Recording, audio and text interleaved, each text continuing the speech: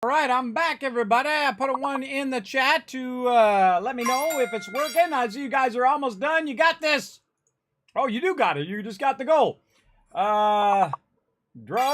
Oh, you got that one. Gala. Good one.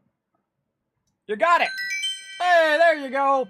All right, let me go ahead and shower you guys with a bunch of Kiz Cats for being awesome, working together while I was AFK there setting up the second half of the stream here. Now, this is fairly difficult for me to set up, by the way. Let's take this off. We're going to be playing some Fallout 4 here because I have to stop and start a bunch of stuff in between the different segments so that it records separate segments on YouTube.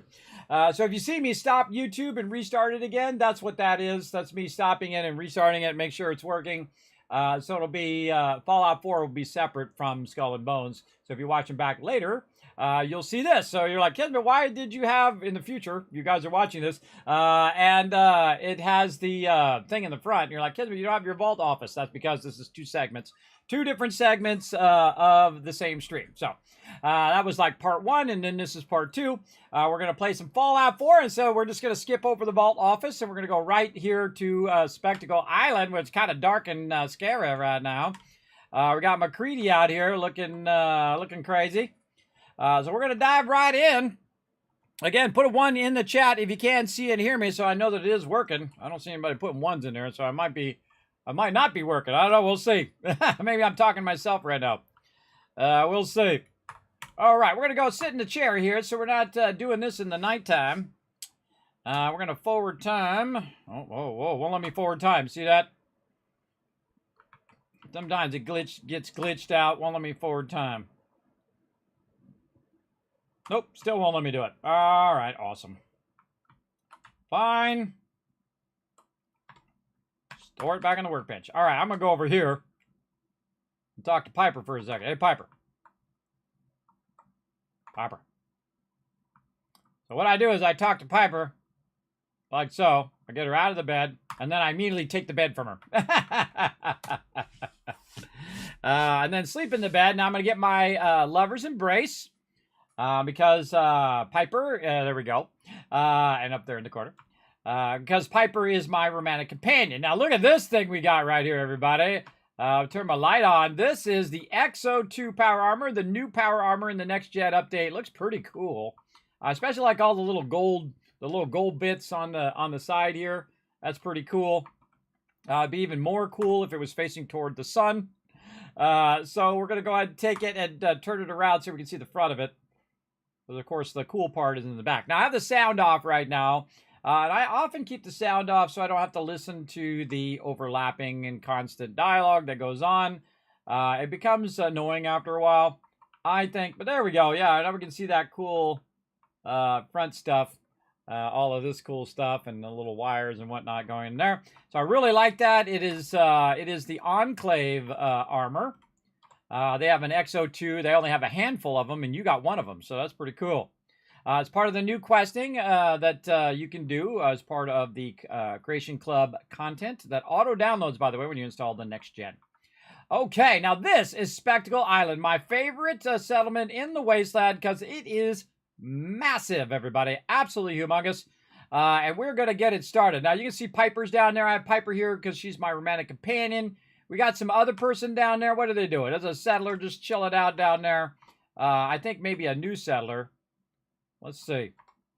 We got 2 people here. So that must be my provisioner over there as well. Now, the first thing that I want to do is to convert this area into my primary sorting location.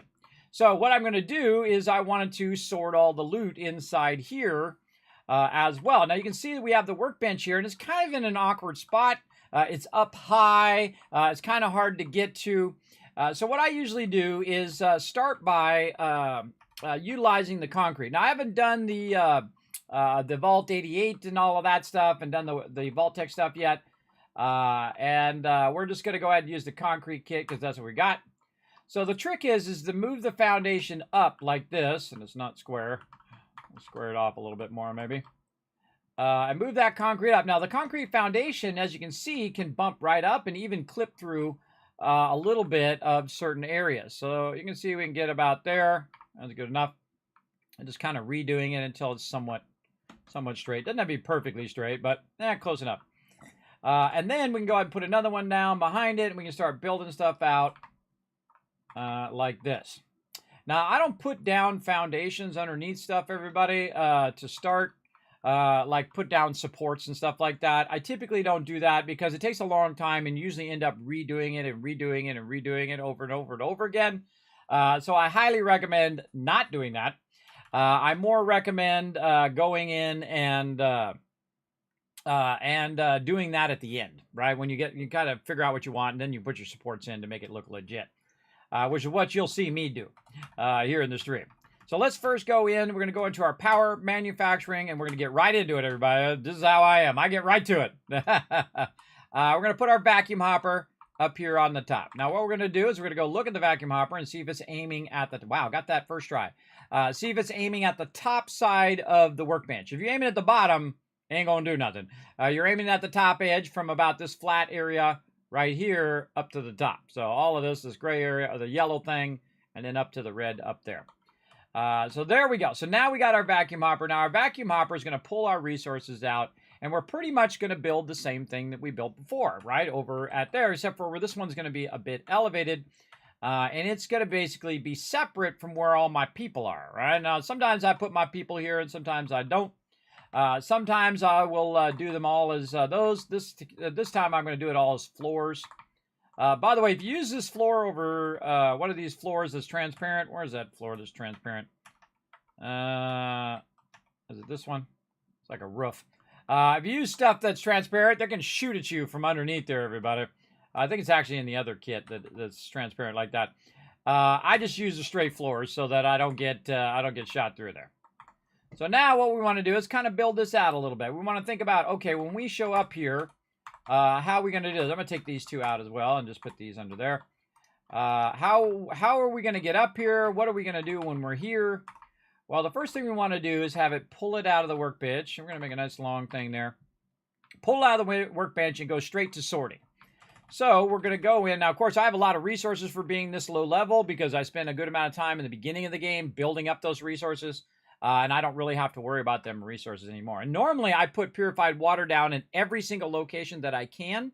But in this particular playthrough, we're going to just bypass that and just go straight to Speckle Island because we wanted to get our luck bobblehead as well. I like to try different things each and every time. All right, so manufacturing right here. And then we want to get our sorter. Not our component sorter, not that one, just a regular sorter. And we're going to snap it on here and see which way it turns. That's the first thing you want to know. Which way is it going to go? It's going to go out this way, right? So we know we want to build in this direction.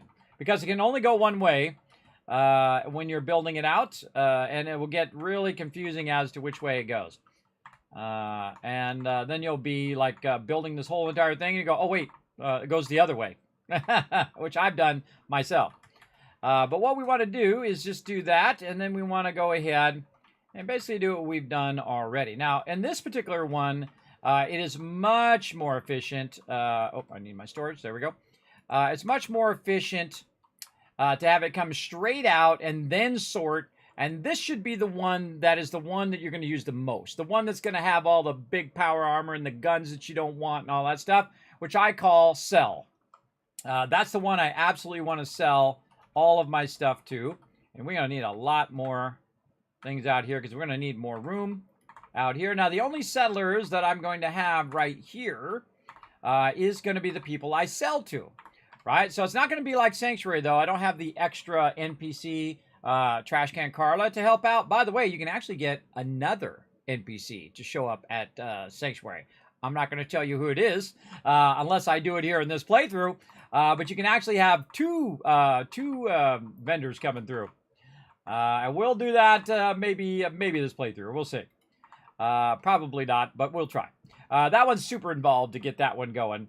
Well, not totally super, but it's involved to get that going. Okay, so now we would need to think about how many sorters do we need. We can do 222. It's probably a little too many. So the first one's keep. The first one's sell. The second one's keep. Oh, and I leveled up again. The third one is going to be, let's make this one apparel. We'll make this one armor. We'll make this one power armor. And then the last one will be where all the food and junk goes to and whatnot. And it's just like the one we did before. Now, I can see it's a little crooked. I'm not that over it. I'm not that bad about it. I was like, I'm fine. Now, sometimes your stuff's going to fall out of there, by the way. I highly recommend, if you have the resources and the space, which we have lots of space up there, we can do a lot of stuff. Basically, just add another one of these. Just give yourself lots of room on this side. So when your fat man pops out of there and goes flying all over the place, it'll land on the side right here, and then you can just come and pick it up very, very easily. So give yourself lots of room. And then we're going to go back and we're going to put in the rest of these storages. And again, you're going to see this one looks very much like the one at the drive-in. And I'm going to dismantle the one at the drive-in because I'll no longer need it over there. And we'll need it over here. Now, because we've already done this before, we know what to do. Now, before I get to finishing here and I put in all the lighting and I do all the writing and all of that stuff, you definitely want to test this first. Now, this needs 6 power. And we're getting to the point, by the way, where we're getting into our bigger power right here. Our fusion generator. I just need science number 4. Let's take a look at our perks. What is this security alert thing keeps coming up? We can go look at our perks over here in our spreadsheet. And science number 4 is coming up at level 42. So we got quite a ways to go. We're at science 3 right now at 28. Is that where we're at right now? Level 20. We're at level 29. So we are going to do science at this one right here, which would give us science rank 3, which we already did. We already did science rank 3 at 28. Yes, so now we're at 29. And we kind of pre-thought out, I'll move over here and zoom in for you mobile peeps. We pre-thought out how the perks are, we're going to do our perks so we can get all the stuff that we want. Now, one of the things we did is we went and got the luck bobblehead from Spectacle Island, so it helps us with the luck ones when we get down here in the 40s. That's how far ahead I'm thinking, everybody, 20 levels ahead. So I went and got that luck bobblehead there to reduce one of the lucks I needed to put in there. So now I'm going to do agility. Now I'm going to try to get to Action Boy. I'm also going to get Medic, Strong Back, Rifleman. When we hit 30, everybody, this is really going to be going off. But right now, we want to do +1 agility. So we're going to go in and we're going to add that +1 agility right over here. If you didn't know, you can actually just click these top stats and actually add a stat. So now I have 3. So now you can see that I unlocked the sneak. And now I can put points into sneak if I want to. Or I can just keep unlocking, which I'm going to do. Unlock that one, and then unlock this one, and then put points into Action Boy. You can actually unlock every single perk in the game. You have infinite levels that you can do. It's around level 300 roughly, or 275, somewhere in there, where you can get every single perk in the game, and you can get every single stat at maximum. Now, I suggest never to go above 9. And the reason why you don't want to go above 9 is because there is a bobblehead somewhere in the wasteland for each and every one of these. So sometimes I will max out my charisma just at the beginning just to see what happens.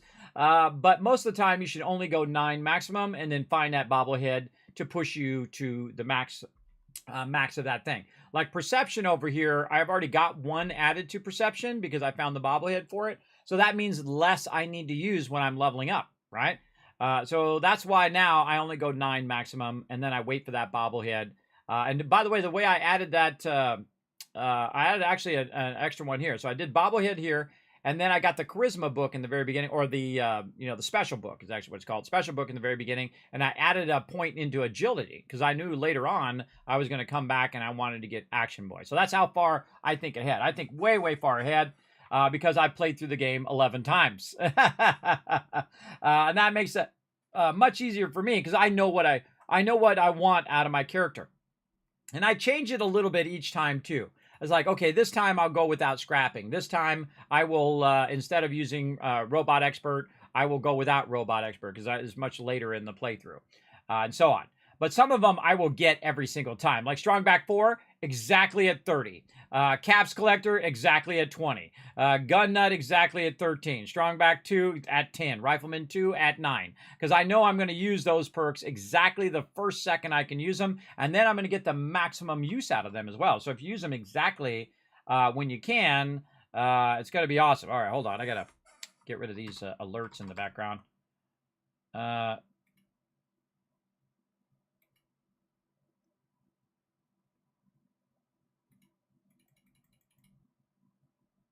Get that to stop popping up. It's because my internet went off, and so it keeps popping that up. All right, I think I fixed it. All right, here we go. So we got that. Now, again, when we go one more level, we're going to get this one. We're going to get Strong Back 4, which is going to basically let us fast travel while overburdened. And it is the most OP thing in the game. It is absolutely insanely OP.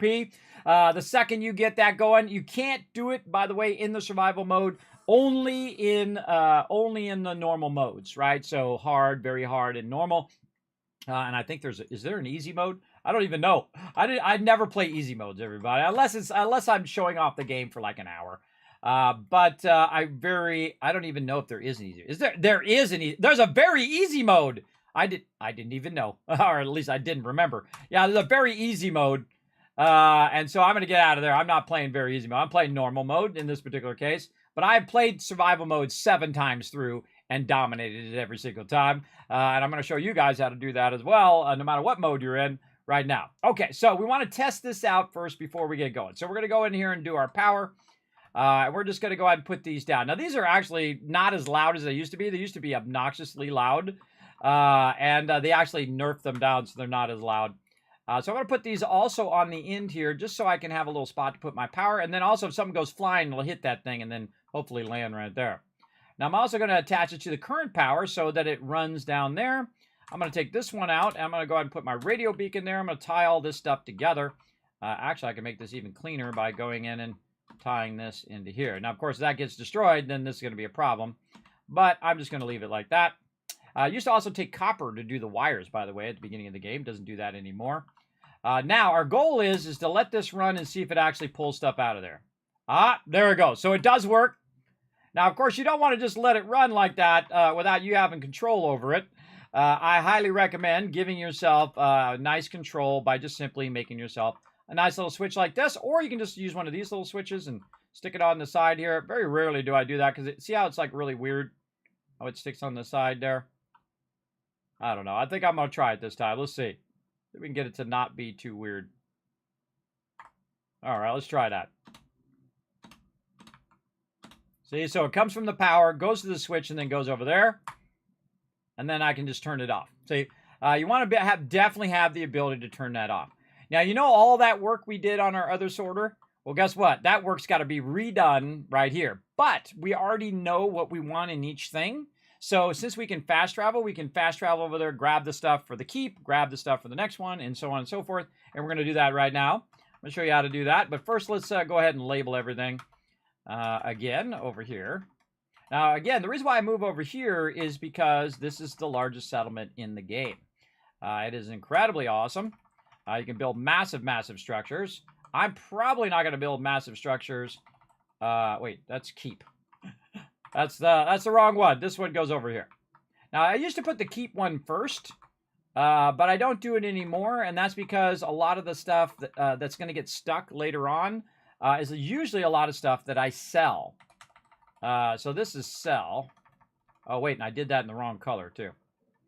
All right, well, let's go sell, S-E, L-L, L-L. And then we'll just scrap these. That's my bad. I like to put them in different colors. I don't know. It's just me. My kind of thing. And then we'll just do this one in yellow. I forget what colors I used on the other one. Doesn't really matter. Doesn't really matter in the end. I have plenty of resources. I can do 1,300 of these. Keep. All right, there we go. So sell, keep.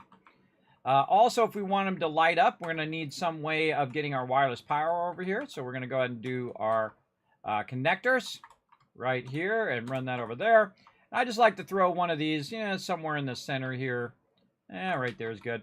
And you can see now that's lit up, and that's lit up nice. And then the next one, see, the hardest thing for me is remembering what order I'm doing these in. I think this one's going to be apparel, so let's do it in blue. Again, it doesn't really matter. And I'll truncate it. So APPL, almost like Apple. So that'll be apparel, and then this will be armor. And let's get another color for armor. Let's say purple. Okay. And I try to keep it down to 4 letters because 4 letters is what fits on the back here. So armor. And then we'll do another one. What do we feel like? We already did blue. Green. Let's do green. And then this will be our...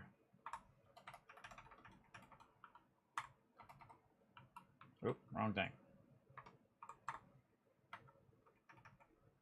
There we go. I hate the fact that these things spin. It doesn't add anything to the game. It only makes it harder to line this stuff up and see what letter you're trying to do because they're spinning while you're trying to. Okay, which is that an R? I don't know. I can't see because it's a straight line. It looks like an I because it's rotating. I don't know who thought of that. I guess it kind of looks cool when it's rotating, but I don't know what the letter is. Would they do that? Yeah. All right. Let's see if we get away with sneaking this one in here. There we go. All right. Not quite to the, a little closer. Did we get it? Nope. I want to get that R. Did we get the R? Yes, we got it. Wow, that was lucky. Only problem is we don't have one over here. So a great little trick is to either put another one in, or what we can do, you can also use conduits, by the way, which I rarely ever do. But I can just go ahead and do this. Now, see, these don't count as wireless things, but this does. So we can go ahead and just put this on top, have the power go to here, like this, and then these could act as the ability to light these up. You can try to move them around, but they really should not be going really long distances. So we can chain this one off of here, and then we can remove this excess one. Because I don't like redundant lines if you don't really need them. You don't really need redundant lines most of the time. Only if somehow your power pole gets destroyed. And most of the time it won't get destroyed, especially if you have it up high. So you'll be just fine. All right, so sell, keep, apparel, armor, and power armor. Now, a lot of times I will save the food and junk and sort that separately. But all of that is going to get actually taken to another location here in a bit. Oh, we got 3 people here now. There's somebody else here who we're going to use as a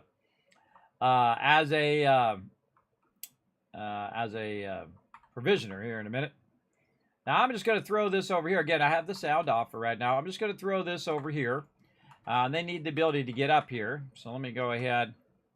And I'm just going to give them some stairs for now, because that's nice and easy. Let's just do it right here. I like to put these stairs, double stairs, and I like to make sure that they actually touch the ground and that I don't have to jump to get up the stairs. If you can walk up the stairs, you're good. We should save the heck out of this, because this is a lot of work right here in case we get fun detected. All right, there we go. So now it is set up, but we haven't set up the actual sorter itself, right? Because those sorters, all the loot that goes in those sorters is located at my other location. Now, I can go back to the workbench right here. I highly recommend do what I call a quick bench, which is basically using your crafting stations to access the workbench. So I go in, and I always use this one because it's the smallest thing. It's the smallest workbench, and I'll put it right here just because it's more convenient to click on it and work with it right there. Now, we got a whole bunch of ammo in the workbench here. Let's get that ammo out of there. Well, that's a pistol. We don't need a pistol. If I see ammo in the workbench, in the normal mode, I would just take it out. There's no reason to keep that in the workbench at all because it weighs nothing. So you can just keep it on your character. And anytime you need to buy something and you have a bunch of ammo that you don't need, you just sell that ammo and then you buy the thing that you need as well. Very, very useful.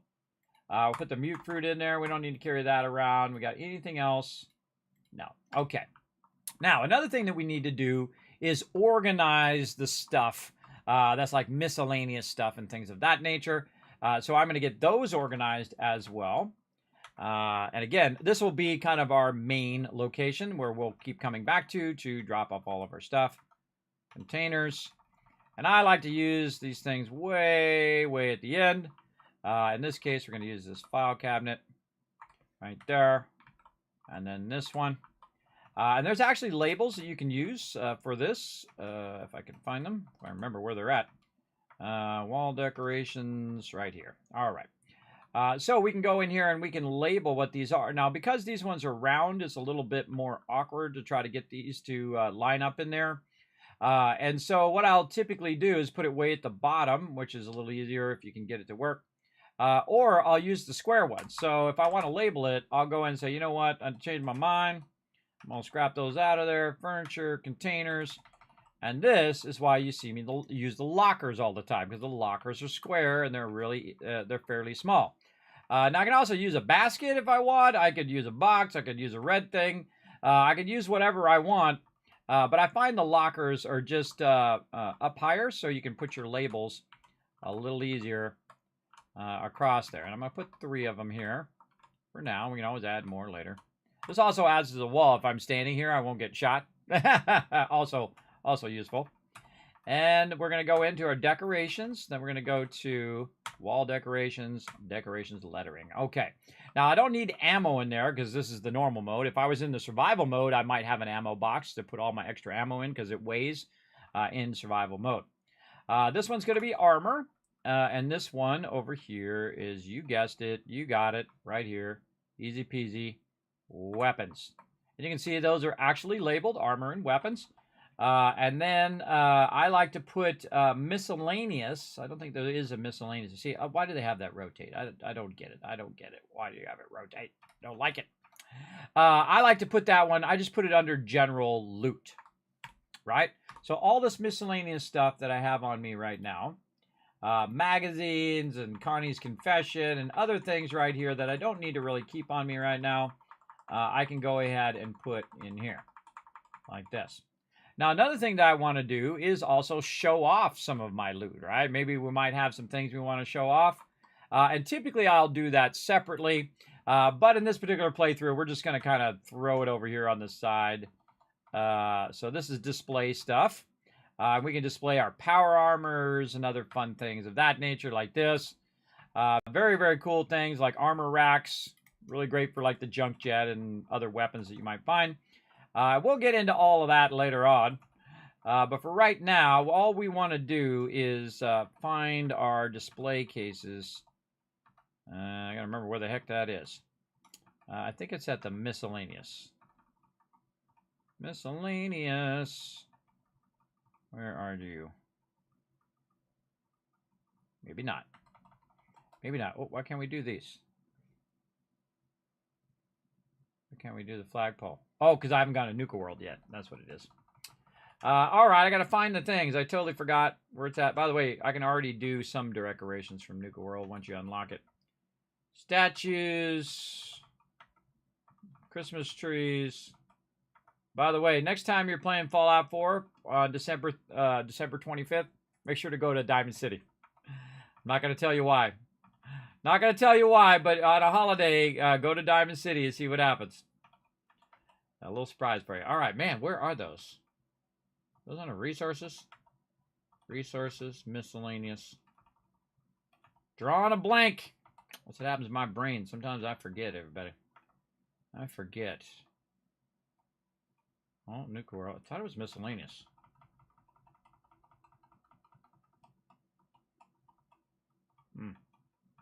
I don't know. Put some dog things down too. Right over here. Two of them. Two of them down while I'm thinking about it. Okay. My floor coverings. Display is these. I'll find it. Don't tell me. I'll find it. It's hiding in there. Commence resources. Furniture. Furniture. Yes, furniture.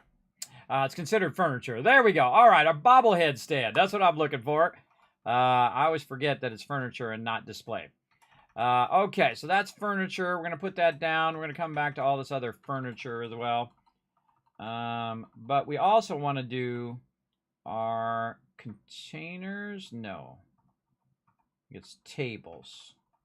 No. We'll find you. Shelves. All right, it's considered a shelf.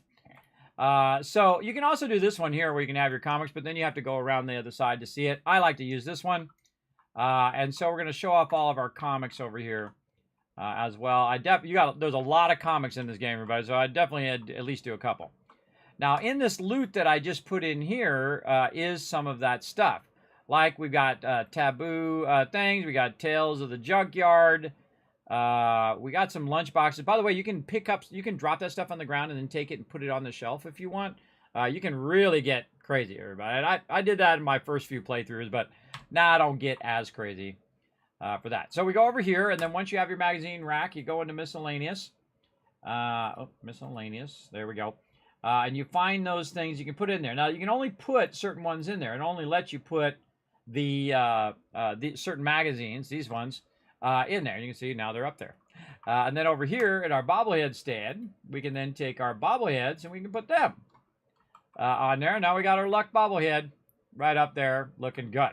Now we have some bobbleheads and magazines in another location, including a whole bunch of other stuff as well. Now before I leave here, I'm going to go ahead and see if I have any other things that I don't want to have on me for right now. No, all that stuff is good. All right, let's save. We did a bunch more stuff there. Okay, now what we're going to do is consolidate all of our loot into one place. I'm actually going to start with Sanctuary because Sanctuary has some of my loot that I was using temporarily. Have a good night, Rotisserie J. Puma coming in says, Kismet, I need that Polypop reward. There you go. 1,000 KizCats for being the first person to mention that. There you go. There you go. Iron Man, Batman style. I know, kind of like a little mixture of both, right? All right. Oh, look at this mess it's making over here.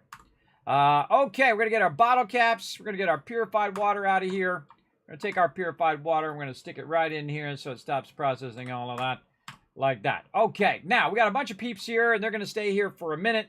I'm going to come back and actually get the vault-tec rep and so on. But you can see over here that we have some of this stuff. So we can go ahead and actually take the bobblehead, arrive at peaceful resolutions by using superior firepower. And then take this one, let your words be your weapon. And then take this one, only through obsession you will perceive weakness. There we go. And then I no longer need this. Now, sometimes I build all this stuff out at Sanctuary, and sometimes I build it elsewhere.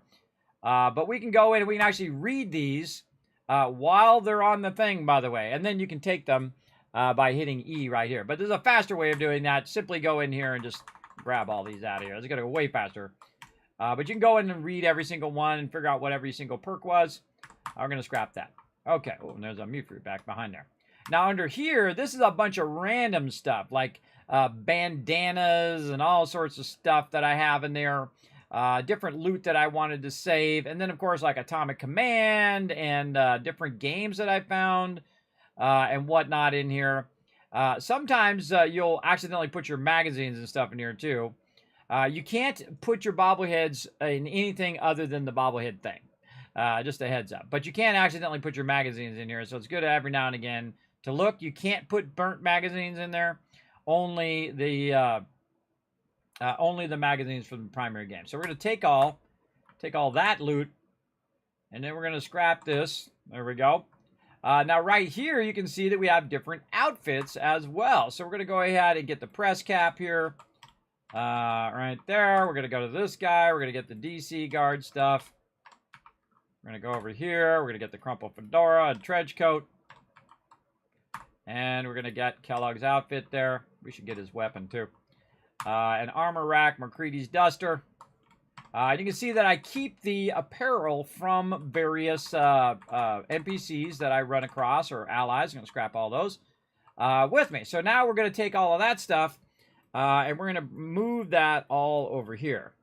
And you'll see me go to Sanctuary less and less and less. In fact, for the very first time, I'm going to take out all of the purified water from that location. Sinji coming in says, have you played older Fallouts? I've been playing Fallout since 1997, the very original one when it dropped on the day it went. In fact, imagine watching Star Wars 2 weeks before everybody else. I've been a graphic designer for 30 years. I worked for a company that had a small little client, and their name was Interplay. That's right. I did a lot of the box art, not the games. I worked on a lot of box art. Now, they would sometimes send in the graphic design. Clients would send in to have the graphic design done. And sometimes they would send in the finished artwork, and then we would do what's known as pre-press and printing. And we'd get it output to film. And then they would put it on press, and then they would make the boxes and all the cool stuff that you got inside for the normal price instead of having to pay a premium like you do today. Of course, they have much cooler stuff today that you get in your collector's edition. But in those days, Kismet was making all of those cool things, like little booklets and things like that that would go inside the game. Or you'd have little notebooks in there, how to play the game and how to do the basic things. All of that cool stuff. I got to do that long ago. So I saw Fallout before anybody because I got to see all the artwork, and I would go, whoa, what is this game? I've definitely played this game. This game is cool. So yeah, we did a lot of Interplay stuff way back in the day. So super cool for sure. And I've been gaming for 50 years, for half a century, everybody. My first gaming console was the first gaming console, the Magnavox Odyssey in the early 70s, before most of you, but not all of you, were born. So now you know somebody who's been gaming for half a century. There you go. Let's keep on rocking. I always loved gaming. And, back in the day, they'd be like, oh, you're a gamer. Yeah, that's right, I am. Proudly. And still to this day. proudly, everybody. Don't let nobody tell you can't like what you like. You go like whatever you want, certain types of music. If you want to wear a red sock and a blue sock, you go ahead. You do you. You do whatever you want to do in your life, because guess what? You answer to nobody. You answer to nobody. It took me a long time to figure that out, everybody. Why am I trying to please everybody all the time and do whatever they're telling me to do? I don't have to do squat. I paid my dues 100 times and 100 times over again, and still paying it every single day. So why do I got to kiss butt and do what everybody else tells me to do? Now, of course, follow the law, obviously, but not all the rules. People give you a bunch of rules and say, hey, you gotta look like this, and you gotta listen to this type of music, and you gotta do this thing and that thing. You say, I don't have to do squat. I don't have to do nothing. I do what I want to do. And there you go, because you only have so many minutes in your life, everybody, and you don't want to spend all your whole entire life doing what everybody else wants you to do. You want to do what you want to do. And sometimes you got to do what you have to do, right? As well. Where the heck is her stuff? Here's a press cap. Trying to find, where's her stuff? I can't see it. I'm going blind. What is it? Red trench coat. There it is. All right, there we go. That's Piper stuff. Now, again, this is one of the brilliant parts of the build system that I think it doesn't get enough credit for, everybody. And this is something that they put in at the end and almost took out of the game, by the way. They almost took the building out of the game. And this is the true genius of the game, I think. Because what it does is allows you to go ahead and just make a little museum of your adventures, right? So then we met Piper, and we met McCready, and we found a bunch of books, and we got a bunch of bobbleheads, and of course we could also put our power armors here and put them on display, which I've done many, many times. I just think it's the coolest thing. It's just like the most brilliant idea ever. And so I like to, put a little stuff here. Now, normally I'll move this stuff somewhere else. Like I found a bunch of DC guards right over here, which is basically Diamond City. Diamond City guard outfit. There we go. We'll put that in there. And then we also have another NPC that we ran into right over here, which is Kellogg, of course, right here. Boom. There we go. Got Kellogg in there. By the way, you can actually put the wedding rings on the characters, by the way. I'll put it on this one right here just so it's easy to see. But I guess I can put on Kellogg and say I'm married to Kellogg. Hey, whatever floats your boat, everybody. I'm just going to put it on this one here just so we can see it. Where'd it go? Oh, it's under apparel. There we go. So we can put the wedding ring in there, and we can actually equip that onto the thing. Look, actually has the wedding ring right there. Actually, that's awesome, everybody. Again, I think that's really, really cool. And how they did it. Now, I put it on Piper over here because she's my romantic companion. There is a problem, though, that sometimes the rings do not show up because of the stuff. Like, we can't quite see the ring there because of her glove. And that's why I didn't put it on her right away, of that particular outfit. So keep that in mind, that some of that stuff will just, be underneath the other stuff. So that's why I don't bother to put it in there. Okay, so we got those. Do we have another one? I can't remember now. I can't remember. Let's go see if we had another set. Oh, yes, our other companion. That's right. Now, I love to also do displays of, like, the different types of armor and stuff like that, which is really fun. But we got another companion we got to put in here as well. Crumpled fedora and faded trench coat. Boom, boom. There we go. Looking good. Now, we can also dress him up with other things, like Kellogg here. I can give him a camo bandana. Which I think is kind of cool. I keep these bandanas, by the way, for dog meat. So you can do different things with dog meat, like a red bandana there, which I think is kind of cool to just, put different bandanas in there. And it's like they're storing the bandanas for me, right? Do I need 2 red bandanas? Probably not. So I just keep one and then get rid of the other one. What else can we put in here? Again, just the whole decorating thing is super, super fun. We can also do different vault suits, which is something we're going to do. Now, we'll actually move all of this to a proper museum. Now, when I do vault suits, I like the vault suits to aim backwards so you can see the numbers. So we'll go and say 1, 2, 3, 4. You can always move them later after you put them in there. But I'll go in and put the vault suit in here. By the way, you can put all the vault suits in there. So I can put both Vault 111 in there and then use one to display and then grab the other one when I need it if I want to give it to somebody.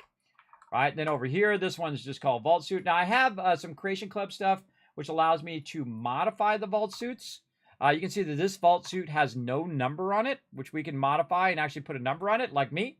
I've got Vault 45 on mine, as you can see. That's my home vault here in the stream. That's the vault you're in right now. And so you can change that with that. And it's free, by the way. Free Creation Club item. So let's go ahead and see what else we got. Vault-tec lab coat. We can put that in there and see. We can see what that looks like, right? Very, very cool. Now, the lab coats, I actually keep those for my my settlers and my different peeps. So that's kind of what you can do, right? So that's just scratching the surface, everybody. You saw what I did in just a few minutes there. But man, just imagine what you could do with your whole entire thing. You can make a huge settlements, which a lot of people do. I call it mega building, which I've done gigantic mega builds, and we might get into some serious decorating and stuff later. But you can see I put it way over there. Now, the reason why I put it way over there is because I'm not going to be working with it all the time. I'm just going to kind of keep it off to the side. Now, any other loot that I just want to keep in here that I don't want to deal with right now, usually my miscellaneous stuff, right? Anything that's under miscellaneous, like Atomic Command, Burt Books, and who knows what else we got in here. We can go ahead and throw that in there. Now, another thing we want to watch out for when we're doing this is we don't accidentally put a magazine in there. I didn't accidentally put a magazine in there. Nope. I thought I saw a bobblehead. Ooh, I did put a bobblehead in there. Oh, you can put it in there. I thought you can only put it in the thing. But, okay, we take those. We got to put these back in here because we went and brought our bobbleheads from the other location. Actually, probably best to do the books first because we're going to have a lot more of those. So let's do all the books. It's going to let us do, and I just click everything, by the way. If you want to do it the easy way, just click everything, and then anything that can go in there will go in there. And anything that won't. You know what I mean? Because it knows whether it should be able to go in there or not. Boom. All right, there we go. A bunch of books. Man, I could have sworn I got more books than that. No books, no more books than that.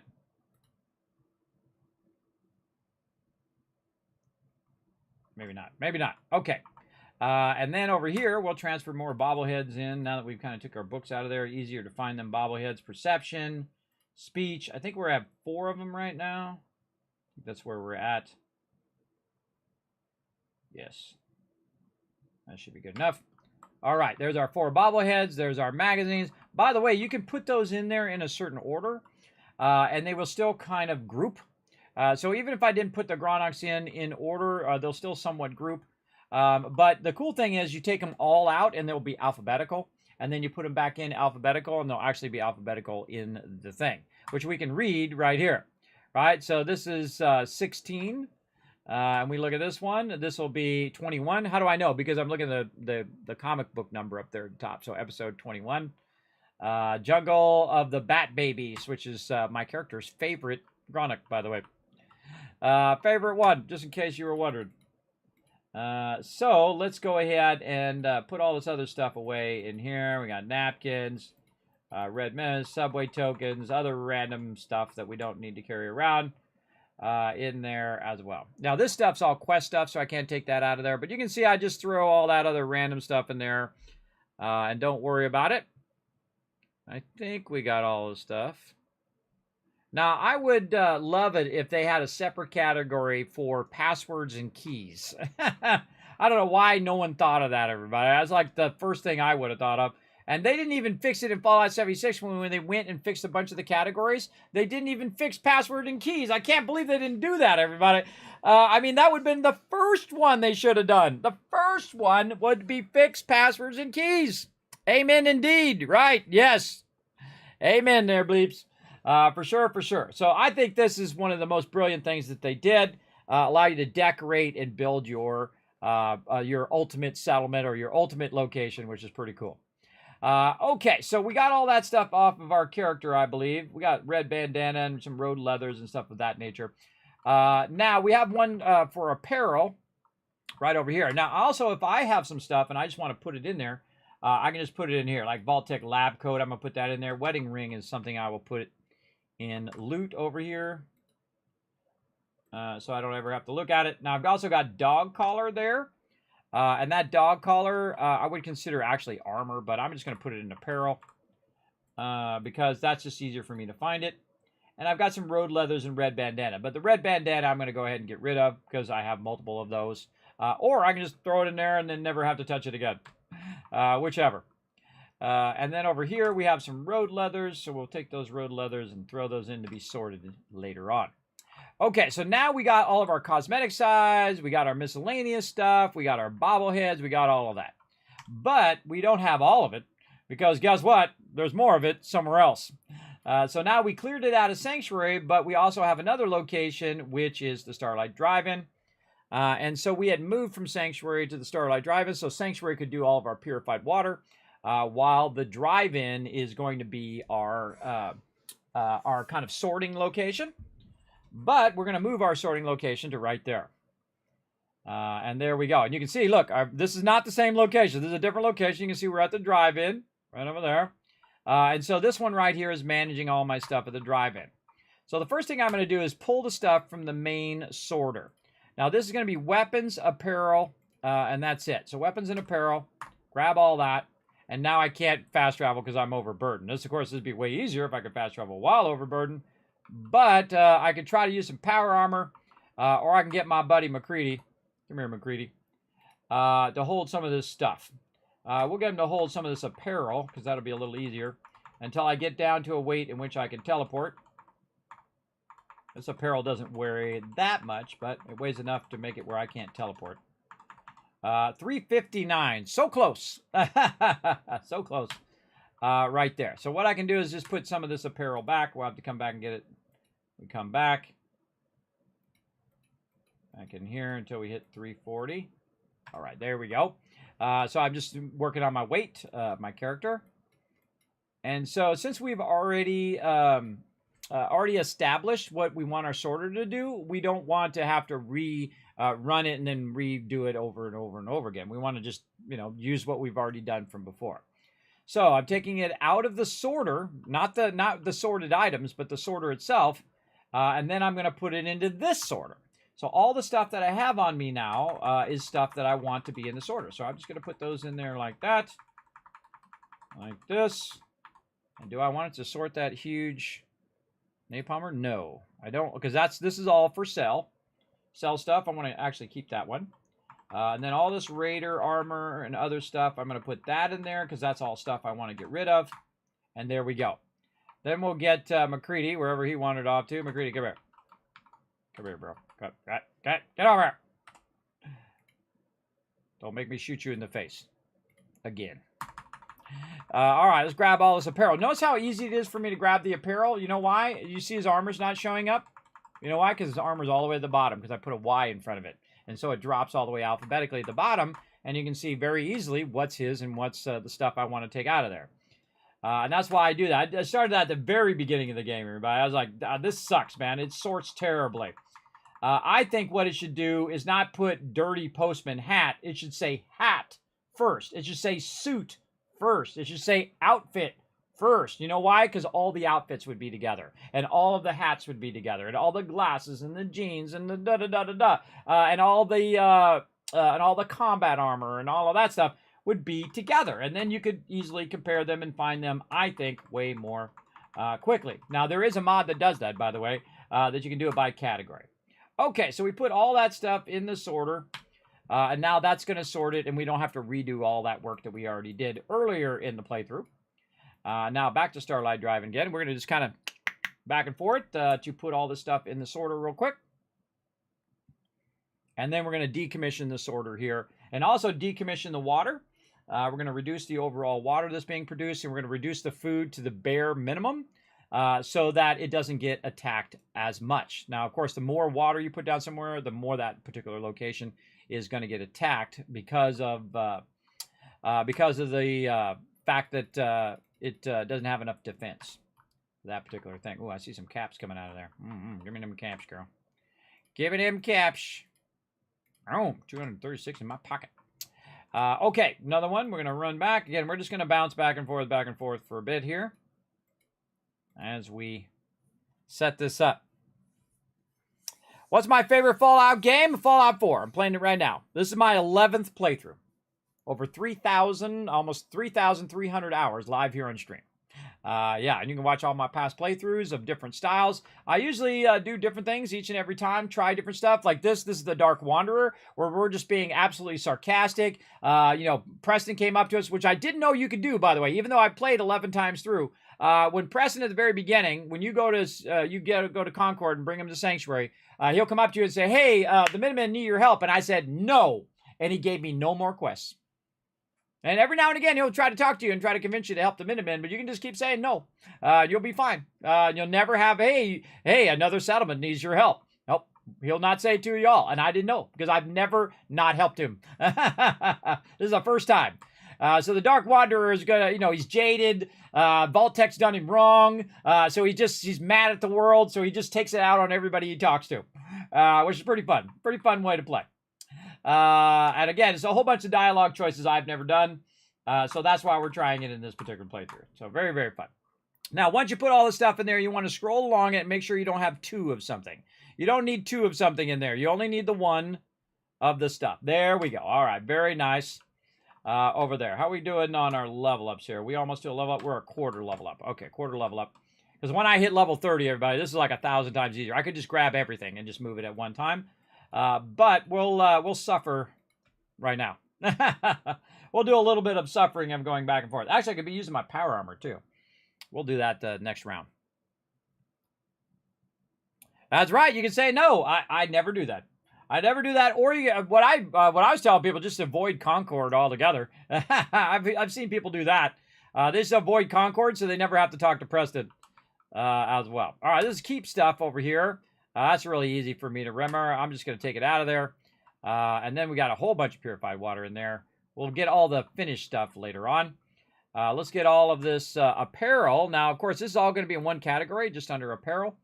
And this is the stuff that we want to keep right there. And then this is all the stuff that we have.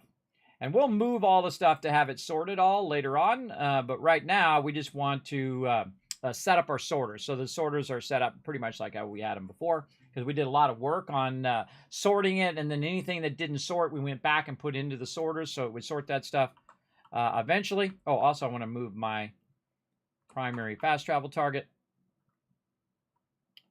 right there. So every time I teleport in, I'll end up right there in that spot. Okay, so we got, we already did sell. We got some keep stuff. So let's go in here and do some keep stuff. Definitely 308 ammo. If 308 ammo comes through there, I'm going to use that for my Overseer's Guardian eventually, if we can find the mod, or we can get to the high enough level where we can make it ourselves. Do we want to keep the Napalmer? Absolutely. Let's put the Napalmer in there. We'll keep that one as well. And then this is apparel that we want to keep. We'll skip that for a second. Purified water, Radexes. We'll put one of those in there in case I just wanted to sort all that Radex. Radaway, stem packs, that's easy. Right there. All right, what else do we want under ammo? Probably fusion cores. And we're going to put the junkiest fusion core in there that we can find. We got one that's level 34. We'll throw that one in there. Do I want to keep mini nukes this time? I might keep mini nukes in here too. In case we have any of those just happen to come through. Now, why would that happen to come through? Well, if I store something in the workbench and it was in a container, it would end up in the workbench, and then it would then sort through. I sometimes have, in the survival mode, I will have another sorter that's just for ammo. It'll just sort all the ammo out of there, and then I can choose what ammo I need. And I sort all of it, not just the one I need, but just the whole entire amount. Because it's easier to go in and say, okay, I need 55 mil this time. And in survival mode, all the ammo weighs a lot of weight. So you're going to get weighed down very quickly by your ammo. So I definitely put that in the workbench and then let it sort it. And then when I need it, I come back later and get it out of one of the sorters. But in the normal mode, or any mode other than survival mode, it doesn't weigh anything, so you don't have to worry about it. Just keep all the ammo on you. You'll be fine. You'll be fine. All right, here's apparel here, and so we'll put all this apparel that we had in the other one over here. Now this is stuff that we want to keep. So we see some road goggles or utility overalls or vault suits and stuff like that. Or in this case, you see right there the the lab tech coat. It'll keep that, and then I'll give that to my companions and to my peeps. All right, now more saving. We're doing a lot of heavy work today. A lot of heavy moving. It's like moving day, everybody. Anybody who's ever moved in the chat, put a 1 in the chat. That's when you realize you have too much stuff. Moving is always a tough one, everybody. You got to take all your stuff and put it in a box or put it in this, that, or the other thing. And then you got to put it in a truck or whatever, however you're transporting it, on a trailer or whatever. And then get it where you're going, right? It's just it's quite the undertaking every single time. I have moved several times in my life, and it is hard every single time. Okay. Now, by the way, again, notice I'm not taking the sorted stuff out, only the stuff that I want to be in, to actually be sorted. Not the stuff that is sorted, but the stuff that needs to be sorted. And this way I can put it directly into the sorter instead of redoing that work right here. All right. And then we'll take all this armor. I'll put all that in there. So if it sees a dirty army helmet or dog armor or metal helmet or patrolman glasses, it's going to go ahead and sort that right there in that box. Now, power armor, this is one that I don't always sort, but I always put it in the list because a lot of times the power armor never makes it that far. It gets messed up in the very beginning. So you can put power armor in the very beginning. By the way, as we did this, we can actually move these now. We could actually take, say, the keep one and move it to the end if we want, because the stuff that's sorting is still in there. Now, if I don't want to do it, I can hit tab and it'll go back where it was. Also, if you get stuck behind a wall or something, by the way, everybody, you can just roll over the wall, hit E, then move forward, pick it up, and then hit tab, and it'll put the wall right back where you got it from. If you get, if you accidentally wall yourself in, I've done it many times, it'll help you out big time. Also, by the way, you only need to connect the power in one spot. As long as all of the things are connected, it will allow you to run the whole entire thing without any problem. You want to think about how much power it's using, though. This is 6, 7, 8, 9, 10, 11, 12, 13, 14, 15, 16, 17. I only have 10 power right now. So we definitely need to add another generator. And I will replace all these generators later with the bigger generator. But we haven't quite got to that level yet, so we'll keep on using this. Sometimes I run these generators like way over there, and then I run a line so I don't have to listen to them. Especially at the beginning of the game when Fallout 4 first came out. Holy mackerel, they were so loud. I was building this treehouse, and I put them on the top, and every time I was in the treehouse, it would just be so incredibly loud that I started to move them, and actually that's where I put them now, right by where the purified water is, that little spot. So it's way away from where I'm usually at, so I don't have to listen to it. It's so too loud. But they did fix it, everybody. They did fix it, and there's also a mod that will take it down even lower as well. So you don't have to listen to that super loud stuff. Okay, then we're going to go back and we're going to check on the power armor 1. And we're going to try to decommission all of this. Yes, it's not just the building. It is also the fact that a lot of things randomize in the game. And the game is so incredibly dense. I mean, dense is in questing, dense is in locations, dense is in the fact that you have a bunch of different companions, and based on which companion you're doing what with, as you get different outcomes and different embellishments, and what choices you choose affect your companions, and it affects what you're doing in the moment. So you can play through, like me, 11 times and see new stuff every single time. I'm not kidding. Every single time. In this one, I've seen a bunch of new stuff, and I learned a bunch of new stuff. Like you can tell Preston, no, I'm never going to do these Miniman quests, and he will never bother you again as long as you don't stand too close to him and he comes up and walks to you and talks to you. Just don't let him talk to you, everybody. You'll be fine. Rib cage on the ground there. Very nice. And then over here, here's our Brotherhood of Steel power armor, which we're going to buy a good amount of those eventually. And then way at the end here, you can see that I also have some other stuff, like a bunch of apparel that made it to the end here. That apparel should not make it to the end. We're going to grab all that out of there. It should never make it, the only 2 things that should make it to the, or 3 things really. The only 3 things that should make it to the end is bottle caps, because I can't sort bottle caps. It won't let you do it. It'll automatically go to the end. 8 items and junk. And the reason why I do 8 items in junk is because it takes so much time to go in and sort every single piece of junk that it's better just to let it run to the end and then just grab it all at the end. Sort everything else and then let it run to the end, and then you don't have to do all the complex sorting that's in there. Same thing with mute fruit. We'll leave that in there. See, bottle caps come to the end. I click on them. Boom. I've got 300 bottle caps. Easy. Okay. So that was power armor. And then some other stuff that we need to put back in this order because we're still working on this order in general. And you'll see me work on it every time I come back here to sort loot. I'll come back. I'll let it sort the loot. I'll see what goes past the sorter and makes it to the end, and then I'll come back and say, okay, well, this is something I want to keep. This is something I want to sell. This is power armor. This is apparel, whatever it is. So anything past sell is something that I really want to keep, right? So this is keep, but junk I want to keep, all that stuff, that's all keep. But sell is the number one thing that we'll typically get rid of all of that, or we will get rid of. Okay, and here's the Brotherhood Steel power armor that we bought from the Brotherhood. Now, also, we've got some chain dog collars in there. And again, I'm going to put that under apparel, even though it's kind of an armor. But the dog collar in there, it'll sort that. There's a combat armor helmet. We definitely want to sort those. This right here, DC Guard armor, that's sell. So we'll go over here to sell. And again, go to the sorter, not the in thing. And then we'll say DC armor, DC armor, DC armor. We also got dog collar. Again, this is like something that I would just decorate the dogs with. Dog collar. Loungewear. Laundered loungewear. I don't have that in there. No, I don't. Mechanic jumpsuit. I do have that in there. Newsboy cap. That's something I would sell. So we go over here to our sorter. And again, this is how the sorters work. You just simply put the item in that you want to sort in the future. And we'll look and see if there's already a newsboy cap in there. It's all alphabetical. No, it's not in there. Okay, so we'll put one of those in there. And now any newsboy caps in the future will automatically sort to be sold.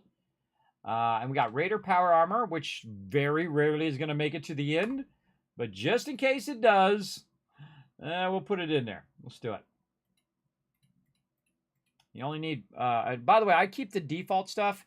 Meaning the stuff that doesn't say blah, blah, blah, blah, blah, blah, blah, blah, blah, blah, like they, pocketed or strengthened or whatever. Put the default stuff in there, and it will actually sort all that other stuff, too. So it'll sort any Raider power armor that's coming through there with any mods that it has on it at this part, if it makes it to the end, which it very rarely ever does. Very rarely, because it's going to normally get stuck. So we'll see what happens. Okay, and we got this.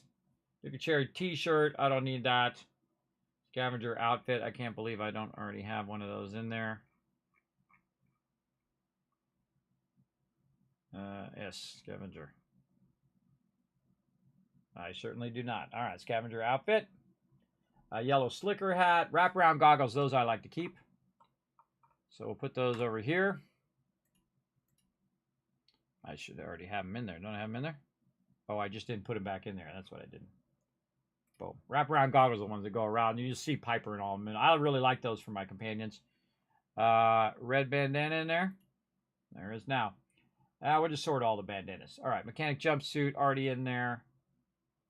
Combat helmet is the other thing. Okay. So basically what I'm going to do is burn one of these items. Because when you put the item in here, you can't use it or sell it. It's just using it for sorting. But I definitely wanted to capture any combat helmets that are coming through so that my peeps can use those.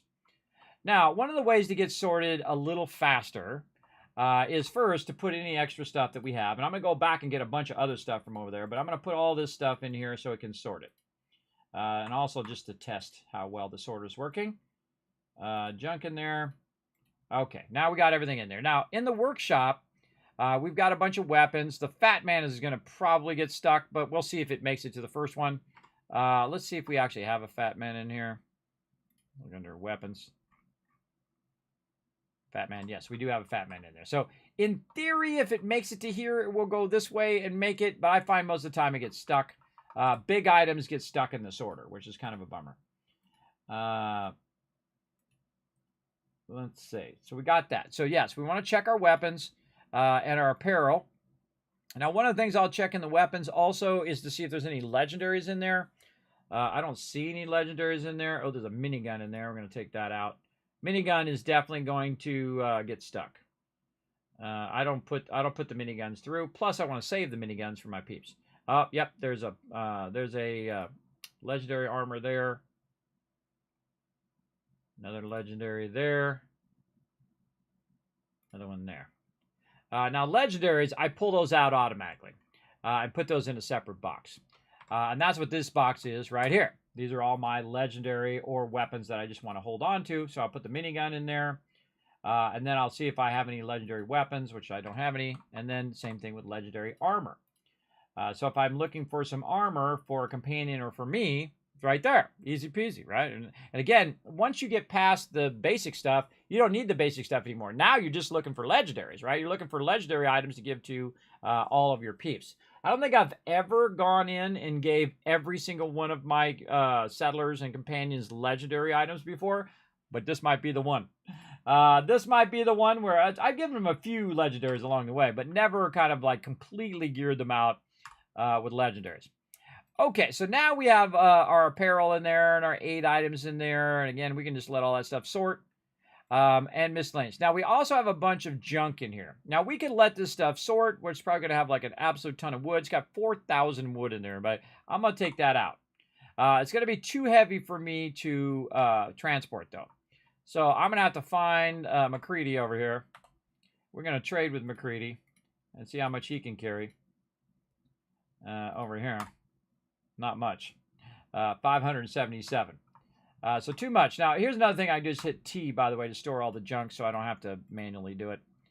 And I'm going to take the stuff that's the heaviest. Now, one of the things that they have in Fallout 76, which I absolutely love, is stack weight, right? So if I sorted this by stack weight, the wood would come to the top, right? But if I sort it by weight in this game, which I can do, and we look at the very top, we're going to see that wood and steel is not there, because wood and steel is actually the heaviest because there's a lot of it and it weighs a lot, right? In this case, this is just telling me what the individual item weighs. Even if it's stacked to 1,000, it only weighs so much, right? Or 6,000 or whatever I have. Like right here, wood, right? So it's got 0.2 weight, but it's got 2,000 of those. So it's like 2,600 weight. So it definitely weighs more than all the rest of this stuff in general by stack weight. So I would have loved it if they rolled that back from Fallout 76 into Fallout 4. That would have been amazing. That's so much opportunity in this update, everybody. And they just didn't do it. I don't know. It would have been an absolute home run for them. It would have knocked it out of the stratosphere and got even more people playing Fallout 4 and probably sold a lot of copies of Fallout 4 had they really crushed this update. Had they really done a great job on it and just fixed all of the problems from the past 8 years, or 6 to 8 years, and fixed all of that stuff and brought that update out and been a really solid, amazing update. And you got the template. You got the template of doing that. You got the unofficial patch that all the modders make, and you can just go in there and fix all the things in the unofficial patch. You got a lot of awesome mods out there. You can just say, hey, we're going to add that to the game. We're going to add AoE looting. We're going to add highlighting to the mobs. All the stuff that they added in Fallout 76, they can add in Fallout 4. How do I know? Because it's the same engine, and it's really the same assets in both games. It's like Fallout 76 is Fallout 4 with friends. That's basically what it is. It's not a new engine. They didn't make the game from scratch. They used a lot of the Fallout 4 stuff and then repurposed it in Fallout 76. So they definitely could have done that. It would have been like the TV show. It would have been a home run. The TV show is totally a home run, everybody. That they did really, really well. So I don't know who was on this project, or if they just didn't have enough people to be on the project or whatnot, or they just don't play the game. I don't know. But that would have been amazing. I mean, and it could still be amazing. It's not like it's forever gone. They still have the opportunity to make it amazing. And if you're not going to make a Fallout 5 within the next 5 to 10 years, put your A team, your top peeps, put your best peeps on Fallout 4 and do what Subnautica did and roll your features from your newer one back into your previous one. Take those Fallout 76 features and roll it back into Fallout 4, because more people play Fallout 4 than just about anything, by the way, any other Fallout. Only New Vegas is even close. And then right now 76 has got a resurgence, but it's usually Fallout 4, then very closely New Vegas, and then Fallout 76 usually way down here. Though Fallout 76 is fun. If you got some friends, you run around, or you make some new friends while you're in there. For sure. The crafting, the settlement building make very replayable. Yes. I'm sure the update brought some nice new details too for you to discover. A little bit. It's more they brought Content Club stuff more than they actually did. The patch notes for the PC version is like this big. I was stunned it was so small. I was like, is that the full patch notes? Really? After a year and a half of us waiting, this is your patch notes? Man, the Fallout 4 could have used so much work. It could have used so much enhancement. And you've got the template. All you have to do is go look at the mods. You could go look at all those amazing mods that all the modders made and said, look, this is a feature that's missing in the game. This is a feature that's missing. Like Starfield, everybody. Like local maps. They didn't have the local maps in the game. That's embarrassing. And they didn't have a brightness slider. And they didn't have all of these things in the game because they didn't add those things yet. And they had to push the game out probably because, Xbox saying, come on. We need that Starfield, bro. But now, I played it through, and a lot of my quests were bugged. I couldn't finish them in Starfield. Luckily, I could do my main quest. And so I finished it, and then I was like, okay, I'm going to wait till they fix it and come out with a new update, and then maybe I'll play it again. We'll see. It's got to be a really good update, because I got a bunch of other games I'm playing right now, too. Yeah, I see the update underwhelming and be a bad statement. They really didn't do anything for those of PC except make life harder. Yes, exactly, down in Incognito, because they killed all the mods, or at least the bulk of the mods, or a lot of mods. So they made it harder for people to play the way they like to play with all these various mods. Now, of course, a lot of these modders are no longer modding those anymore. So if you do an update to Fallout 4, those mods are going to break anyway because there's no one there to develop them. There's no one there to go in and say, okay, well, I got to adjust this for the new update. So that's just the way it goes. But you can roll back Fallout 4, by the way. If you want to play modded and your mods aren't working in the next gen, you can just roll back, especially on PC. Just roll back. You can find, a guide to that online, I'm sure. And just roll it back and just ignore the next gen update. Just get the Content Creation Club stuff and have that added. They should add it to the old game instead of the next gen. The next gen is mainly for consoles, everybody, so they can put it on the latest Xbox and latest PlayStation and all that stuff. That's what it's really for, and they didn't fix the problems from before. That should have been the first thing they did, was go in and fix the bugs that are still remaining in the game, like the targeting HUD. I love the targeting HUD, but if I go talk to Kellogg in my power armor with the targeting HUD on, and I go up in there, boom, he instantly aggroes. It doesn't even give me the dialogue. It just instantly aggroes on me right away. So whenever I'm talking to NPCs, I have to get out of my power armor, or I have to disable achievements by putting a mod in there, the unofficial patch, which actually fixes the targeting HUD problem. So if modders can fix the targeting HUD problem, you'd think the people who actually made the game or are getting paid to fix the game could fix it. I think. But that's just me and my crazy ideas. Sit in the basement of Rollout Forever. There you go, Ghost Hunter. You do what you got to do, bro. Run 1,000 mods. You crazy man. I'm impressed. I'm sure that they say that and not help you like the one been capping. Like you can't talk. Huh? I'm sure they say that, but not helping you like the one. I don't know what that means. I mean, they've been working on it for a year and a half. It's actually supposed to be out for the 25th anniversary, but they didn't get it done. So I don't know what was taking them so long, but if you think modders can do it, hire the modders that made that mod. Hire them long enough to fix it. That's what I say. Give modders some love. All right, getting back to the game, everybody. I'm talking a bit about games. But I love all the Fallouts, everybody. I absolutely love every single one. The one I played the most, actually, is Fallout 1. Easily 10,000 hours. Easy. Might be 20. It was a lot, everybody. I played it absolutely through every single way, every single time, again and again and again and again and again. I absolutely loved it. And Fallout is my favorite series of all time. Not necessarily my favorite game of all time. My favorite game is the reason why we have a Fallout and we have a Far Cry and we have all these other games that you've been playing, and why we have MMOs, by the way, that have all of these quests and all this stuff. Ultima 4, the very first, the grandfather of all modern RPGs. You're welcome, in case you don't know. And actually, if you go to my website, oh, there's that security alert again. If you go to my website over here, if I get past all these security alerts, you can go to my website right here. You can go kismet.gg. You go to Top Games.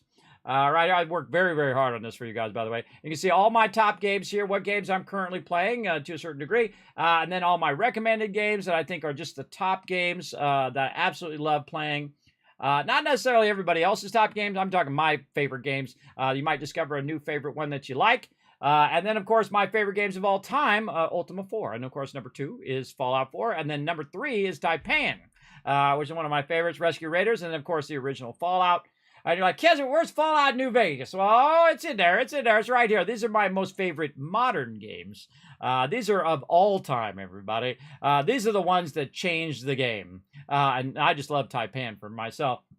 But these are the ones that that all the other stuff after it came from it. It was its spawn point, everyone. Like Ultima 4 is the spawn point of all the RPGs, modern RPGs that you're playing today, right?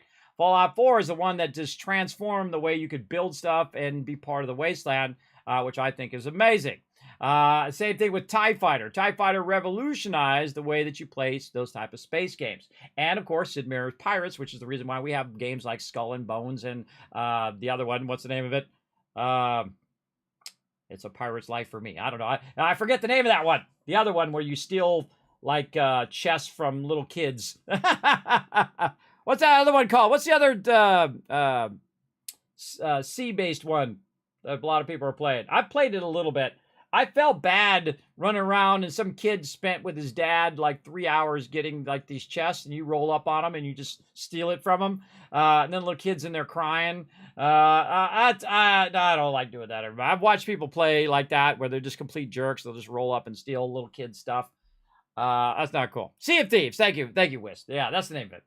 So there would be no Sea of Thieves if Sid Meier's Pirates didn't set the standard. And of course, the very first 4-player stand-up arcade game, which I owned, by the way. I owned the actual stand-up arcade game. We're back in the day, Duke Nukem, Diablo, the gold standards, everybody.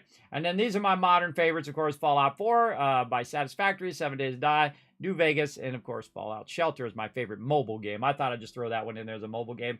But there you go.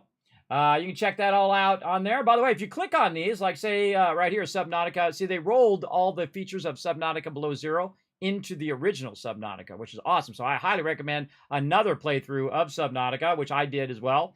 But if you click on Subnautica, it's going to take you right over here to Humble, and it's going to give you a discount, 41% off. Right there, bro. Kismet hooking you up. Get over there and get it done. Get over there and get that discount and play one of the greatest sea games ever made, everybody. Subnautica, incredibly fantastic. All right, so that gives you guys a little overview of that. There you go. They'll have to learn eventually, right? Well, I just think it's not cool. I don't know. That's just me. I'm of the old school generation where you just don't screw over little kids. That's just me. I would rather not. No, thank you. All right, we're trying to get this wood out of here. Out of the bench. Let's try to get back to being focused here. Now, what I'm going to do is take the stuff that has the most, right? The stuff I'm going to have the most is probably going to be steel and wood. So we're going to try to pull some of this out of here until we get pretty close. Should get my power armor so I can carry more. But what we're going to do is take it to the most useless settlement in the wasteland right now. Here we go, Boston Airport. Here we go. Now, I don't know if I unlock Boston Airport, but we're going to go check it right here in a second. Yeah, I wouldn't want to bully them either. Yeah, I don't like that. It just if it feels wrong, then it's probably wrong. At least that's my mentality, everybody. If it feels wrong, you poor little kid. I mean, he's just playing with his dad, and he's just trying to be a pirate, and he's just trying to have fun. And he's like 8 years old playing that game. Of course, he's probably too young to be playing the game because it's probably rated for 13. But hey, that's his dad's problem, not my problem. That's his dad's choices in life. It's just not, I just feel like it's not cool. Not cool to do it, and it sours me on the whole thing. All right, yeah, we do have the workbench. Okay, now, the only use that I have found of this thing, there's actually some stuff in there, that I have found for this location is the fact that it can hold all of the resources, and then you can just keep putting your resources here, right? So if I want to come over here and I want to craft some food, or if I want to do some modding, or whatever, this is what I use this for. So I actually get some use out of it right over here. So right now we're bringing the wood over here. We'll get McCready's wood off of him, and we'll put this over here as well. Now, the problem is this one currently is not tied into the rest of our settlement. So if we go and build here, you're going to see that I can't even do stuff like, say, we wanted to build a radio beacon here. We don't have enough resources because it's not tied in. But we do have one that we just added over here, and I'm just going to have fun by bringing it back this way and tying it this way. Normally, I'll tie it forward from the castle or whatever, but I'm going to make them go all the way across the water back and forth just for fun. So let's go back to Spectral Island here, and let's connect all of this together as well. Connect it all together and get it going. Thanks, everybody, for hanging out. Thanks, WTG, as well. Thank you for the follow. Appreciate that. I see that in my little alerts over there a little while ago. Okay, so we got 4 people here now. We got Piper, we got our provisioner, and we have 2 other people somewhere. So I'm going to go ahead and move this bed up here. Oh, I see Piper right there, which means there's somebody right by. Right there. Okay, there we go. We're going to use this lady. Hey, lady, you're going to be our provisioner to the Boston airport. Start swimming. And away she goes. And then, of course, if you go on your map and you hit C, you can see now that it's actually connected across to there. Now, we haven't done a lot of stuff over here. You can see that we haven't even opened up a lot of the locations of the map. We're really far ahead in this particular playthrough. Normally, I do Spectral Island way later. But we're going to try something different this time. We're going to go straight to it. Oh, look out. We're getting raided. Carrot Gaming coming in, showing some love. Thanks for coming in and hanging out in the channel. Appreciate it. My name is Kismet. They call me the Wasteland Tycoon. Feel free to come on in and hit that follow button, everybody. I appreciate you coming in. I am one of the longest gamers you will ever meet. I've been gaming for 50 years. Proudly, by the way. Let's see what you were playing. What were you playing? Oh, you're playing Ancestors, the Humankind Odyssey. I actually tried that game. That game was really complex, so I'm impressed. That was a lot to get that going. But very fun game, that's for sure. Very, very fun. Yes, it's going great. How you doing? How was your stream? I hope you had a fantastic stream. We're just working on our gigantic mega sorter here in Fallout 4. You can see we're running some stuff. We're going to sort all of our keep stuff and our cell and our power armor and our apparel and all that kind of fun stuff. We're getting all that going right now. And so we're going to try to keep our resources over at this other location so we can actually get some use out of it. I feel like it's because it also the build level of there is so incredibly small. We should just wait till we level up one more time. That's what we should do. Wait till we level up one more time and move all this stuff around then, because we got one more level right here. Let's see where we're at level wise. We're a quarter in. We're a quarter in, so we just got to level up one more time, and we can just fast travel all over Bird, and we can take all the resources over at one time, which is awesome. Okay, so we're going to leave that there. Now, we also have a bunch of other resources we want to bring over, but now what we want to do is just let the sorter do its thing, do the sorting. So we're going to go ahead and flip this switch right here, and the sorter is going to go and do its thing. Now, you want to make sure that that stuff's coming out of there, and then kind of watch it. Let's see if this newsboy cap gets sorted. Oh, yeah, it does. Getting sorted over here into the cell option. Oh, and there we go. That DC guards, so Diamond City guards stuff. We got the left armor. That's all being sorted. We got adhesive. Now, that stuff should go all the way to the end. And see, all this will just keep sorting the whole entire time. Power Fist, did that go to the right? Oh, that didn't. See, that's something we need to add to this, because Power Fist is something that I would just sell. Now, another thing that I want to do over here is also set up my vendors like I do over there, because then it's going to be making me caps the whole entire time. Plus, I can turn around and just sell the stuff to the vendor. Now, in this case, you're going to see I start with the general vendor first. Now, the reason why I start with the general vendor is that's the #1 vendor that I typically talk to and put them down right there. Now, the next vendor that I typically will do every single time I'm around here to sell stuff to or to buy stuff from is the weapons vendor. Why is that? Because I can get ammo from the weapons vendor, and we'll put this off to the side for now. So now we've got our 2 peeps there. Now, another thing I'm going to need is the ability to manage my settlement. Now, you can run around and click on them and tell them to go do stuff, but this settlement is way too big for that, everybody. If you've never seen Spectral Island before, it is absolutely massive. See all the way over there? It goes way over to there, all the way to where I am, and then off into the horizon. Very, very far off over there. Let's go ahead and talk to Piper real quick. Whoa! Holy mackerel, that made me jump. Thank you very much for the love there. Gordon McLeod coming in also with the raid. Wow, so much raid love coming in at the same time. Welcome, everybody. My name is Kismet. They call me the Wasteland Tycoon. I have over 3,000 hours in Fallout 4. This is my 11th playthrough. I'm also sponsored by Bethesda, Bethesda Gear, Elgato, Blue, all of those peeps, which you can see down below my Twitch channel down there. We give away literally thousands of dollars worth of free stuff here in the stream, so make sure to hit that follow button. Make sure to keep your holotape handy as well. Or you can be, I can really impress you, everybody. Make sure to boost your charisma by using your fashionable glasses like that. So there you go. This is actually inspired by these, by the way. That's why I got them with the white thing around the outside. There you go. It's a library raid. Welcome. I've been bookmarked. Oh, feels good. Feels good to be bookmarked. Welcome, Raiders. Come on in. I don't fight off Raiders. I invite them into Vault 45 because that's where you're at. Let me impress you by just a second while I go into my vault office. Let's go.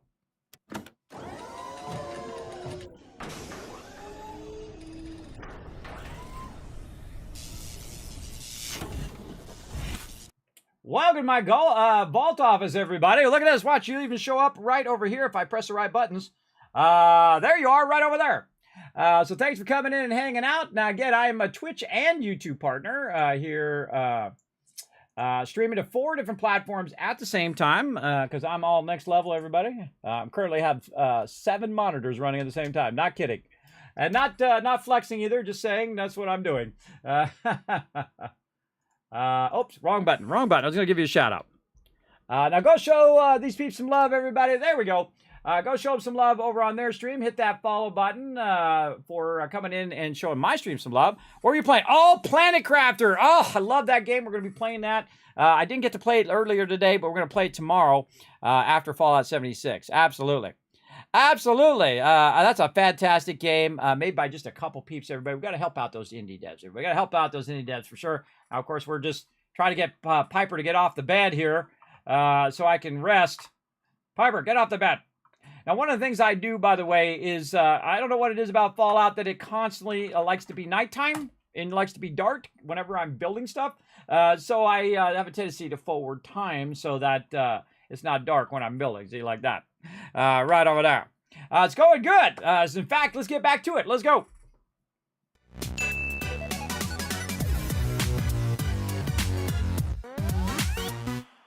All right, and of course, we are playing the next-gen update on PC. No mods, a little bit of content, Creation Club content from the next-gen update, the Enclave. I've also got a little bit of stuff, as you can see Piper over here walking around with a purple jumpsuit. I'm walking around with my red jumpsuit with my vault number, everybody, because you're in Vault 45 right now. That's my vault. I've taken ownership of it. So, yeah, pretty fun. Is new to you and you're obsessed. Oh, yes. See, it's one of those games that when you start playing it, you're like, well, I just want to do one more thing and one more thing and one more thing. And before you know it, it's like 12 hours later. And I've actually already played through twice when it was in early access and they added a bunch of new stuff to it. So I'm also playing the release version now because I just want to show them some support. Not sponsored or anything like that. They did sponsor a long time ago. They sent me a code to check it out. And I absolutely loved it and played it all the way through twice. That's how you know I absolutely loved it for sure. I can become obsessed with it. Absolutely. So again, thanks for coming in. Yeah, Warp Space coming in as well. There you go. Coming in, showing some love. Again, hit that follow button, everybody. Chill out in the channel. You're most welcome to chill out over here. We're going to be doing some mega building, as you can see, right here at Spectacle Island, my favorite place to build. Our sorter's doing his job over here, sorting all that wood right now. Sorting all that wood. We've got some of our stuff that we've collected along the way, little mementos. We got McCready standing there. Did I put you in the general thing? I did put you in the general thing. He's just standing there being weird. McCready, stop doing that. You're freaking me out. He's not working the general thing because he's my companion. He can't actually work the general thing. See, it's not, you can see the little red guy there, which means there's not anybody there right now. All right, that's freaking me out. Stop doing that, McCready. All right, let's go in here and let's get our stuff going on. Now, if you have the vault-tec DLC, everybody, right at the very beginning of the game, you can go in and you can get this terminal right here. You don't have to track down your people. And like I was saying, This is a big settlement, everybody. This whole entire island is your settlement. It is the largest settlement in the game. It is absolutely massive. You can build incredibly huge things in here as well. You can build massive, massive builds in here big time. Which I love to do. I love to do incredibly gigantic mega builds in here. And I actually watched my last playthrough number 10, which is a mega run, where we built gigantic mega builds all over the place for charity, by the way, for St. Jude's Children's Research Hospital as well. Very cool. Thanks for the love over there, Good Vibe, Panda Vibes. Thanks for that follow over there on Kick, because I'm streaming to YouTube, or to Twitch, YouTube, Kick, and Facebook all at the same time, because I'm crazy. That's like 6,000, and I'm doing it in HD, by the way, 1080, to all 4 platforms. So that's like, what is that? 6, 12, 24,000 up. Only a crazy person like me would do that, but I have fiber optics. So it's like 24,000 up every single second. Again, Kismet all next level up in here, everybody. Next level. All right. Now, again, if you guys want to see my setup, by the way, you can go check it out on the website. Over here as well, kismet.gg. You can see all my different machines and whatnot. You feel free to check out those PC specs, or you can just check out the studio gear, which will show you behind the scenes there. You see all my monitors and all my various software and stuff that I use. If you're interested in streaming, or if you're a content creator or a graphic designer like me, you might need some programs you might need. There you go. And you can go ahead and check all that out. Feel free to check it out. Big time, or you can just go on there and see what my schedule is right there. Easy. Easy mode. There we go. Okay, so let's get into it. Yes, you can tell them to loot the... I have accidentally done that before, by the way. So, yeah, absolutely have done that, where I've accidentally set them to loot my workshop. By the way, this is why I keep the workshop separate over there. I never actually work directly from the workshop, or not all that often. I typically work with what I call a quick shop, where I put a cooking stove down and I access the workshop from in there. I can just go to transfer and access all of that. This is going to take a really long time to sort all this stuff too. Okay, so we got that going. Oh, look at this. Oh, this is going to happen, everybody. We had a problem over here. What are we having? Oh, we're out of power. Oh, we bet you we're out of power here. All right, red alert, red alert. We got a problem. Hold on, this is why we got the switch. We're going to flip the switch. Oh, see, this is why you look at this giant mess it just made over here. Yes, we're not enough power or something is causing that not to run. Let's see. No, it says it has enough power.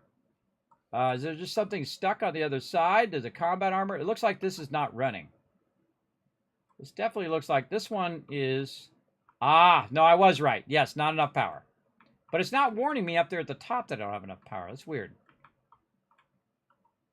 This is all off. Hold on, let's turn that on again. Because I turned the power off. That's why it doesn't have it. But why is that not going through?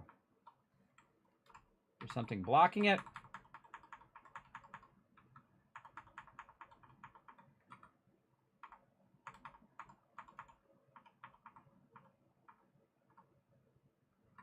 Huh. Something blocking on the output. Yeah, see, this is not moving. That's not moving there. Yeah, see, this one's not working, and that one's not working, but that one is working. Yeah, that's what I thought. Not enough power. I was right the first time. We got a big mess to clean up here in a minute, everybody. So watch your power, and again, double check your sorter so that doesn't happen. Let's go ahead and add some more power. All right, there it goes. Whoosh. All right, let's check and see if we can get all the way to the end. Yes, it can. All right, there it goes. Now, how do I fix this? Really easy. You just pick all this up and put it back in the workbench. Again, this is why you always double check everything that you do. Make sure that it is working, that it's running, that nothing's getting thrown on the ground. Now, it's going to get thrown on the ground no matter what in this game, just a heads up. Because you definitely are going to end up with a bunch of stuff on the ground, because what it does sometimes is it puts it on the conveyor belt, and then it loads the item before it loads the conveyor belt. I don't know why it does that, everybody. And then it'll end up on the ground, and then you'll be running around doing what I'm doing right now and cleaning up the mess. But this one's not too bad. This is not too bad. We could definitely clean this up real nice. Like that. All right. Crisis averted. There we go. You might notice also I have the sound off, and that's so we don't have to listen to the repetitive voice protagonists that come in and just say the same thing over and over and over and over and over and over again. So we keep that off when we're just kind of working on the settlement. All right, all that looks good. And I just go back in here. I hit T, drops right in there. It looks good. We'll put this combat armor back in there and dirty army helmets and all these other things that we wanted to sort. Dirty water.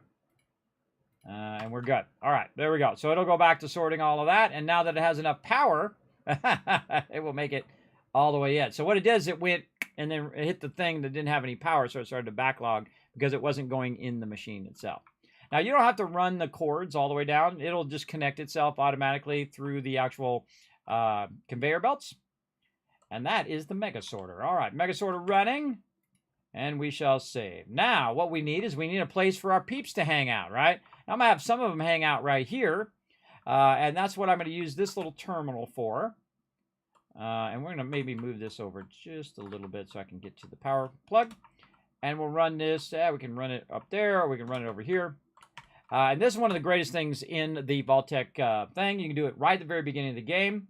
You can go vocational overview and see what everybody's doing. I got 2 people on caravans and 2 people who are unemployed.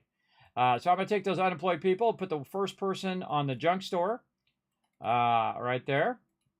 That's just why I don't have to go find them, because this is a huge area. I don't have to go track them down. I can just go ahead and tell them and then apply this person to the weapon store. Right there. And then eventually they'll walk their way. Oh, of course, it's foggy. They'll walk their way over here, and you'll see them stand here in front of these stores. This way I can take all the stuff I want to sell, turn around, and sell it to the vendor. And the same thing down the line. Or I can sit and scrap all that stuff if I want.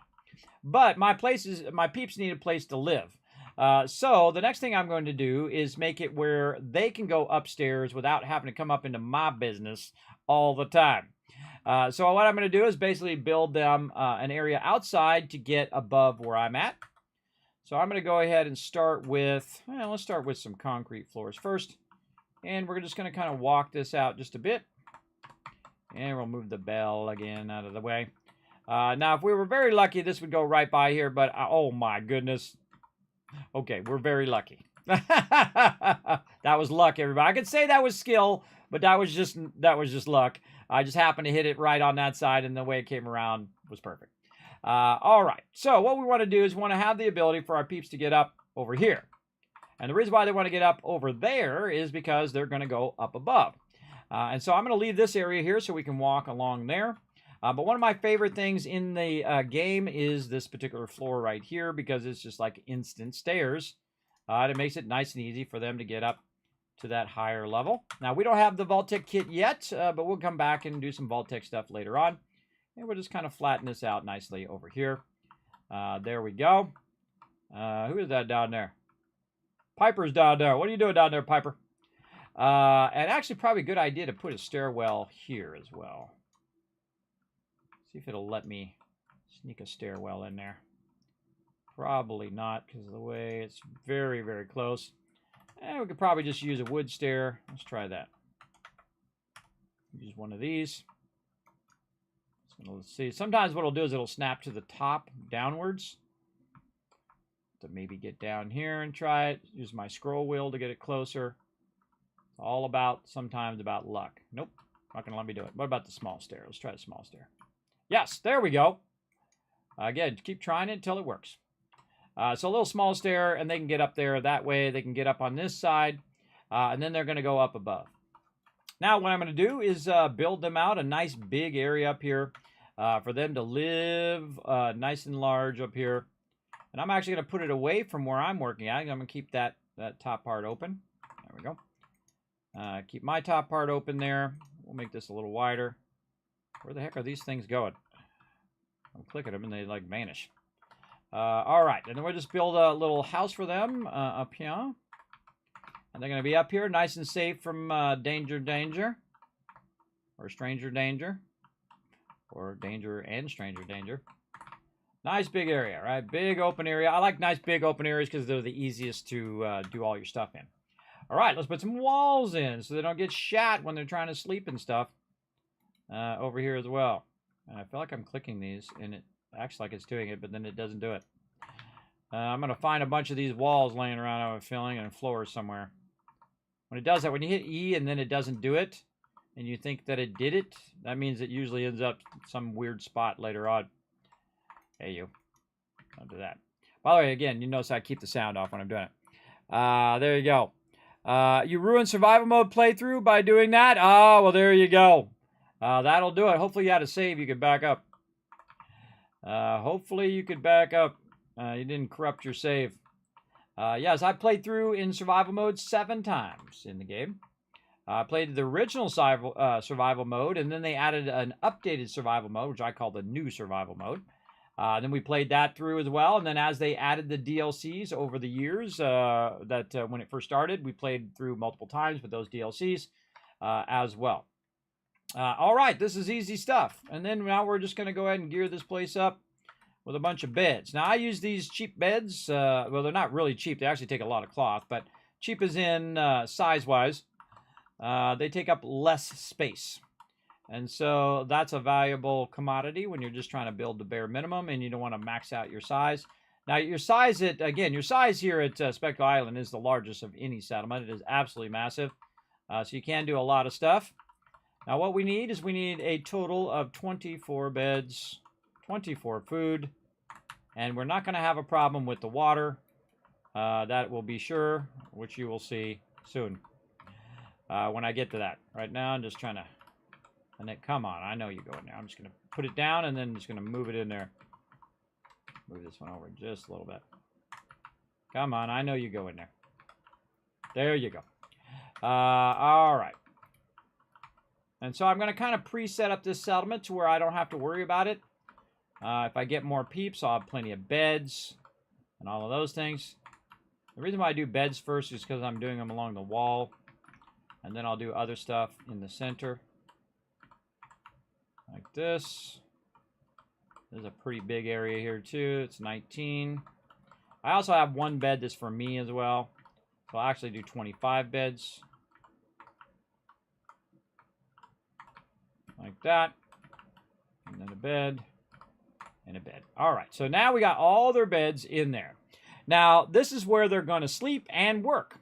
Because the next thing they're going to do is they're going to go in and they're going to do a whole bunch of mute fruit. So we're going to put this kind of off to the side here, like this. And then we're going to put some mute fruit down on it. Now, we could actually do a bunch of these at the same time. We're going to put this over here. Now, we can move these later, but I like them to be kind of very separated from each other. Because otherwise, they interfere with each other when you're putting it down. And I only use the mute fruit. And the reason why is I want the bare minimum amount of food that I need at this location. Because I'm going to put the bare minimum amount of people doing the food that I need as well. So we're going to do this and this. Try to get that last one in there. Come on, you. There we go. All right. And we're going to do them in groups of 6 because one settler can do 6 mute fruit. And that'll be 6 food units. So basically going to feed 6 people. Close enough. There we go. All right. Looks good. Then over here, same thing. And I don't perfectly line them up and all of that stuff. I've done this enough times where it'll be fine. It'll be fine if they're just like this, like that. Okay, now we got our food squared away. That's 24 food, by the way. 6 times 4, 24. Okay, now we got our food taken care of. Now we want to take care of our water. And we can build 80 water purifiers, everybody. For those who know what I'm going to do next, stand by. Now, we're also going to have basically everyone who's here doing scavenging in some way. So I'm going to also put the scavenging right here as well. This will also act to protect a little bit of the food if they happen to come up here, the bad guys, like this. Now, I'm not going to put it in the center so it's easier for my peeps to get by. But I'm going to go ahead and just kind of double stack these. And yes, they do they do compound. They get more and more and more the more of them you put on there. I've tested it many, many times. And that's probably good. So that's 8 right now. And this here, and maybe another one of these right here. We're going to squeeze another couple of these. 8, 9. Where can we put a 10th one? Feel like it's all good. Now, of course, we could always build on if we need to. Maybe something more. I don't want to block the walkway. All right, that's good enough. Now we need to specifically put a roof on, not just a floor that's above, but you need to specifically put on a roof because it affects their overall happiness. You don't want to have the roof that has the grate in it because the rain just comes on their head. You don't necessarily want that, unless you do. I don't know. It's your settlement. You do what you want. For me, I want them to be nice and enclosed so they're not going to get rained on. I have a nice little interior location like this. And we're all sorts of good on this. Now, normally, by the way, I'll put another stairwell that'll go to the ceiling. But I'm actually going to put the stairwell for this on the exterior so I can access it from outside so I don't have to ever come up here again. Because this is really for my settlers and not me. Now, later on, when we get the vault-tec kit and all of that stuff, we'll go in and we'll do some mega builds or whatnot. This is what I call a super build. A super build is when you know, a little bit more extravagant. You're kind of pre-building it all. But it's not necessarily fancy. It's functional. It's functional. It does what it needs to do. And it collects maximum resources. And that's what I want that to do. Now, right now, we only have 4 people here, and that's fine. We can go ahead and have as many as we want. Now, if you don't like stuff to float, there is a lot of stuff that you can use as structuring. I personally like to use this little concrete wall thing to do that. And what you can do is you just start with a wall like this. Then you put one of these little wall things down like this. And then you can kind of move it. Or you can just use a wall, I guess. You can use that as well. But you can put these down. There we go. It just acts like a little corner. And it looks like it's holding that building up. And I usually do those at the end where I come back and I'll make it look legit. You can also try to grab this and put this in here so that it actually cuts through the bottom floor. And now you have one thing that is not offset out. It doesn't look like it's floating. It actually looks like it's sitting on the floor, and it looks like it's holding up the top part. There you go. You can kind of clip this stuff through the concrete pieces, which is great. Very, very useful. Let the rain soak them while they sleep. Exactly. Exactly. What do we care? Now, there's another awesome thing that I'm going to make right here, everybody, that I use so much in the game, especially when you guys are watching. So we're going to go in here, and we're going to find our... Actually, we want our power, and we want to find our generators and switches. I highly recommend one of these in every single one of your locations. And it is right here called a fast firing target pulse. And I'm going to actually stick it way up here on the top, right over here, and then we're going to run some power to it from our generators down here, up there. Now, another thing that we're going to do is we're going to go to, I think it's miscellaneous over here. Yes, it is. And we're going to get our firework mortar. It's going to tell us a whole bunch about fireworks there. We're going to just ignore that. And then we're going to go in here and we're going to get our crafting on. And we've already stored, I think we stored one of these in the workbench. We sure did. And we'll put our crafting stuff kind of over here for right now. There we go. And then we're going to craft some stuff. We're going to craft some fireworks. So we're going to go in and see if we can do some fireworks in here. There it is. Fireworks, and we're going to do this one right here called clear. And so we're going to do a bunch of clear fireworks.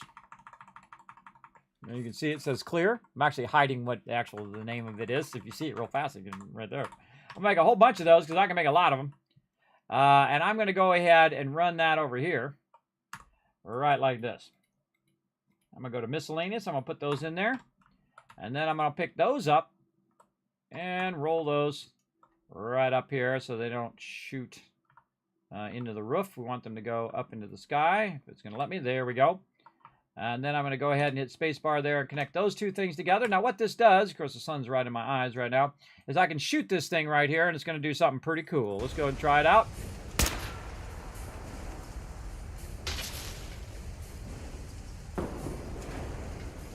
It's a beautiful day in the wasteland. Now you guys can see what the heck I'm doing. You have to look through the fog. What the heck? You talking to me, McCready? I'm a little busy. I'm a little busy, McCready.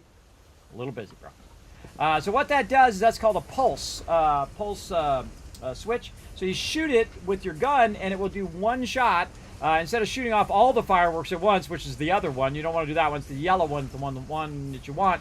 So you shoot that, boom, and it will clear the weather. Because the weather can be really obnoxious in this game because it normally is bad weather all the time. And so I'll keep that up there just so I can do that. Trying to kill us, now also what I want to do is get the ability to get up there, up on the top, and this is multiple levels. Someone is talking to me again. Let me out of that dialogue. McCready's trying to talk to me. He wants to have a little moment, everybody. Sometimes my companions love to have little moments in the most awkward of times. Let's go over here on this side and see if we can maybe put that in the back somehow. Maybe over here.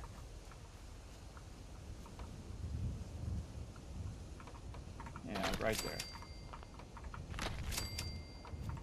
There we go. Now we need to get up on top. Nice and easy. Bada bing, bada boom. We're up on top. We're looking good. We can modify all this stuff. Now again, this won't have any power unless I shoot that. Then it will do a pulse of power, shoot one, and you're off and running. All right, this place is shaping up. Look at this place. Nice. Nice, nice, nice. All right, let's go talk to McCready because he wants to have a little moment. All right, come here, McCready. What are you doing? What are you doing? Come here. All right, here. Face toward the sun so we can see your face. Heads up. Well?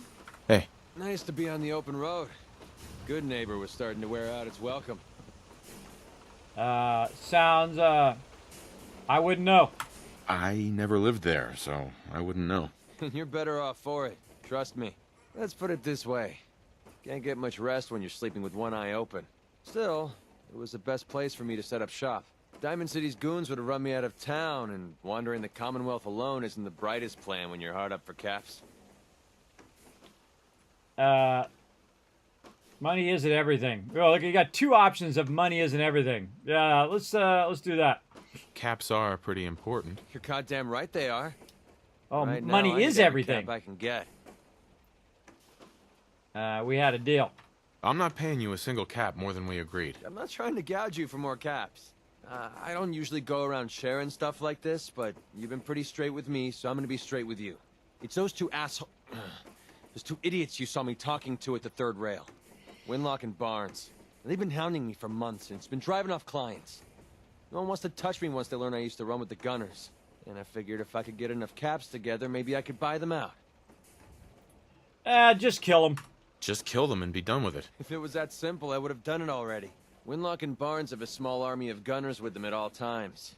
They might decide to just keep the caps and put a bullet in my head for good measure. If I set up a place to meet them, I'm sure they'd roll in with everyone they've got. Unless, maybe you and I could pay them a little visit and put an end to them before they realize what's going on.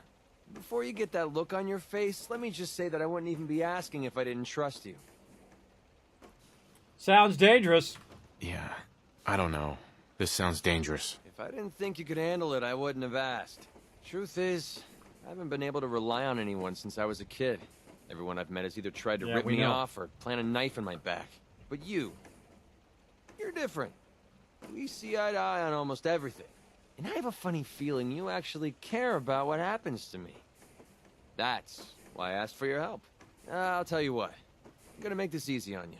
If you feel like helping me with this, head over to the Mass Pike Interchange and we'll take them down. If you don't, I'm not going to hold it against you. Either way, thanks for hearing me out. It's nice to know that you care. I totally don't care, McCready. I totally don't care at all. In fact, I call him McCreepy because at any given time I feel like he's going to shoot me in the back. He might do it right now. I swear to God, that's what it feels like every single time I run around with him. Now, actually, if you played other Fallouts, you might have already run into McCready. I'm not going to tell you which one. You have to go play them all. Okay, so we got this steel sword. Look, it's still doing the wood, everybody. Now, another trick we can do, everybody, just to speed this along and get it sorting this other stuff. It always does the wood first for some reason. I don't know why. I would think it'd do this stuff, but we take the 1,300 wood out of there and just use our action points to run it over to this side, over here. There we go. And now it'll stop sorting the wood and actually get to sorting other stuff in there as well. Yeah, there it goes. Now it's doing ballistic fiber, cloth, adhesive, doing all of that stuff. Now, I don't really need it to sort that. I could just pick it up and take it somewhere else, but we're going to do that for now. Now, what we want to do is we're going to try to replace everything that we did at the drive-in, and we're also going to replace Sanctuary. Now, Sanctuary right now is making us 33,000 caps since level 15. Right here. I'm level 29 now, as you can see. Level 29. But since level 15, I've made about I don't know, 750,000 caps, 500,000, a lot. Somewhere in there. A lot of caps. And the reason why I do that is because I use purified water as my income source.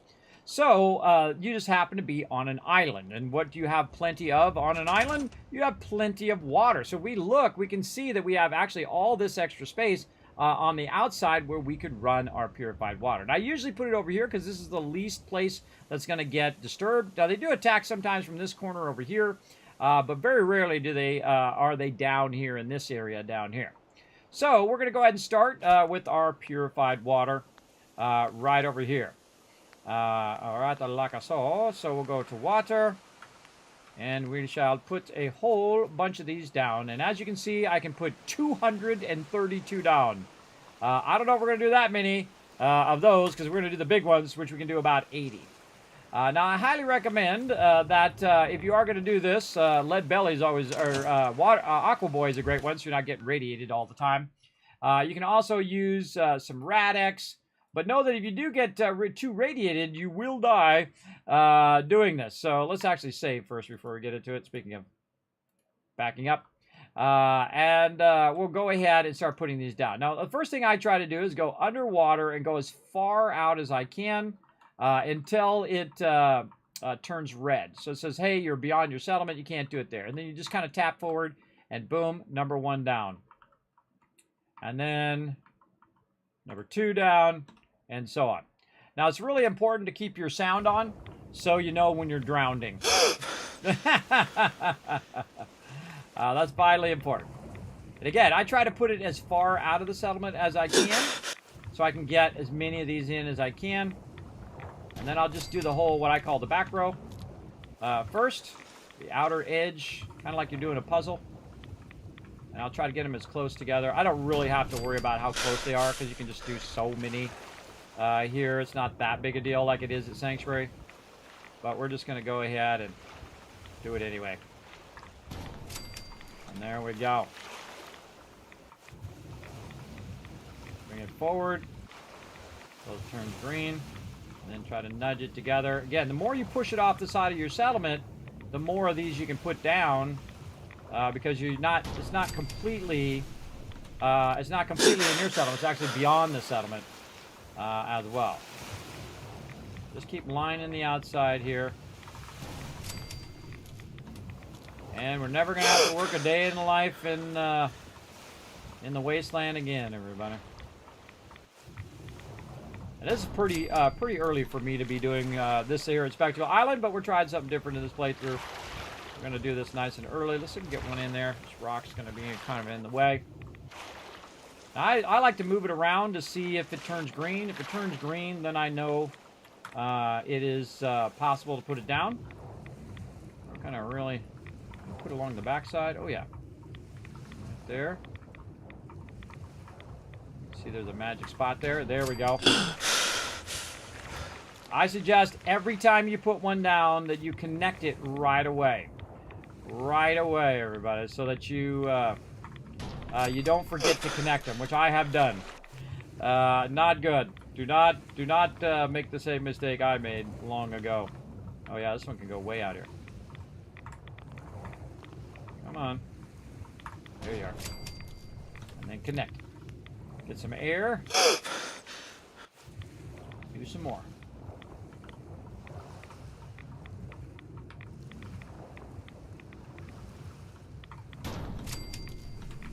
Doing the outer edge, making a puzzle. WASD is what I'm using.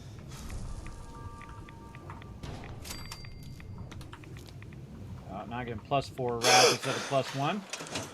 And you can see my rads are going up, but not too bad. And of course, we'd always just use a rad away. We got plenty of those and more Rad-X's. You notice I use multiple Rad-X's at the same time. Also, by the way, to heal myself over there, I can just use purified water because I'm going to be making a ton of it here. I use that more in stem packs, I find, out of combat. Because it's cheap, I can make a ton of it, and I don't have to worry about it. Alright, more purifiers. Let's go. We can put 67 more down. Definitely worth your time. This is going to be an absolute fortune right here. Now, the real problem in this is going to be the power. So, we're going to put a bunch of these down, and then we're going to work on the power. Oh, and there's a level up as well. Oh, we got that level 30, everybody. Level 30 easy mode. Now, if you're in a hurry to level, everybody, actually building is one of the things that'll level you up the fastest in the entire game.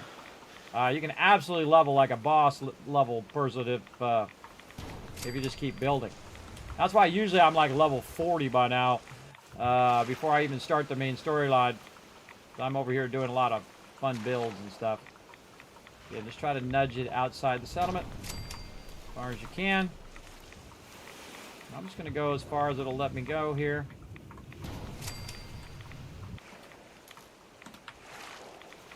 Now, I'm actually counting these, and you're like, how are you counting these, Kismet? Are you counting them in your head? Absolutely not. I'm actually counting these based on the amount that I had originally.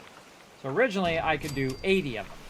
And so I've done 20 of them so far. How do I know? Because now I can do 60 of them, right? So an easy way to count how many you've done. But my goal is to do about 40 for right now, and then do all the power for it.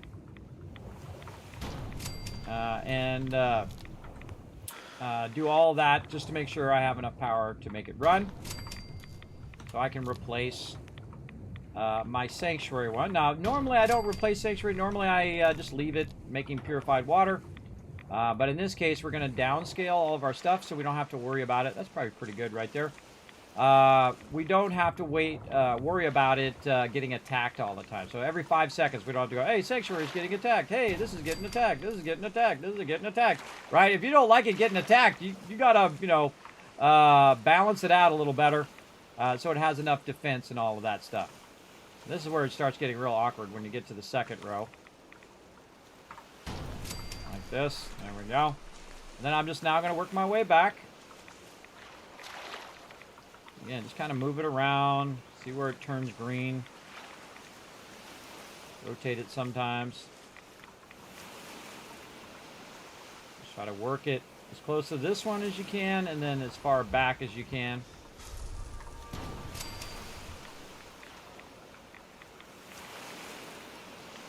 Rad-X ran off again.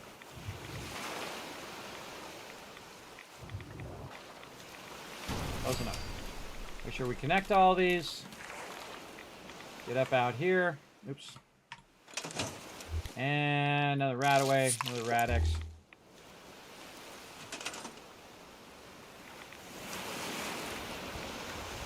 I'm going to have so much Rad-X I won't even know what to do with it. So I like to burn it up at this stage. Yeah, and you don't even need to be that precise because it's an island. So you can actually put down more of these purifiers here than you actually have the ability, or you could have more to put down than you have the ability to actually put down. There we go, that's a better way of saying it. Because your size limit up there. So you'll eventually hit that maximum size limit before you get these in all the way around the whole entire island. For sure. Depending on how much other stuff you build, really.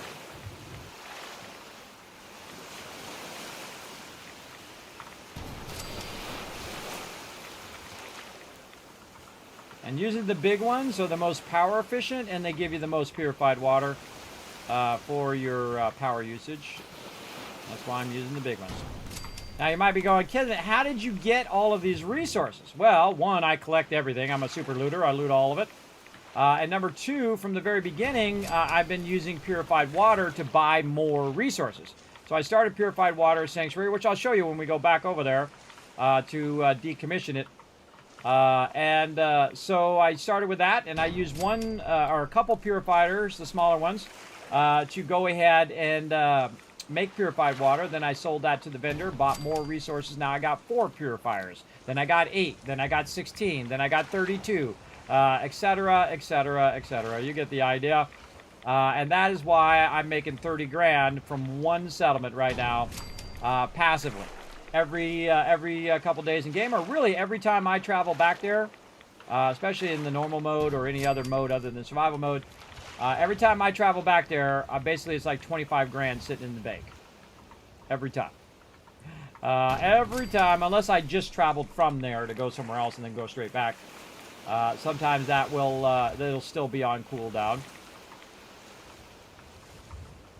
And again, we're just getting this going. Seriously doubt I can get this to go over here, but we're going to give it a try. Yeah, it's too far. We'll go ahead and go this way. Connect it forward. There we go. All right, how's our rads doing? Not too bad, not too bad. Still looking good. All right, what number are we on here?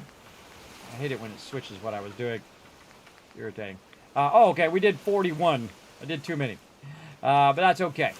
Now, we did that. Now we're going to need a ton of power. Now, I do not like putting my power on the ground level ever. I don't like it. I don't want to do it. I don't want to get it destroyed.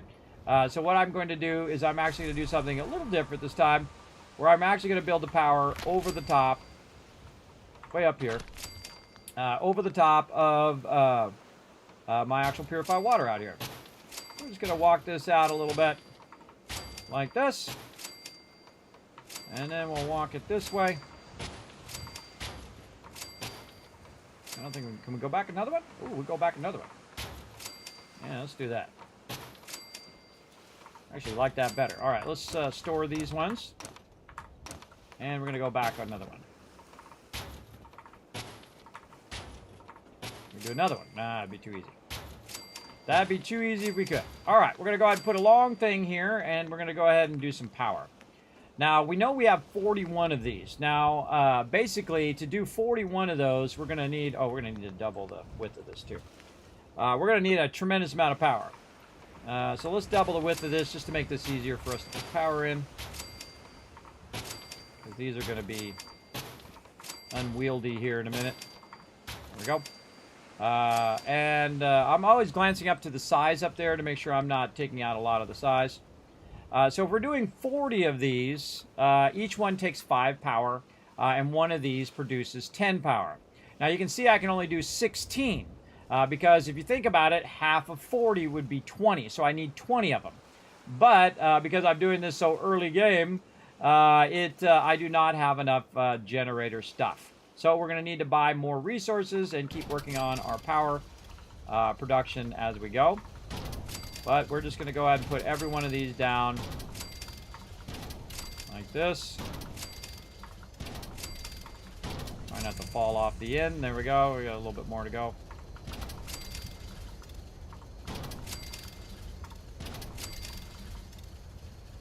Fell off anyway. I knew I was. I knew I was. What's the thing we're limited on? I think it's nuclear material that's... limited on. Now we could use our scrapper to scrap a bunch of stuff to get that nuclear material. Let's go ahead and do it like this. And let's take it a little bit further in the other direction, this way.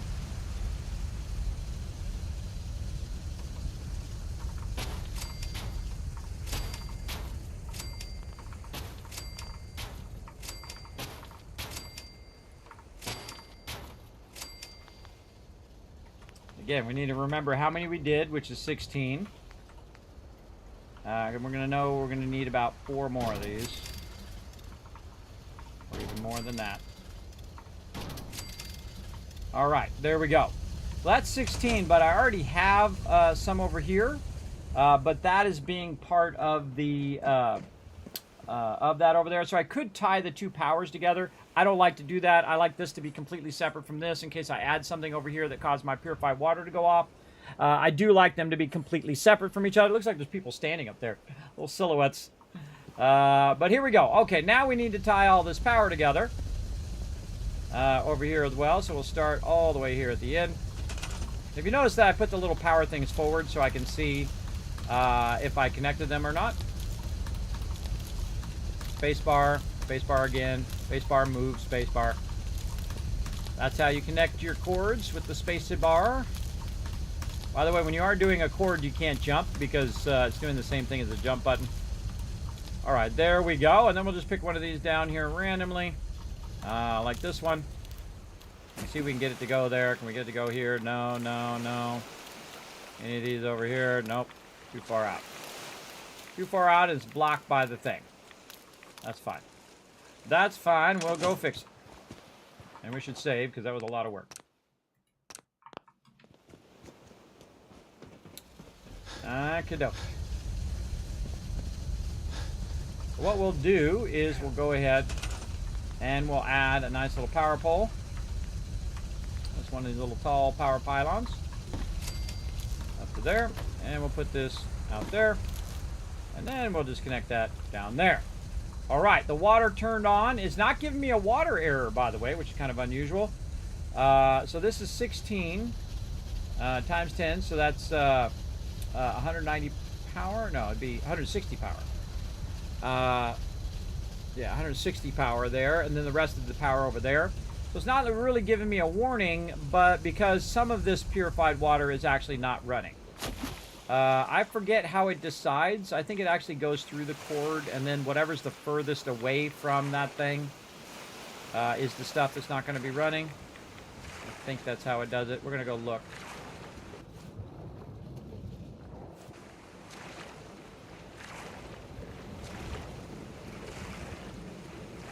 If any of these are not running, I would think so. It's probably the ones way on this other side.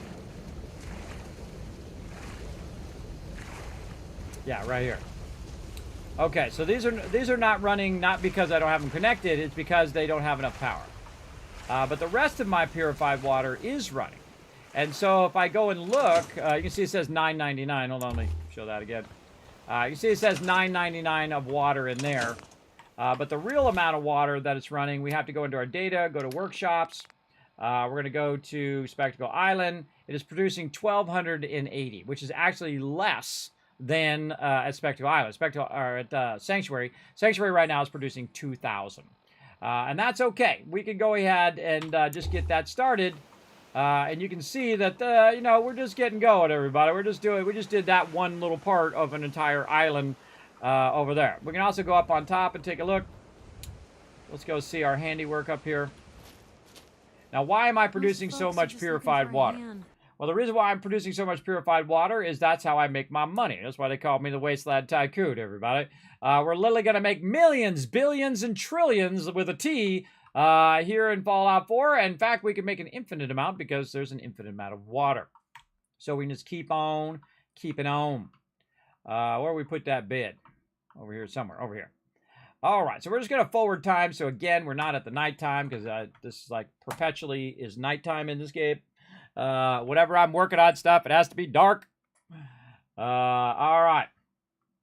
There we go. Now we got the morning time, and we go out here and we can admire our handiwork again. Look, that's just that little spot, everybody. You got the whole rest of the island to put that purified water down. I've never gone and done it all the way around. I feel like between 2,000 and 3,000 purified water is more, generating every few days is more than you're going to ever need in the whole rest of the game. In fact, you're going to end up where the point where you can't even get rid of it fast enough. I will get to the point where I can buy out every single vendor in the game, not just once, not just twice, but every couple days in game. And I can do it right here at Spectacle Island by itself. But also I can do it by a combination of Norhagen Beach, Sanctuary, these are the top three, by the way, Sanctuary, Norhagen Beach, and Spectacle Island.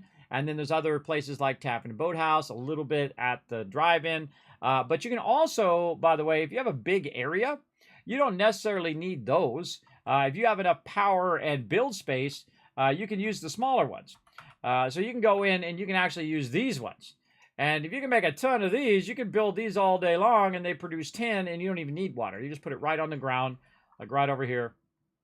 You see it turns green. I can just do rows and rows and rows and rows of them. Also, if you really want to get tricky, you can actually put them down on a garden plot, like this. And then, you know, you just RP in that you went in and you ran the pipes and all of that stuff.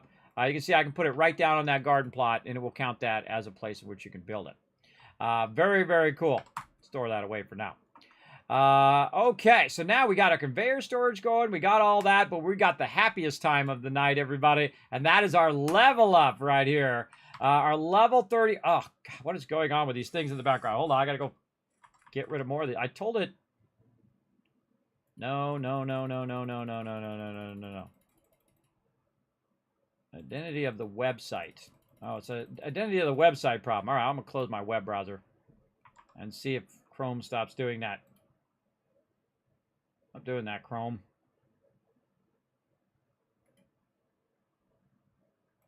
Always some sort of technical problem that I have to solve, everybody. It sucks. It sucks.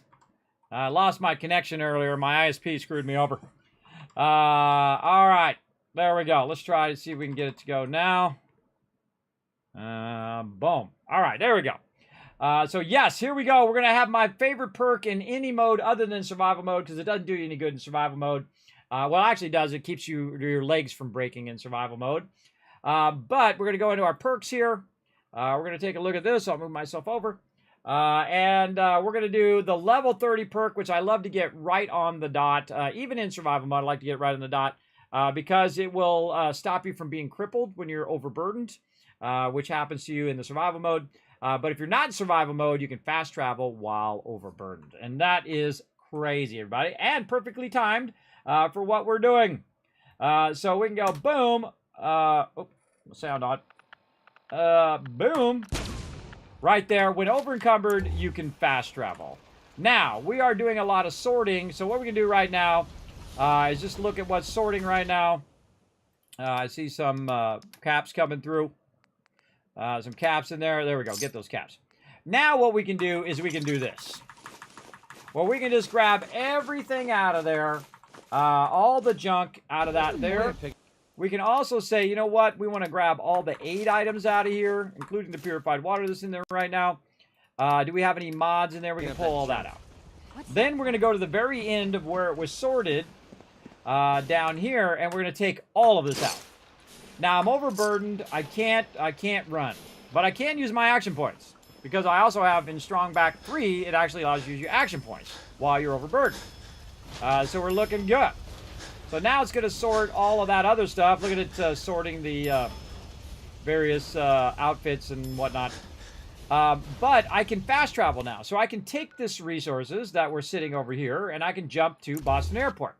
Now, how would you do this in survival mode? In survival mode, you would get your brothers in the Brotherhood to come pick you up with all of your resources, and I've done it in many playthroughs, where I throw down the Vertibird signal grenade, I get on the Vertibird, because you can travel on the Vertibird while overburdened, and then just go over there and drop it off at Boston Airport or wherever you want to drop it off. All aboard, listen to Nuka-Cola Family Radio. I finally got to Nuka-Cola level, which is level 40, or level 30, by the way. All right, wrong way. This way.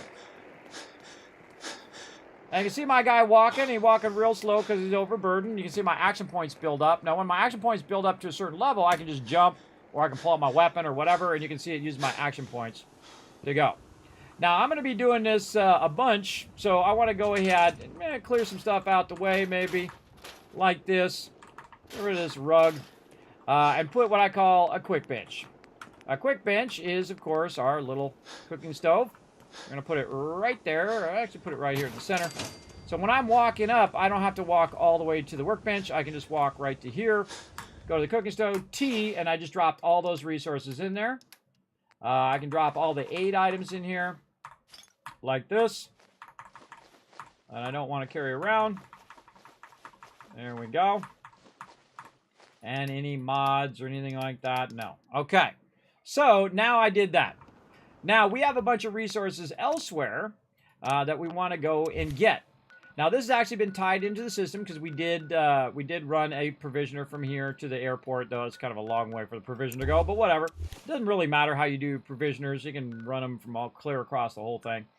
But now we're going to go back to the Starlight Drive-In, and we're going to work with that for a bit. Just followed you. Hey, doing good. I feel like you're trying to scam me there, Michelle. Every time I have someone say, hey, check this out on Discord, or just go on Discord or whatnot, it sounds like a scam. So if you're trying to scam me, don't bother. I'm just going to ban you. Yeah. I'm just going to ban you. You're probably a bot anyway. But that's what I do. Because that's what people on Kick are trying to do, I guess, trying to scam people, everybody. Hey, go talk to me on Discord. I'm going to help you. I'm going to do the thing. They're not doing to do squat, everybody. They're going to try to scam you out of something. So what I do is I just straight up ban them right over here. Boom. Bye-bye.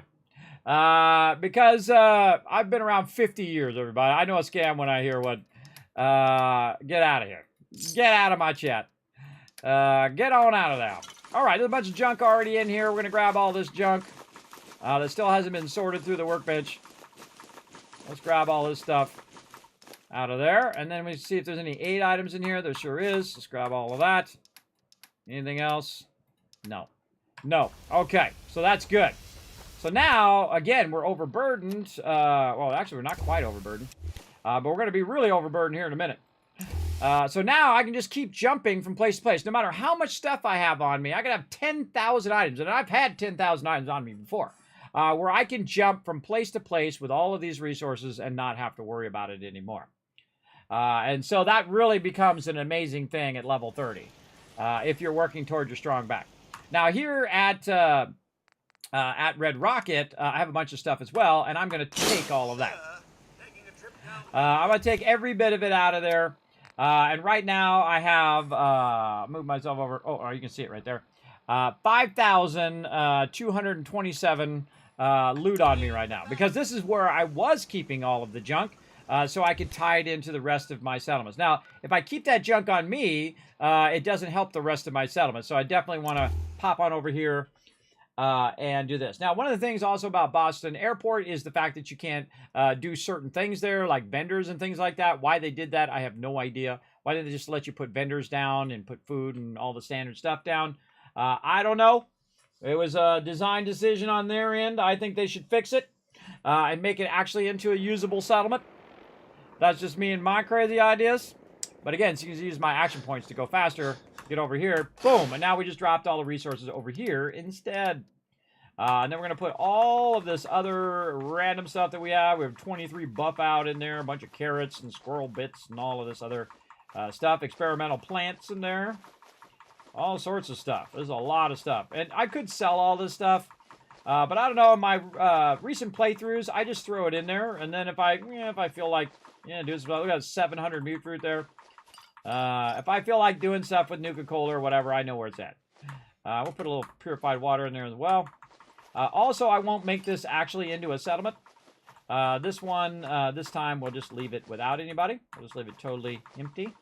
Ultra jet in there as well. There we go. All right, and we just cleaned out that whole entire thing. Then we also have a bunch of mods. These are mods that I either bought from a vendor or when I was modding something, they ended up in there and whatnot. So if I'm going to mod something, this is where I would go. Or if I was going to build robots, this is the place I would go because it would have all of that. So you want to probably put down the things that you usually mod with. Oh, we're out of aluminum, really? Out of aluminum. Oh, I probably used it all up. But you definitely want to put down all your modding items. So you want to put down your weapons workbench. Yeah, I'm out of aluminum. I have to get some more of that. And you want to put down your power armor station and so on and so forth. So when you came through here, you just mod your character pretty quickly. Now, there's a bunch of stuff in here, too, that we can go through and we can scrap all this stuff and get the resources from it. I don't like to keep any stuff from the original settlement. I go in and I just totally scrap everything. So there's nothing in my way. It says divider in game, but those are actually called stanchions, by the way. If you ever wanted to know, I had to rent those one time for this event. And I was like, what are those things called? They're like, oh, they're called stanchions. I'm like, oh, okay, cool. Now I know. Now I know the little pole thing. The pole thing's called the stanchion. Obviously, the thing's called the rope that goes across. But yeah, I had no idea. No idea, but I remember it to this day. I had to try to figure out what the heck those things were called. Take all these rugs out of here. I would rather have the resources. I think they should have gave you an option to take out all this dirt and stuff here too. Sadly, they don't. There are mods for that, though.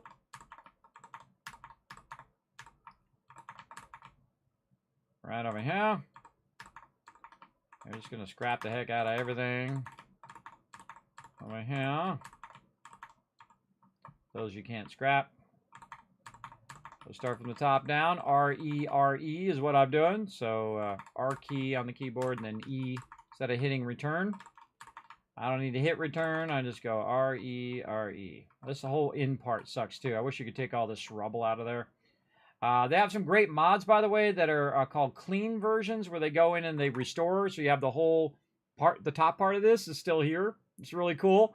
Did that in a previous playthrough as well, using those fun mods to make it look restored to pre-war. Very, very cool. There we go. We got that all cleaned up. Now, do I need to walk over all the way to the workbench? Absolutely not. I'm just going to walk right over here. Now, I could just teleport here, by the way, at this thing. But here's a little problem right here, like this, is you need to put down this little fast travel target, right, which is going to teleport you right here by your benches, right? So if I go back to Spectacle Island, over here, it's also going to do it on that side because I put the little rug down. That's what that does, a fast travel target. It actually works in Fallout 76 on workshops that you take over, but not workshops that you build, not your camp, but workshops, the other things. The other things you can take over, the little PvP areas. Those you actually can still do a target and where they end up. So there we go. So now if I go back over here to Boston Airport, like this, I should end up right next to my workbench. You always enjoy my settlement builds? Thank you, Jared. I appreciate you, man.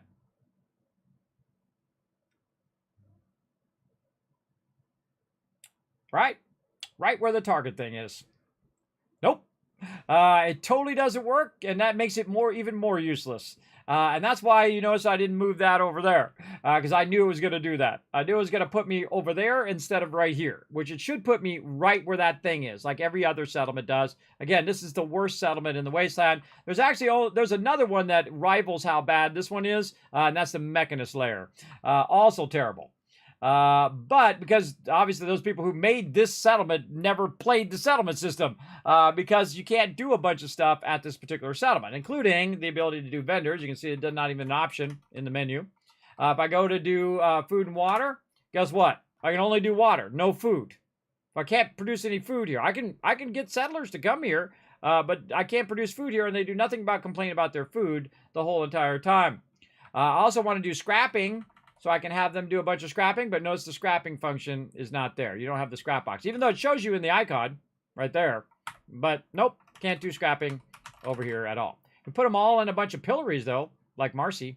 I actually built a gigantic vault here. I call it the Bad Attitude Prison. And I put Marcy and her brother or husband or whatever he is in the Bad Attitude Prison. And I put her in one of these Pilroys. It was awesome. And then I never had to listen to her complain again. I put some guards so she couldn't get out. It was amazing. It was one of my favorite builds ever. You can go check it out on my YouTube channel, or just search on YouTube Kismet Prison or Kismet Bad Attitude Prison Fallout, something like that. You'll find it. Yes, I don't even consider Home Plate as a settlement. I just consider it as an indoor location. But again, modders being as awesome as they are, you can get a mod that allow you to use Home Plate as one of your settlements and actually link it to the rest of your settlements as well. And you can get a mod that fixes the Boston Airport as well, and actually one that even restores it to pre-war. And then, of course, same with all your other settlements. You get a whole bunch of pre-war stuff or clean versions of it. You can even maybe make Sanctuary look like it did when it was pre-war, which is pretty cool as well. Now, one of the things I like to do also at this particular location is make sure I have the ability to get to the upper part, because you do walk along here a lot when you go into the Brotherhood as well. So we're going to go ahead and put some stairs in here. And let's just do this. And let's do this. Now, one of the cool things you can do in this game, if you didn't know, is you can hold down E, and you can see I can get both of those at the same time, and I can actually move those around. Now, I'm going to move it away from me so I can see it, and I'm going to make that, of course, McCready is going to go stand right in the way. I'll go over this way. I can go ahead and make this go right up here and try to match it up to the upper area. So when I walk up there, or someone tries to walk down, you can see it matches up perfectly to the top part. You can see I've done a lot of building in this game, everybody. And so now you got that perfect thing, and your NPCs can go up and down that as well, which is pretty cool. Let's see if McCready does it. Let's go. Let's tell him to come up here. Let's see what he does. Come up here, McCready. And that's how you know you did it right. If your companion can do it, then the settlers can do it as well. Usually. Now up here, by the way, is outside the settlement. So I can go into the settlement mode here, but I can't actually affect anything that's up here. Like this, I can't roll over it and scrap it. But here's a great little trick. See this little thing over here in the corner? This little basket? If I hold down E, I can pick it up. You can do this with any item that you can actually pick up in the wasteland. Like you find a tire or a cone or whatever. You just take it and you throw it here where your settlement is. And then it becomes a settlement item. So you can go in and you can actually go over to it and you can scrap it and get that extra steel right there. So great tip on doing that. You'll see me, if you watch the beginning of this playthrough, this is episode, what episode am I on? I forgot. This is episode, I wrote it down. I think it's episode 8. Go look at my title. Episode 8, yes. So if you go back and look at episode 1, you'll see me go up to Vault 111 and actually throw a bunch of stuff down that's up there at the top, like tires and things of that nature, or barriers, and throw that down to where Sanctuary is, and then throw it up into the settlement, and then scrap all that stuff, and you get a bunch of extra resources right at the very beginning of the game, which is pretty cool. Okay, so easy mode. So sadly, our little target thing does not work here, but we tried. And we put a ladder up there, and we're not going to do anything with this settlement other than it's going to hold our stuff. That's going to be its primary goal. Okay, now it's time to decommission some stuff way back here at Sanctuary. Let's go. Let's do it. And I'm going to show you how I walk around with hundreds of thousands of caps in my pocket. In my pockets, in my big bag that they carry around in the Fallout show. He's carrying that around. It's just got caps in, or just got purified water in there. All right, time to decommission this. The moo-moos are inside there, stuck in there. We're gonna decommission our thing here. We're also gonna take this guy right here, my buddy, my pal, the vault-tec rep. We're gonna move him to Spectacle Island. He's a unique vendor. Off he goes. We're going to scrap this conveyor storage, and we're going to scrap this vacuum hopper. We're going to scrap this conveyor storage and this vacuum hopper. Look at all that loot on the ground. And we're going to go ahead and leave all the rest of this stuff is fine, though we should probably look underneath here and see how many bottle caps are sitting on the ground. Yeah, a lot. I saw a bunch of them. Where'd they go? Oh, my bottle caps disappeared. But you can see it's got a bunch of purified water on the ground here. Oh, thanks for day of hard work. Walking right through that, bro. Never changes. And we're going to go ahead and pick all this up. Sure, walk right through it. Feel free to walk right through where I'm working. NPCs. All right, you're like, Kismet, how did all this purified water get on here? Well, this is kind of a... Oh, look at all them caps. This is a bit of a glitch in the Contraptions Workshop. Is the fact that it will drop a bunch of stuff on ground when you load in. So we don't feel like doing this for the whole rest of the game. So we're going to go ahead and pick all this up. We're going to move all of this production over to the Spectacle Island.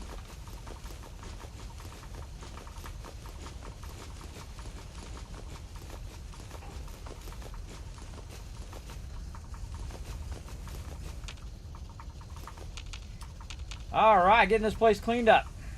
All right, I would check underneath each of these. Just hitting tab to put it back. Tab to put it back. You don't need 10,000 tons of... Oh, they're still there. You just can't see them.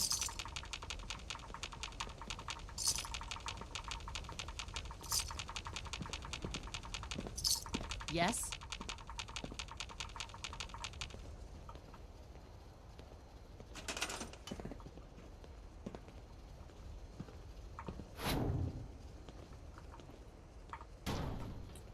Okay. And we got as many as we could. My back hurts. Okay, now we got a bunch of vendors here. Hurts. It was hurting me. You constantly complaining. All right, I'm going to put this guy on the general vendor because we took the vault-tec rep off there and we ran him over to Spectacle Island. Right now, we got a bunch of power running. We could probably take out the rest of this power here and readjust how our power is going. Let's go ahead and readjust a bunch of this stuff just to make it easier for us to manage later. There's a siren. Move that right out here where they can get to it. Let's move it over here. Like this. We don't need this anymore because we're not using the contraption workshop. We don't need that anymore. We're going to scrap that. We need this, definitely. We don't need all these kind of fancy things over there. We're going to move that over that way. This is so we can have the lights. Let's go up here and work on this power. We're going to store all this in the workbench. Figure out why our power keeps telling us our power's messed up. Store all this in the workbench. Workbench. Okay, what is not powered? It says something's not powered, and we're going to figure out what it is. Huh. I'm not sure.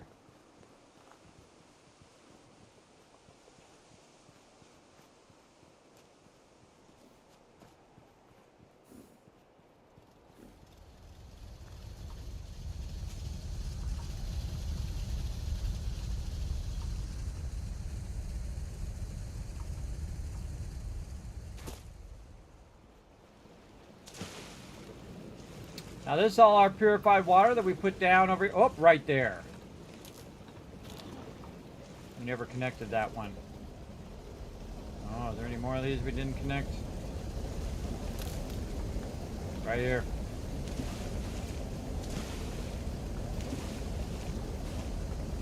Alright, come on.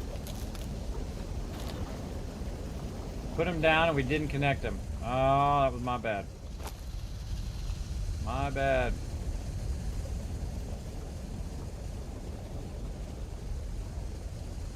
Usually pretty good about connecting my stuff.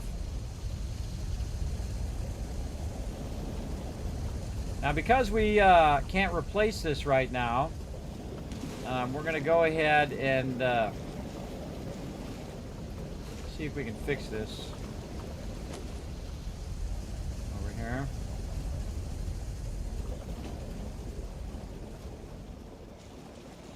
And somewhere there's an unconnected purified water thingy.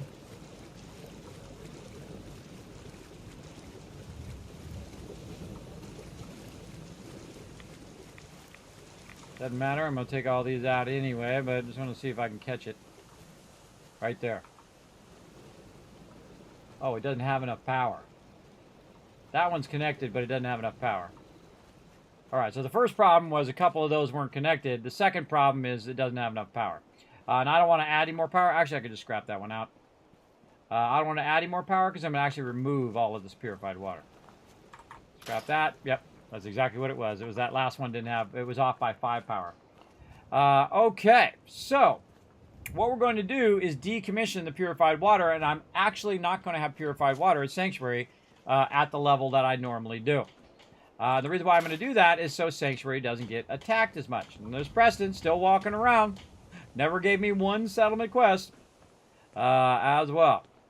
Now, we went ahead and stored everything else in the workbench. You know what? We could probably decommission. We're making about 1,000 over there right now. I think we'll be fine. And I'll show you why here in a minute. So let's just go ahead and go for it. Let's start scrapping.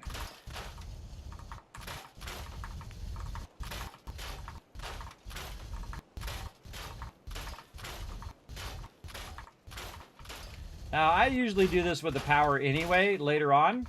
And that's so I don't have to have all of these things over here making lots of noise. Because one of the bigger ones replaced 10 of these. And you can see I even have some smaller generators here from when we were hurting for resources. Whatever gets the job done. But we don't need any of these now. Get all that steel and concrete back. Down there. And the bummer thing is you don't really get that much back on these. So it's not like all of a sudden I can put a bunch more of those down at another location. Now, I could store them all and put them back down at this location. But, Alright, bye-bye, purified water.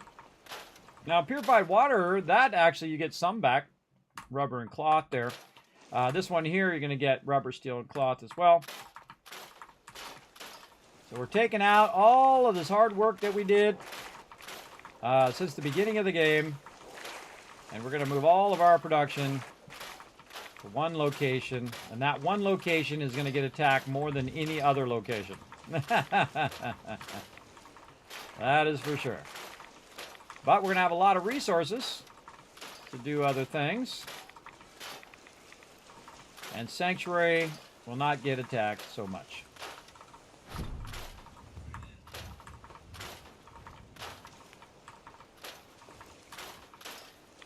How are we doing on time? Oh, God, we're running long.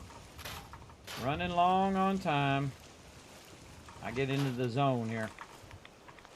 Yes, decommissioning all this purified water. Again, this is about 2,000 purified water, making us about 30 plus grand, which actually kind of translates to about 25 grand that you'll see in the workbench. And there we go. We have 0 water and 0 power. All right, awesome. Now we can just do the easy way, everybody. We can just go over here. Instead of using power whatsoever, we can just do water pumps. Water pumps are easy. And we can just kind of put them over here, hopefully where they're not going to get destroyed. And we'll just do water pumps like so until it hits the magic number of 24. There we go. 24 water, 24 food. That's going to be 48 defense. I have 78 defense right now. I have 24 beds. They're super happy. Everything's nice. The world is great. Oh, there's a bag of cement there. Let's scrap it. Everything is good. Everything is awesome, everybody. If you've seen that movie. We'll pick up all this random stuff. So it doesn't have to calculate all this stuff when we come in and out of here. We'll look for any other miscellaneous loot that got lost. We had a sorter here that was sorting a bunch of stuff, a more complex sorter that we spent like 3 hours setting up. But it worked. That's the important part. All right, there we go. I'm looking for trouble, I hope. Nope, not at all. Yeah? Oh, there's the one there. We should probably look underneath here and see if there's anything underneath this one. I feel like there might be stuff underneath there. Yep. What's so important?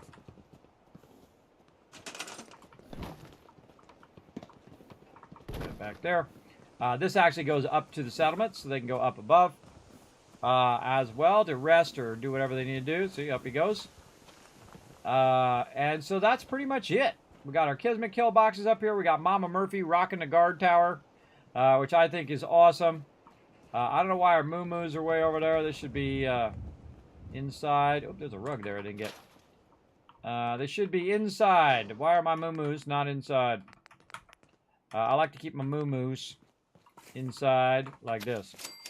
Less chance they're going to get killed. Maybe in there. And in there. There we go. The second you put those down, by the way, the cow will start to walk toward those. Okay, now the other thing we need is all of our basic stuff, like our beacons and all of that stuff. And we're going to get up here, past all these peeps. We're going to put all that stuff up here so that we can kind of micromanage it as well. Now, some of the power generators over here, you can see I put back in the bank. I put 4 of them back in there instead of making new ones. So there we go. It's called storing it in the bank. And then we also stored our radio beacon. So we'll put our radio beacon up there. Get that back up and running. We want to go ahead and also move this forward so we can kind of use the back of it here to run it down below. Like that. We should be able to hang that down here. And then we'll go ahead and put our terminal, not there, not that one. That was here, yeah, this one, this way. No, miscellaneous. There it is. There we go. All right, and I stored this in the workbench as well, so I didn't have to, spend the resource on another one. This allowed me to manage the location. I feel like, yeah, I want it over here. Manage the location there. And then another thing we want to do is not the radio, but the siren over here.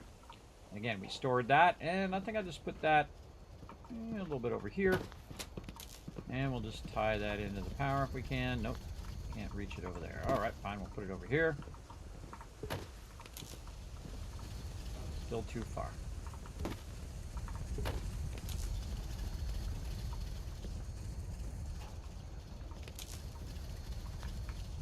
Now it's too close. Too close, too far. It's always something. There we go.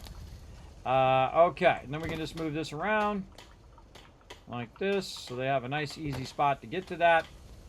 And now we can manage the entire settlement when we get here. Now, most of the time, I'm just going to teleport in, and I'm going to be managing the settlement. So I kind of feel like I'm going to do this. I'm not going to be doing much more here at Sanctuary. Because there's nothing else I need to do. I've got plenty of food, plenty of water, plenty of everything. I have plenty of defense. So it's not going to get attacked all that often. And if it does, I'll come over here, and the Kismet kill box will do all the hard work. Wipe out even, a legion of death claws coming in. They'll get smoked. So I'm going to appear just like this. By the way you have this oriented also is the way that you appear at that location. So we're going to go in. We're going to see if anybody's unemployed. And if they are, we're going to assign them to scavenging. And there's 2 peeps. We'll assign them. And then we'll see if there's any more. You should always double check your vocational overview afterwards. Just in case like you didn't have enough scavengings to do it. So we have 2 scavengers and then a whole bunch of people who are doing like the vendors. We have 1 caravan and 1 guard as well. And then 4 people on food, and that's as many as you need. And then as more people show up, I will then come back and assign them to basically grabbing resources. Whatnot. Now, somewhere around here, it might be in the workbench, which I believe it is. It's not on me. In the workbench, there is a tremendous amount of purified water. In fact, 25,433 purified water in there. Like, Kismet, whoa, how'd you get so much purified water? Well, 1,500 every time I come through here, and I can just keep putting the 1,500 in the thing over and over. Now, you take it out of the workbench and put it in a storage so that it keeps collecting. So I just do 1,500 and put it in a separate storage over and over and over again that's not tied to the workbench. And that's how you build up 25,000. Now, because I can travel while overburdened, I can go buy out pretty much all the vendors I know of have unlocked right now. So if you take 25,000 times this maximum value, which I have very high charisma and an outfit that allows me to sell for higher. Hey, Suri. What's 25,000 times 16? 25,000 times 16 is 400,000. Right there. Right there. In that storage. 400,000 at level 30. 400,000 caps, and you can do the exact same thing I'm doing. You don't need any mods. You can do it on Xbox or on PlayStation. You can do it on PC like me. You can do it on anything you want. Just build up that purified water like I did. Put 2 down, make some purified water, get Trash Can Carla, sell her the purified water, get some more resources, put 4 down, then 8, then 16, 32, as many as you want. As many as you want. You can just put them suckers down and make money hand over fist. Like I am over there. Making up big dollar bills. Now, I don't know exactly how many that is, but it's a lot. It's a lot. But now this settlement is going to be quite happy, 85% happiness. I could actually do even more than that by just giving them some fun things. If you want to just give them some fun things that will allow them to, get even more happiness. Where is it? I think it's under resources, miscellaneous. You got the barber chair, which adds happiness to what they do, but you need to assign people to the barber chair. You also have the surgery chair. I don't have the aluminum for that. And then there's another thing, which I always forget. I think it's furniture. Yes, furniture, miscellaneous, way at the end here. These actually affect their happiness as well. This right here, workbench, you see it adds happiness. The pommel horse. None of this other stuff adds happiness. Like the television doesn't add happiness. So you can just go over here and say, you even lift, bro? Throw down a little workbench. Yeah, throw it over here on the side. A little pommel horse. And there you go. It'll make your peeps happy. They'll be over there lifting and getting their boost going on. Now, by the way, if we go in and we look at our current perks that we have going, we have a bunch of stuff going here, including our well-rested when we got that going. We can get on the pommel horse like this. And you can do it. And it adds an agility boost. Right over there. Look at them skills, man. Look at them skills. Dismount. Oh, perfect dismount, chat. It does it automatically, but it wasn't me. And then now what you've got is you got a boost to your stats. right over here. So you got to boost your stacks. And you can go in here and look. I forget what the actual name of that thing is, if it's even in here. I don't know. I haven't done it in forever.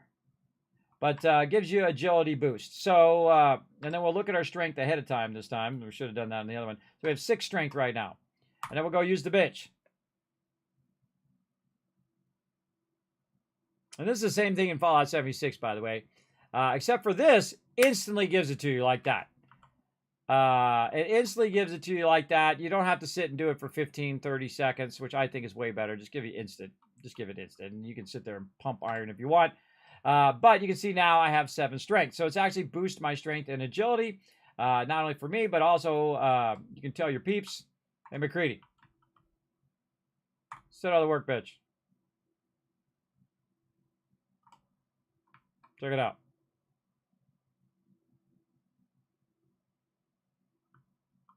Go on. There he goes. I'll spot you. I'll spot you, McCready. I got you.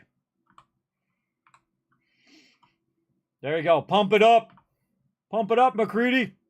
So you can actually put your companions on there. Now, whether they get plus to their stat points, which I would think they would, or not, I don't know. I don't know if they do or not, but that is pretty cool. All right, McCready, get over there. Get over there. We got things to do next time because we gotta run down this stream because I gotta come back and do it all over again. Though my day stream starts at 4 on Wednesdays, by the way, everybody, so a little later than normal. And that's so we can do our boost for tomorrow, today as well. Then we're gonna do some Planet Crafter, more Skull and Bones, more Fallout 4 Next Gen, as well. Kind of feel like we could go for another 45 minutes. What do you think? always pushing the limits, everybody. I feel pretty good right now. Hopefully I can wake up on time. Because, man, I've just been exhausted. I'm doing so much stuff, everybody. So much stuff. And then, of course, streaming a lot longer and a lot more. Doing videos and managing a whole bunch of IRL stuff. And then sponsorship stuff. Just really pushing myself right now. But I love it, though. I love doing all that stuff. I love the fact that I'm not just laying in the bed like I would be way back 9 years ago. 45 more. There you go. There you goes. Oh, here comes the rad storm. Ain't no rad storm around here. Let's fix it.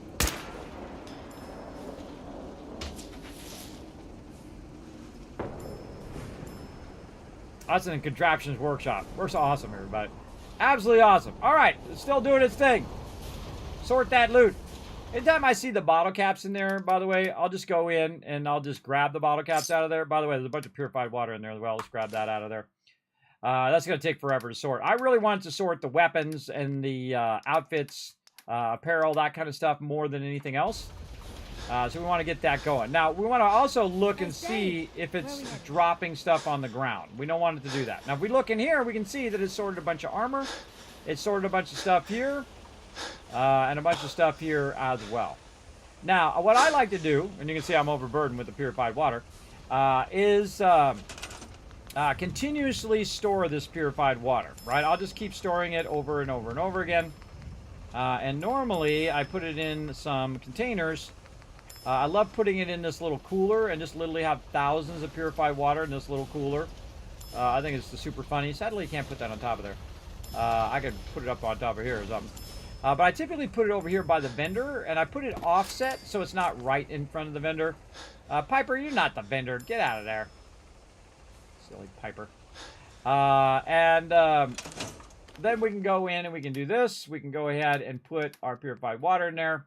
And by the way, if you notice, I have 26,000 purified water on me, which is 400,000 caps worth right there. Now I go out and buy out all these vendors. I go buy out all the vendors at Diamond City. I can buy out all the vendors in the entire game eventually. Anything I can do? Just from that purified water. There it goes. Ding, ding, ding. Do your thing. Do your thing. All right, let's go all the way to the end and see if we have anything at the end here. We got some bottle caps. We got some stuff that didn't sort here. We're going to grab all that stuff. And a little bit here. All right, there we go. Now, these robot chest pieces. Oops, shovel made it out of there. Oh, combat armor and robot thing. All right, stuff also I want to sell. Black rim glasses. Eyebot helmet. Robot chest piece. Robot left leg. Robot chest piece. Okay, all that stuff I want to sell. So it'll sort it into the cell. Sometimes I sort it in the cell and I never sell it. I just organize it that way. And I could come back and scrap it, especially if you need nuclear material. Certain items will give you nuclear material as well. But I don't know why I got this stuff. This stuff should have made it to the end. Combat armor and mechanic jump shoot should have made it to the, or should have been sorted. Stealth boy, mute fruit. And that junk. We're gonna just keep with us. All right, there we go. Looking good. So we basically moved a bunch of this stuff over here, and we're gonna save. So now what we're gonna do is we're gonna go ahead and jump back to start our driving. So we decommissioned the purified water at Sanctuary, which I never do, but this time we're gonna do it. Just do something different. And then we're gonna go ahead, and of course, when I scrap all of that, everybody, you got to think that's thousands of resources that I just scrapped, because you lose most of the resources when you scrap all that stuff. But that's okay. We'll get some more. And then over here, you can see we're doing a bunch of food and purified water and all of this. But we're going to go ahead and decommission all of this as well. We're going to take all of this out, scrap all of this, like so. And then we have a bunch of power over here that we were using. We're going to scrap all of that, like this. And we're going to do this super simple, like we did at Sanctuary. And we're just going to put a bunch of these down. We can find some spots. There we go. Find little spots here. 12.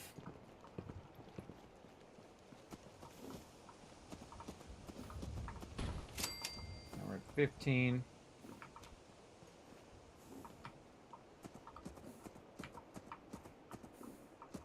Now what you can also do is use these, by the way, and just put all of them on that one thing and then move it wherever you want. It's actually pretty cool, but in this particular playthrough, I'm just going to screw around and throw these down wherever. There we go. 24 food, 24 water, 25 beds. We got a power problem.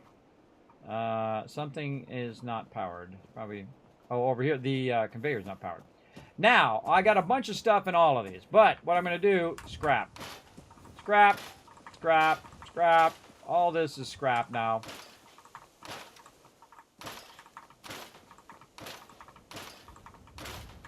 Caps are falling on the ground. No. Don't make me carry that worthless crap. Oh, you're going to carry a lot of worthless crap. You run with me.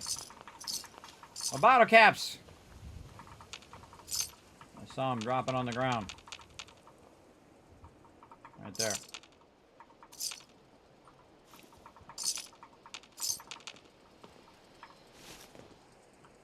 Make it where you can just tell your companion to pick all this stuff up. The stealth boy hiding there.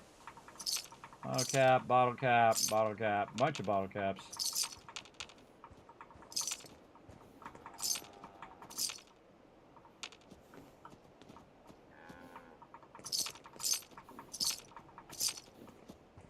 Those are all dropping on the ground because I took the conveyors out.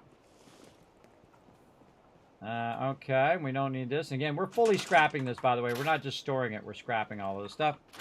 Because we're no longer going to do sorting over here. There's something there. Bag of cement. A little Institute rifle. Again, wherever you were sorting, I suggest you look around because, again, it's not a perfect system. So you're going to find a bunch of junk on the ground. It's going to suck. How's it going in there, guy? Okay. All this looks good. What do we not need? We don't need any of this anymore. We don't have our conveyor belt here anymore. Scrap. Don't need this. Store this. Scrap that. Take this. Where do we want to teleport in? Probably over here.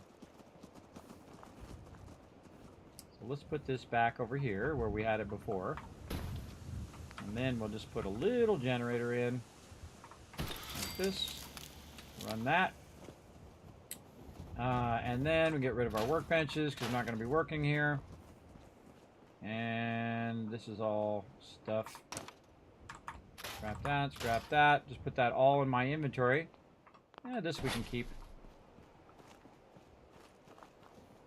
In case we're running through here and we want to remove our radiation.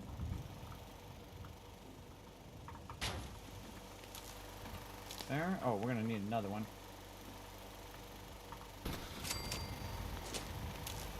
Really like the look of some of the generators in Fallout 76. They have some really cool vault-tec ones. Alright, scrap all of that stuff. Scrap this. This can scrap. We got some power armor there we want to deal with.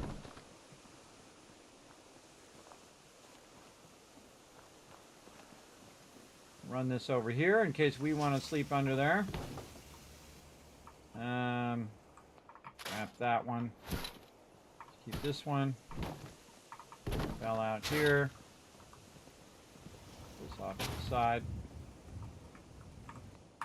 Scrap that. Alright. Got our moo-moos over here, huh? Yeah, probably safer there. Now, actually, I got a better place. I got a better place.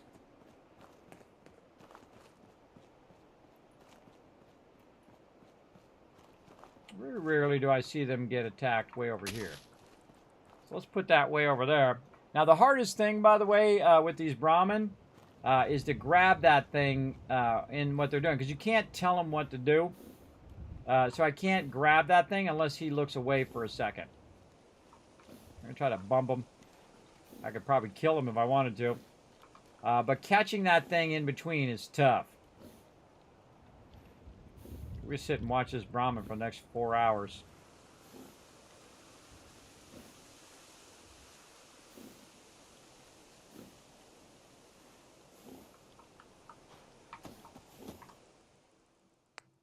Boom. Stored in the workbench. So I stored in the workbench, and now that trough over there is the primary trough. So I'm going to go over here and put another one down. I like to have like 3 of these down. You're not going to get more than 3 Brahmin at any location. So put 3 of those down, and that'll be over there. Grab that random thing.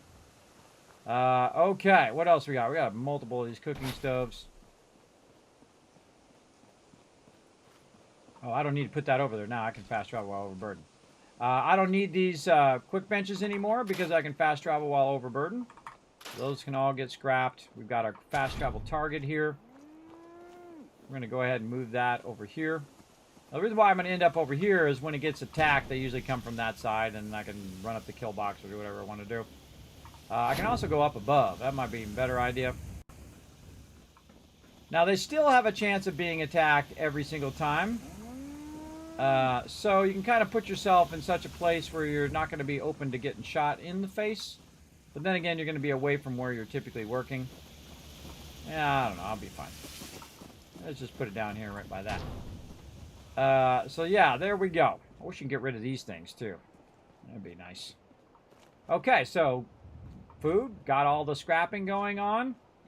We got our vendors over there. We can just leave them over there. I'm not going to really use these vendors anymore now. They're just there to make me caps. We're going to go to the workbench. See if there's anything in there. Oh, there's a whole bunch of stuff in there. We're going to take all. Oh, come on, just leave it. Now, we just picked up a whole bunch of stuff. We now have 3,000 weight on us now. We're going to run over here. We're going to grab this power armor.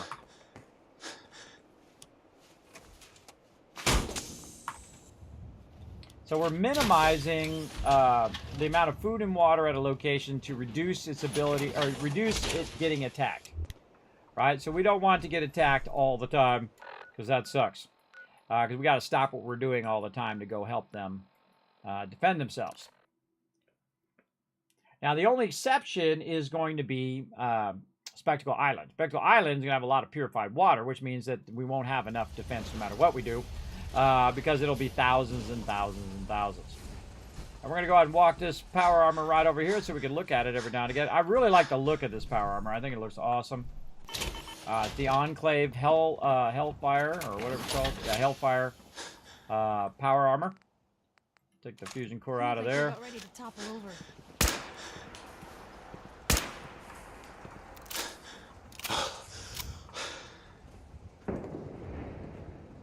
There we go. Now we can see it in the light. Looks awesome. I think, anyway.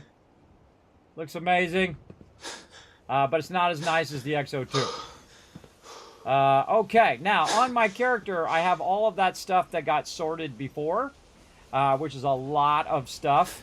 And so we're going to take all of that, and we're just going to drop it here into the workbench and have it sort the bulk of that again, like this. But we also have a bunch of legendaries in here that we're going to deal with later. We're just going to have it do its job. We don't need to do the cryolator. We know that. The Fat Man, we can do those. Certain things that we know we don't need to put in there. Now, there's also the junk jet in there. I can see it. So we can just go in and take some of this stuff out, right? All the legendaries. Move them over here. Let's do all those first. Legendaries that we bought or legendaries that we found. Over here. Like so. There we go. And then large weapons that you might want to keep, like 50 cals and things like that. We also have the junk jet. We have the cryolator that we got. We're going to put those in there. And then I can just kind of look through here and see if there's any other... Well, the heavy napalmer. And put that in there. And then also, by the way, we can look in here and see if there's any combat rifles. I would love to be able to sort it by combat rifle. That would be awesome if you could go in and say, okay, all the combat rifles go this way. Now, you can kind of do that, but it'd be nice to do it by the specific mod of the combat rifle as well. Like in this case, the 308. So I can just throw the combat rifles in there, and then eventually it'll show me which one the 308 is. I'm a little tempted to actually sort them separately. I'm a little tempted. This way, if I miss it, it'll put all the combat rifles together. I think we're good for now. All right, what else did we get? I think we got a bunch of armor as well that are legendary. Let's go in and put those legendary items in here.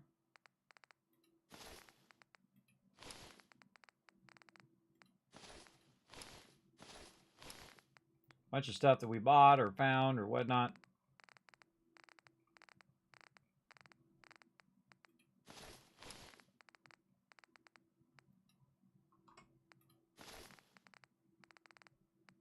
This is a lot considering we're only level 30.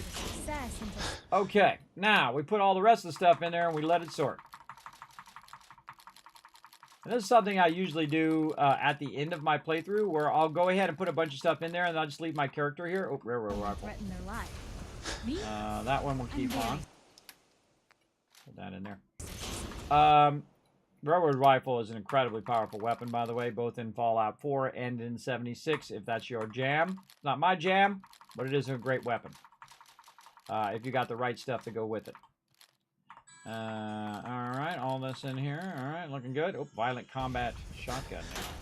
I like to keep all these legendaries as kind of like souvenirs of my journey. I could sell them to the vendor and make money on it, but I'm good. Brother Steel combat armor. Did I already put that in the sorter? I guess we'll find out. We'll put it all in there and see if it sorts. Whatever doesn't sort. Oh, not my clean blue suit. I don't want to keep with me. Thank you.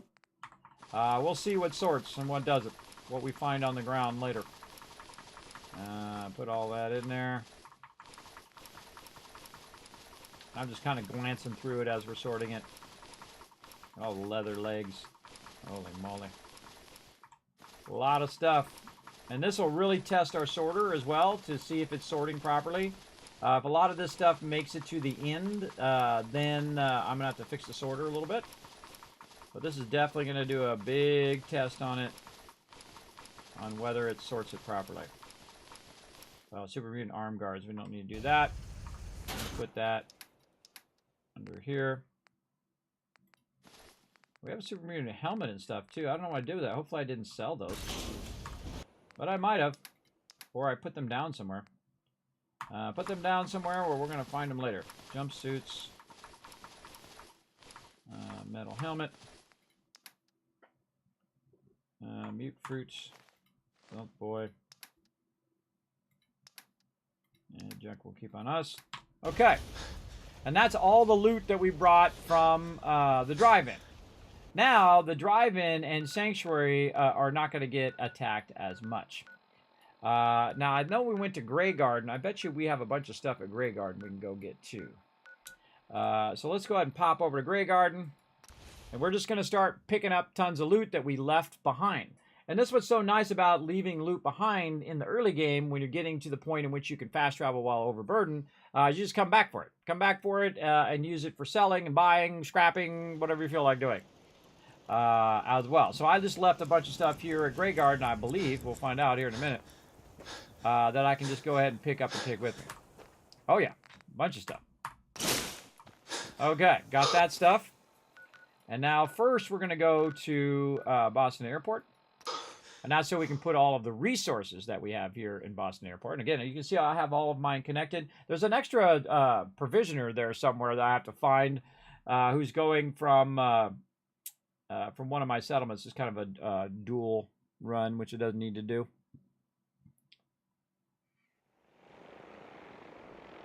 Again, it's just irritating that you end up over there even though you set your target thing over here. That happens. Okay. Any 8 items? Yes, bunch of that. Put all that in there. And a bunch of this in here. Like that. I don't need to put that much purified water in there. Though it's kind of a good amount to put in there and just let it in there in case any of the... By the way, if the settlements don't have water, they'll pull it from other settlements that are connected. Same thing with food. All right, anyone else? Nothing else in here? No, it's all good? All good. Okay. We got all of our resources there. And then we want to sort all of this stuff. So back to our mega sorter. And this is going to be running for a while off stream. I'm just getting it set up so I can let it run for 20 minutes or 30 minutes. Because it does physically sort every single item. As you can see. Oh, and there's the fat man. I knew it was going to get stuck in there. Got stuck in there. It usually does. We'll just put it in there manually. Alright, weapons. Over here. What do we got? Cavalier's machete, rolling pin, shotgun. Bunch of the legendaries that we just picked up randomly. Alright. And apparel. What do we got?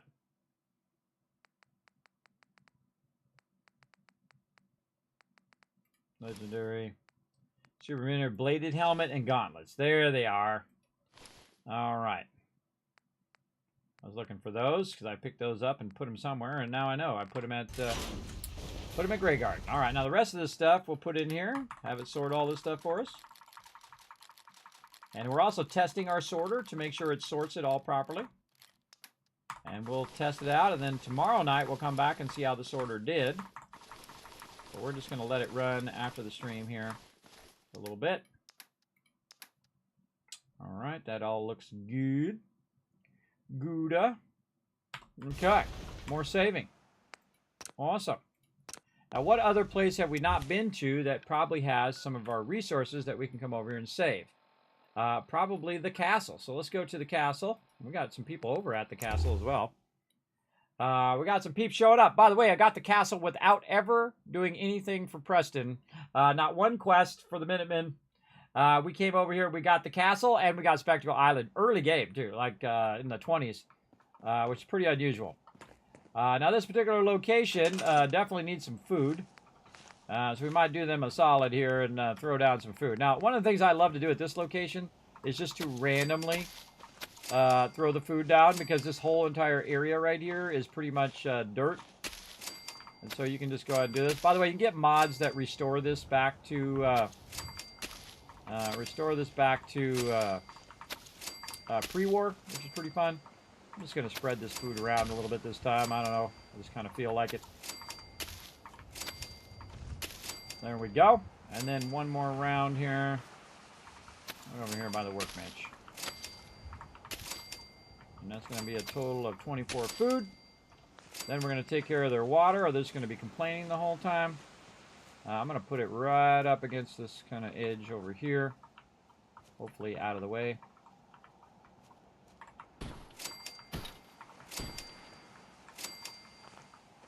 No? All right.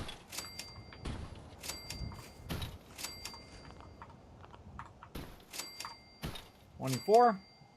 And then the toughest thing is you need a lot of resources for beds. Now the cool thing is, we didn't go in here and scrap all this. Oh man, I totally forgot to scrap all this stuff in here.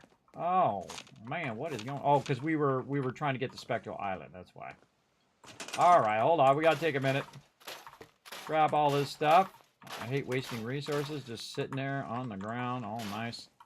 And we'll do a little bit at a time here. We'll go ahead and put this in here. This way.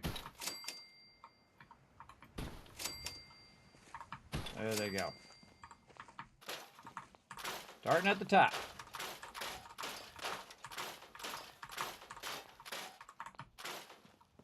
Yeah, I wish I could scrap all of that. I would totally scrap all of that. But no. Again, we just put some beds down for any peeps that show up. Like this. There we go. Like these little carts as well. Because all this stuff actually comes out of your size up there. You notice that it already looks like it's kind of maxed out. Just from default. From the basic, when you just start getting the castle. So that's why I get rid of all this other stuff, so I can get rid of that and put down what I really want. 18 beds there. Oh, you're still here, are you?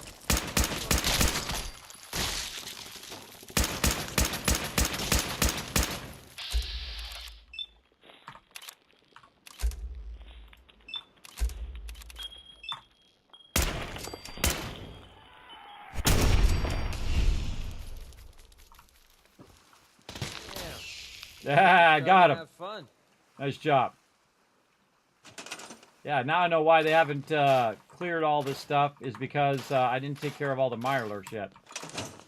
That's why. I didn't take care of all the mirelurks. There's some more around here. We're going to probably have to come back and scrap some more stuff, but that's okay. We'll scrap all this for now.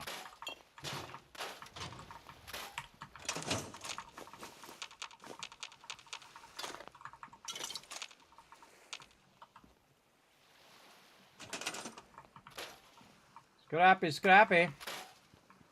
Go do that, maybe. At some point. I don't think that gives us anything. Yeah, we gotta take out these mirelurks. I forgot. What up?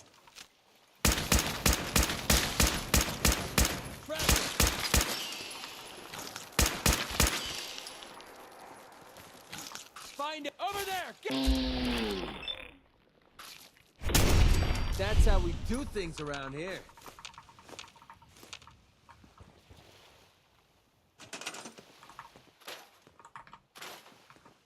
Now there's some purified water out there as well. But that's going to be 40 purified water, and I don't need 40 purified water.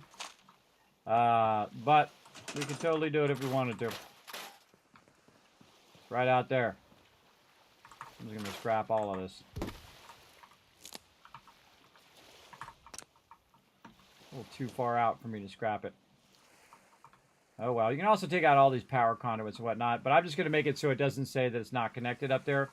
Normally what you do is you just put a power thing down, you connect it, and it connects all of the lighting and all of that stuff all through the whole thing, which I think is kind of cool, because, you know, it's got a bit of the lighting here. So if we just, really, if you put anything down power-wise, it'll go ahead and take care of it. Let's see, where can we connect? Right here. So we can go ahead and do one of these, connect it up to this, take this, move it over here, run that over there, and then when you go in here, now you're going to have a bunch of lighting in here as well. It just automatically fires up all the lighting, which I think is pretty cool. Alright, what else we got? Bring in the pain. That's what I call it confirmed. I'm feeling eyes on my back. You think?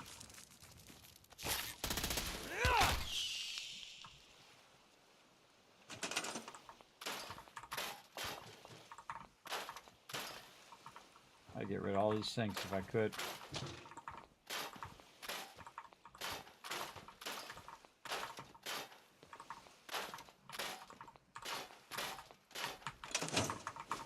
It's easier for me to go through and just hit E, pick up all this stuff, than it is for me to click on each thing and store it in the workbench. Much faster for me to do that. Also, you want to get rid of all this stuff so people don't spend a whole bunch of time in here. Like at the bench and screwing around and doing whatever they shouldn't be doing, and out there doing what they should be doing, which is do food and all of that. Now, all of this stuff usually gets taken out once you've removed all the mirelurks and whatnot. I don't think we can get rid of that. That's actually on the end of the thing. So once you take out all the mirelurks, it will they'll usually clean this all up. Especially the Brotherhood will do it. Or not the Brotherhood, the Minutemen. Minutemen will come in and do it. Clear all of this. We have to activate all of these.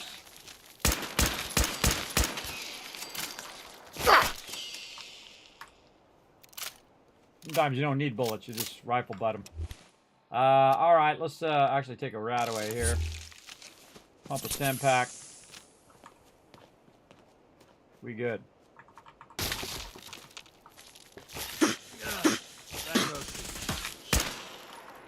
They're not rad roaches, bro. Take these guard posts off.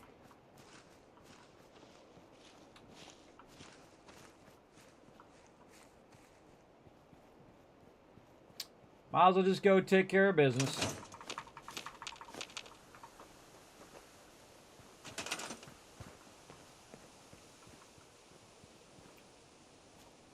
Dude's up there guarding. Hey, dude. I got a better idea for you. Go do some food, man. Go do some food, bro.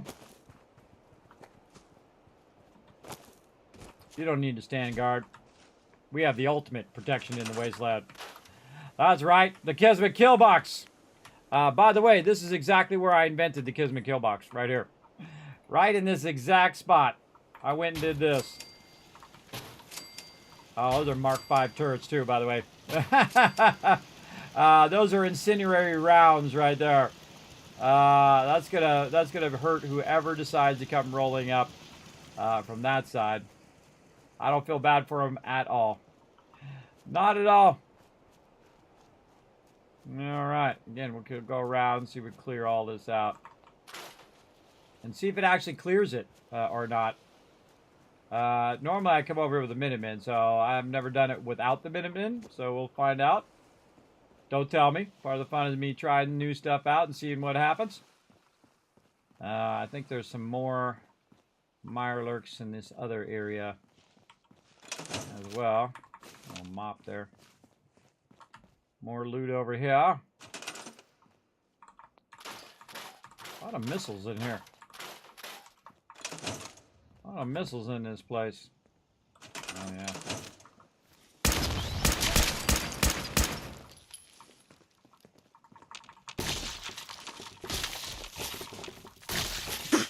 Blast it!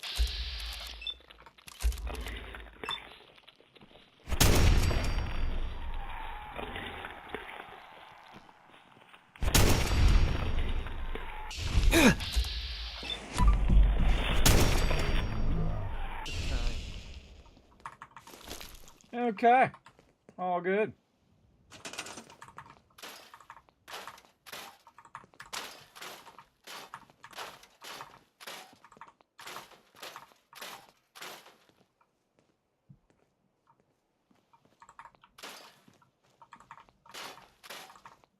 You sleep in the beds I tell you to sleep in.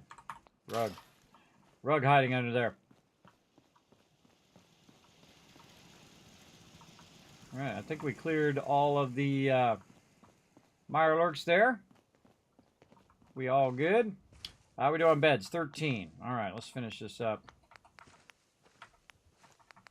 Get the castle rocking and rolling over here.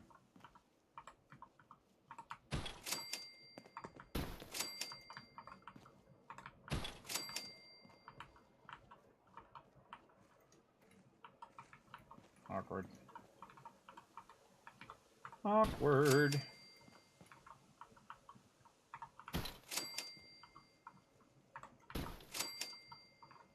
I think we might be able to get 3 there. Really get in there and fine-tune it.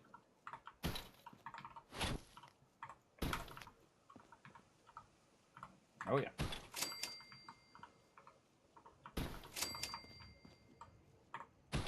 $22, $23, $24. 24, 24, 24. That's the way to go. All right. We got all that going. Cleared these mire lurks out of here. And we're going to go ahead and get our little vault-tec management system here.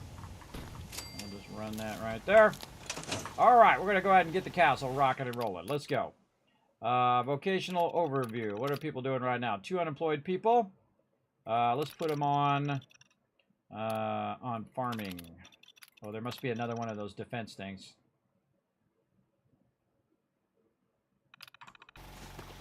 Well, they're not asking me what they should be doing. Eventually we want to open that up, but yeah, there's another one up here. Grab that out of there. Okay, now time to help out the castle. Simply with the Kismet kill box and these sweet level 5 turrets. So, what I like to do is use the pre-existing structures. I do also like to build a wall and stuff through there too. But I like to go ahead and just use the pre-existing structure like this. So just put a bunch of turrets. Oh, another level up. That'll rain fire into anyone who is stupid enough to attack the castle. Put it around the outer perimeter here. Yeah, let's say right there. That's probably good on that side. We have those ones on that side. You don't need any. They don't attack from the back side usually. And then anybody who makes it to the interior, you can just use this area up here. If it's going to let me. There we go. Use this center area to hold a bunch of turrets that are going to smoke anybody, again, who is stupid enough to attack the center of your base. And so you don't have to build nothing. It's already pre-existing. Can't quite get that one in there. Another thing you can do also is to set these up on high. Like right up here. So they are also kind of firing back from up above. And these are heavy machine gun turrets. These ain't your mama's machine gun turrets right here. These are heavy ones. And then just kind of put them in strategic places so that your turrets can shoot anybody, no matter where they're at, who's going to go and get feisty. I don't care who you are. You come run up in here with that many turrets on you, you get to die. Maybe a couple more up here just for fun. Just for fun. Not where this door is going to be, though. Watch out for that. This door will open and be blocking it. There we go. All right. I would definitely not run up in here. You'd be in trouble. And get rowdy. Jumpy, jump, jump. Let's get up here. I kind of feel like putting some more over here. Oh, and there's that other one out there. I forgot that one was there. And then over here. These turrets shoot really, really far. So there's no reason to have any of this stuff, by the way. Got to loot all of this. Let's get all this stuff out here, too. I commonly forget to get all of this out here. That one I can't get. I always forget to come out here to the back edge and get all this, because I do all the inside. It's good to remove all of this, though, so that NPCs can't hide behind it. Behind your turrets. Or, I mean, hide behind the wood, the trees from your turrets. There we go. Clear all that stuff out, so they got nowhere to hide. They got to come running up. And take a shot to the face. Alright, those 4 turrets are going to annihilate anybody who comes running up. Now, another great trick, by the way, is to block off their ability to get into your base. And so you can put up a wall, or you can put down floors. Sometimes I feel like walls, sometimes I feel like floors. I don't know. I feel like walls today. So if I hold down E, I'm going to get both of these here, and I can just kind of walk this forward. Or not. I can just walk this forward into position. And we're going to try, basically block that off. There we go. You can't get through it, they can't get through it. Now again, if you lock yourself in, you can just go ahead and hit E to pick this up, walk the other side, hit tab, and then I'll block that off. Same thing over here, so the raiders can't come in and just attack in this side. We can just go ahead and put this down. Yeah, let's say like that, and then snap the other one. Oops. Snap the other one in there. Like this. Come on.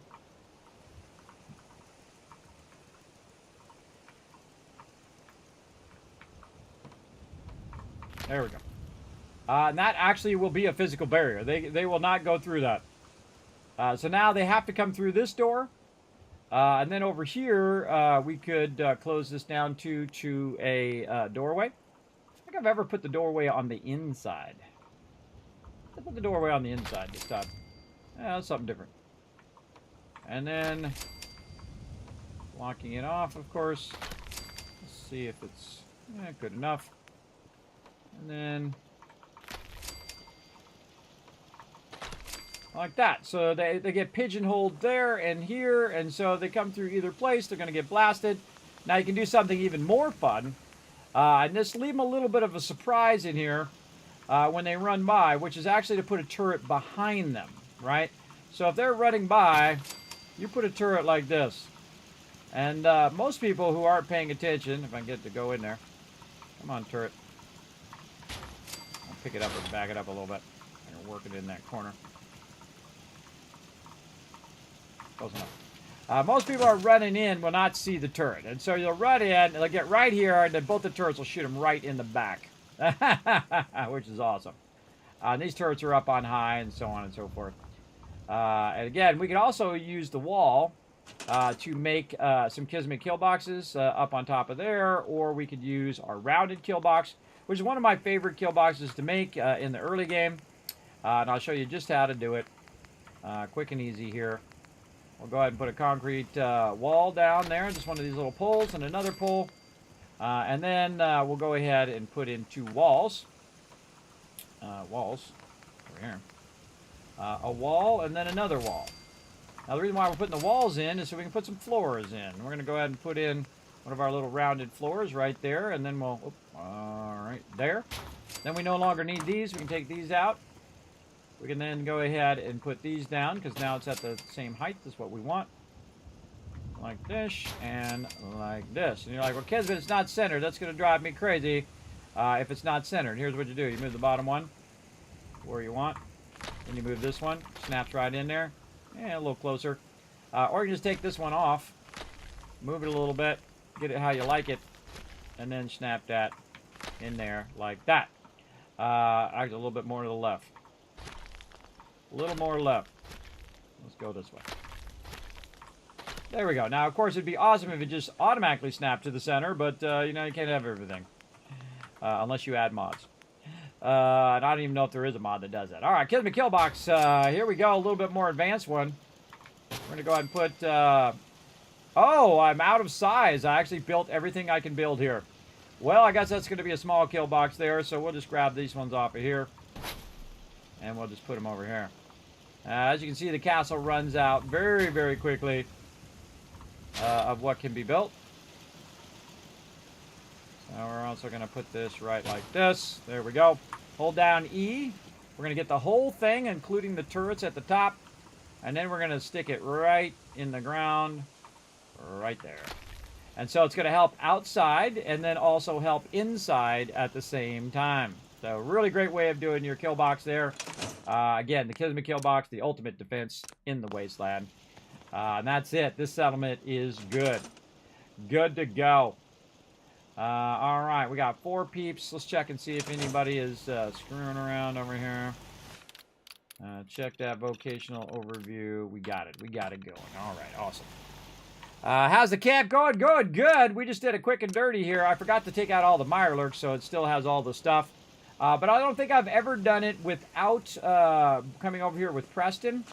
Look, there's some loot over here. Oh, yeah, right there. Yeah, see, I scrapped some of that stuff. I got it back. I don't think I've ever come over here without taking over the castle without Preston. And this is the first time. I tell Preston no when he tells me the quest. And I didn't know that you could do that. Right at the very beginning, you get him to go to Concord. And he's like, hey, the Minutemen need your help. And I'm like, no. No, thanks. I'm too jaded. And that's the playthrough I'm doing right now, the Dark Wanderer. He's totally jaded. He got screwed over by everybody who's ever tried to do it. Vault-tec screwed him over. He's got this mysterious person that stole his child. He's just not happy with the world. He's taking it out on everybody. Taking out the rest of the world. Now, at some point when we come back here, they should all clear all these Mirelurk things out now. We'll see. We're going to save. All right, that settlement is good. And we got another level up. Look at us go. All from building. Level 31. What do we got? We already did strong back. Oh, rifleman. All right, hold on. Before we do rifleman, let's take a look at the Overseer's Guardian. Let's go take a look. Right now, the Overseer's Guardian is doing 131 damage every single shot. I can hold, how many bullets? Let's go see. I can hold 30 bullets right now, but I'm going to reload it, and it's going to have 40. So I can do 40 shots of 131 shots. So 10 shots would be 1,000, so that's 4,000 damage I can do before I need to reload. Right over there. But the thing is that is a combat rifle and not a combat shotgun. So it actually is affected by your rifleman perk. So when I add another one, by the way, this is not even in 308 yet. If we look over here, we can see it's still in 45 ammo. Wait till I make it 308 ammo eventually. So what we're going to do is we're going to go ahead and upgrade our rifleman to rifleman level 4. You see now it's going to add 80% more damage and ignore 25% of the target's armor and have a slight chance of crippling the limb that I'm shooting at. There we go.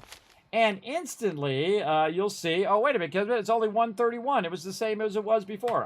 But if you get out of your Pip-Boy, all that kicks in. Then you go back in again, and now it's 147. So that rifleman perk is powerful, everybody. But eventually, the rifleman perk will cap out, and then the Overseer's Guardian becomes less and less powerful because the mobs continue to scale up as you get higher level, but the Overseer's Guardian will not, and there will be a point of diminishing returns where the Overseer's Guardian is not the most powerful weapon in the game, or not as powerful as it is right now at level 30. At level 30, because I just hit that rifleman perk at the exact moment that it came up, as you can see in my little thing here, it comes up at 30, or 30, actually, it was the moment after, it's a 31, because I wanted to get strong back first. But yeah, it comes up at, or no, it comes at 31. So I got it exactly at 31, and now I'm getting the maximum benefit. So I get the first second I can get it, and then just absolutely unleashed here. Unleashed, for sure. Where'd you find this gun? Vault 81. Right over here. Right there. Vault 81. And because I have such high charisma and I have such high bartering, plus I wear charisma outfit to reduce the cost, I got the Overseer's Guardian at level 10. The Overseer's Guardian is about 3,000 caps at the beginning of the game at level 10. That's pretty hard. Unless you're like me and you're the Wasteland Tycoon, you literally make trillions of caps with a T as well in the game, and you can do the same thing I'm doing as well. You can actually watch this playthrough from the beginning over on youtube.com/KismetBP. Over there, it's the Dark Wanderer Next Gen Update Episode 1 you're looking for. I'm on episode 8 right now. It'll show you exactly how to do all of that. You can just watch that VOD and watch how I go in and take 2 purifiers and make it into 4, 8, 16, 32, and just make an absolute fortune right now. Right now, we have about 400,000 caps just sitting in the bank, which we're going to go ahead and utilize to get some more resources next time. But we just wanted to go ahead and make sure that our settlement here was squared away and we don't have to do anything else. And now we're just going to steal all the resources. Boom. That old stuff worth anything? Thank you very much. Okay, what else do we need to do? Do we go get all of this? How about Hangman's Alley? Do we clear that? Grey Garden we cleared.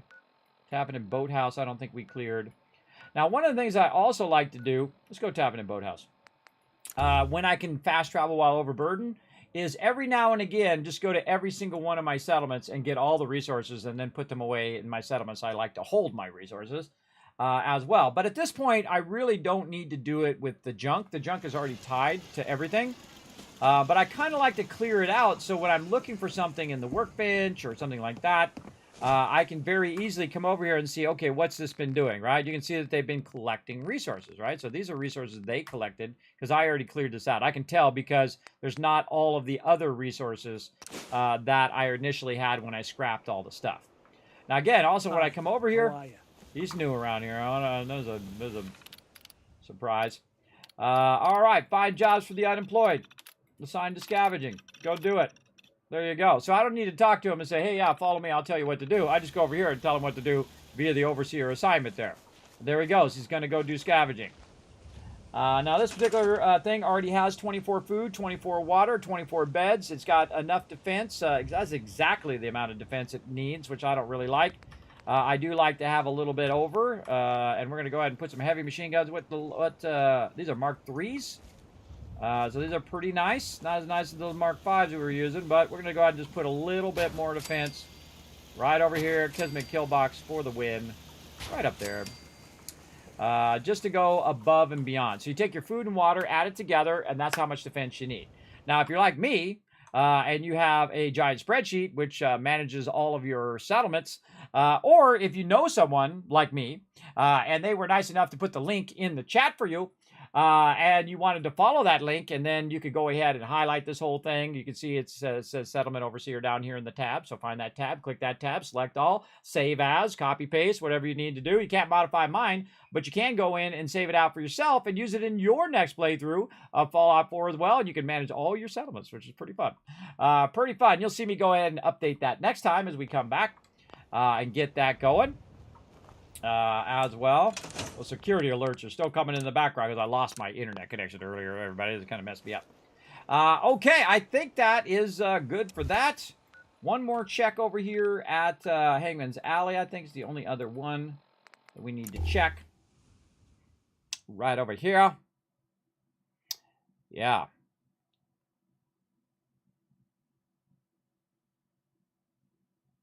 Could I get more awesome, says Carrot? I am awesome because my chat is awesome. So that means that you're awesome. You're only awesome as the people you hang around with, I say. And I appreciate you all hanging out in the channel. So glad you streamed so late, Kismet. I was glad to hang out. Fallout Tycoon! There you go, Overall Daisy. Yes, I'm streaming much longer now that I got all my IRL projects done. Or squared away, anyway. And we're going to be doing a lot more. Whoa! Things are blowing up. Look at this guy eating his noodles. Let's see if we got anything in here. Now, look at this, everybody. Remember, we cleared this out, and they already collected all of these resources for me. So it tells you they collect a lot of resources if you put them on collecting resources. And you see they got mute fruit and purified water. That's good enough for them. But I'm just going to go ahead and grab it all like this so we can come back next time, and we can take a look and see what they got next time. So it's a great way to keep tabs on them. Also, when I come through, the first thing I do is I go right to the Vault population management system. I go, okay, who else needs a job? No jobs available. Let's see if anybody actually is out of a work. Yeah, one unemployed. So that means I don't have enough scavenging stations. So more scavenging stations. There's always a lot of action going on over here, by the way. So I just keep putting scavenging stations down because that's what I want them to do. I can't believe, really, I don't have enough. Oh, I got 21 people here. That's why. I very rarely ever use this area over here, by the way. Very rarely. But we'll use a little bit more. Ooh, overburdened, too. Nothing there now. That spot over there where the super mutants are, it respawns all the time. Alright, now we got it. Find jobs for the unemployed. Assigned to scavenging. Go do it. Just add the one person. Now, this settlement is pretty much full. When you get to about 18, 19, 20, depending on your charisma, it's going to get full. Mine usually get full around 22 to 24, depending on what my charisma's at. Find them. All right, that's all you guys. Hey, you guys got a job. I gave you a place to live. You got to defend it. I'm out of here. All right, I don't need to go up there anymore. Now, I don't need to go to any other settlement in the whole rest of my playthrough, everybody. I don't have to do anything with any of those settlements. They'll take care of themselves. It has enough food and water and beds for everybody. The happiness will be fine. You want about 80% happiness is a good rough aim. If you have 80% happiness, you're doing good. We've got a missile launcher we can throw in there. Battle Fedora. Again, this is all going to sort all this stuff. We don't need to sort the food. We don't need to sort the junk. All right. Still sorting, by the way. Still sorting in there. Let's go to the end here. What do we got? Robot left arm. Okay, that shouldn't have made it to the end. And bottle cap mine shouldn't have made it to the end. That should have been sorted out. So we're going to go back over here. This one, which is our cell. Bottle cap mine. And flamer, do you want to keep that? No, we'll get rid of those. Robot left arm. So those are going to be in there. And then, of course, any more of those that show up, it's automatically going to sort it into the cell thing for us. So this is the mega sorter. It's so easy to build up, everybody. First, vacuum hopper right here. If you have the contraptions DLC, I'll give you a quick overview. There we go. Very, very quick. Let me find my button, turn off the sound. There we go. So if you have the contraptions DLC from the very beginning of the game, first you're going to need a bunch of resources. But once you have those resources, you can go into manufacturing under the power. So you go under power, manufacturing, way at the end, looks like a little conveyor belt.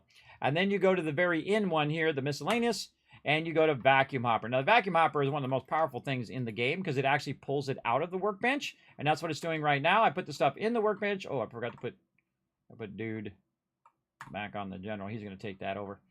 So I put in the workbench, and this vacuum hopper is pulling it out of the workbench. Then it's going into this sorter, which also happens to be at this last place. Notice the component sorter versus the sorter. You want the sorter one, not the component sorter one.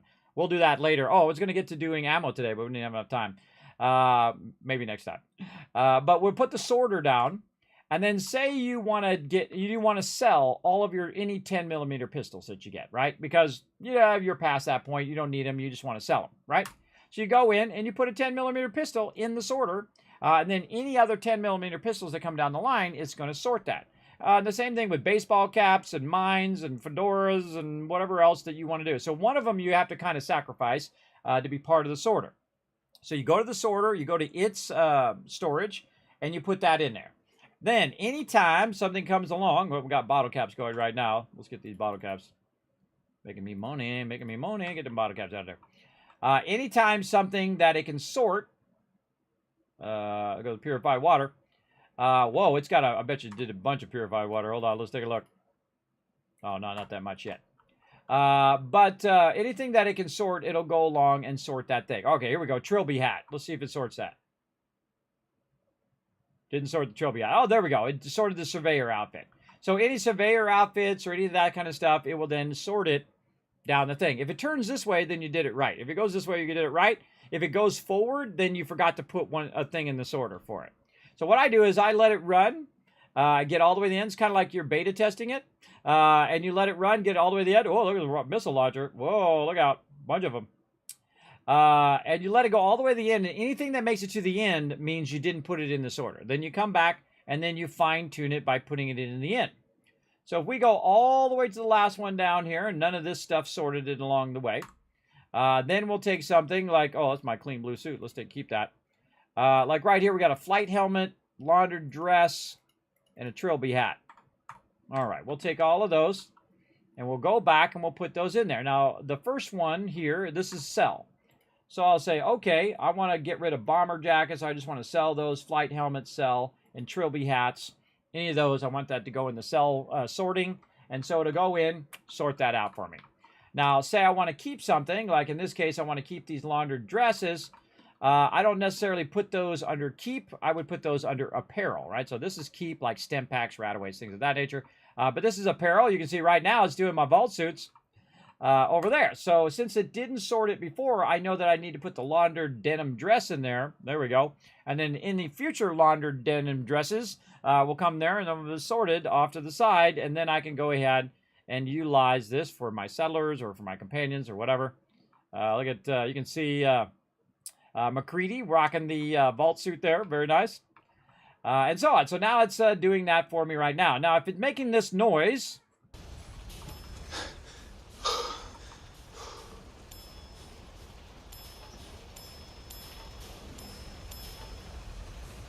making that ding noise, you can hear it there, ding, ding, ding, then it's doing it right. That means it's sorting it.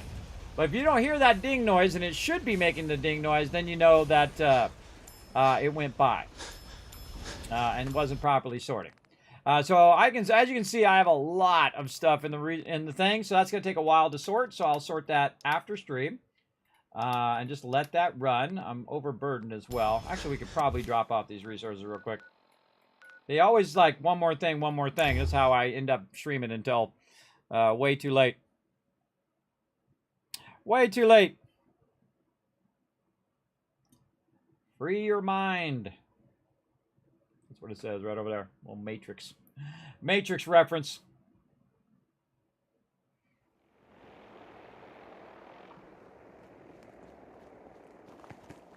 All right.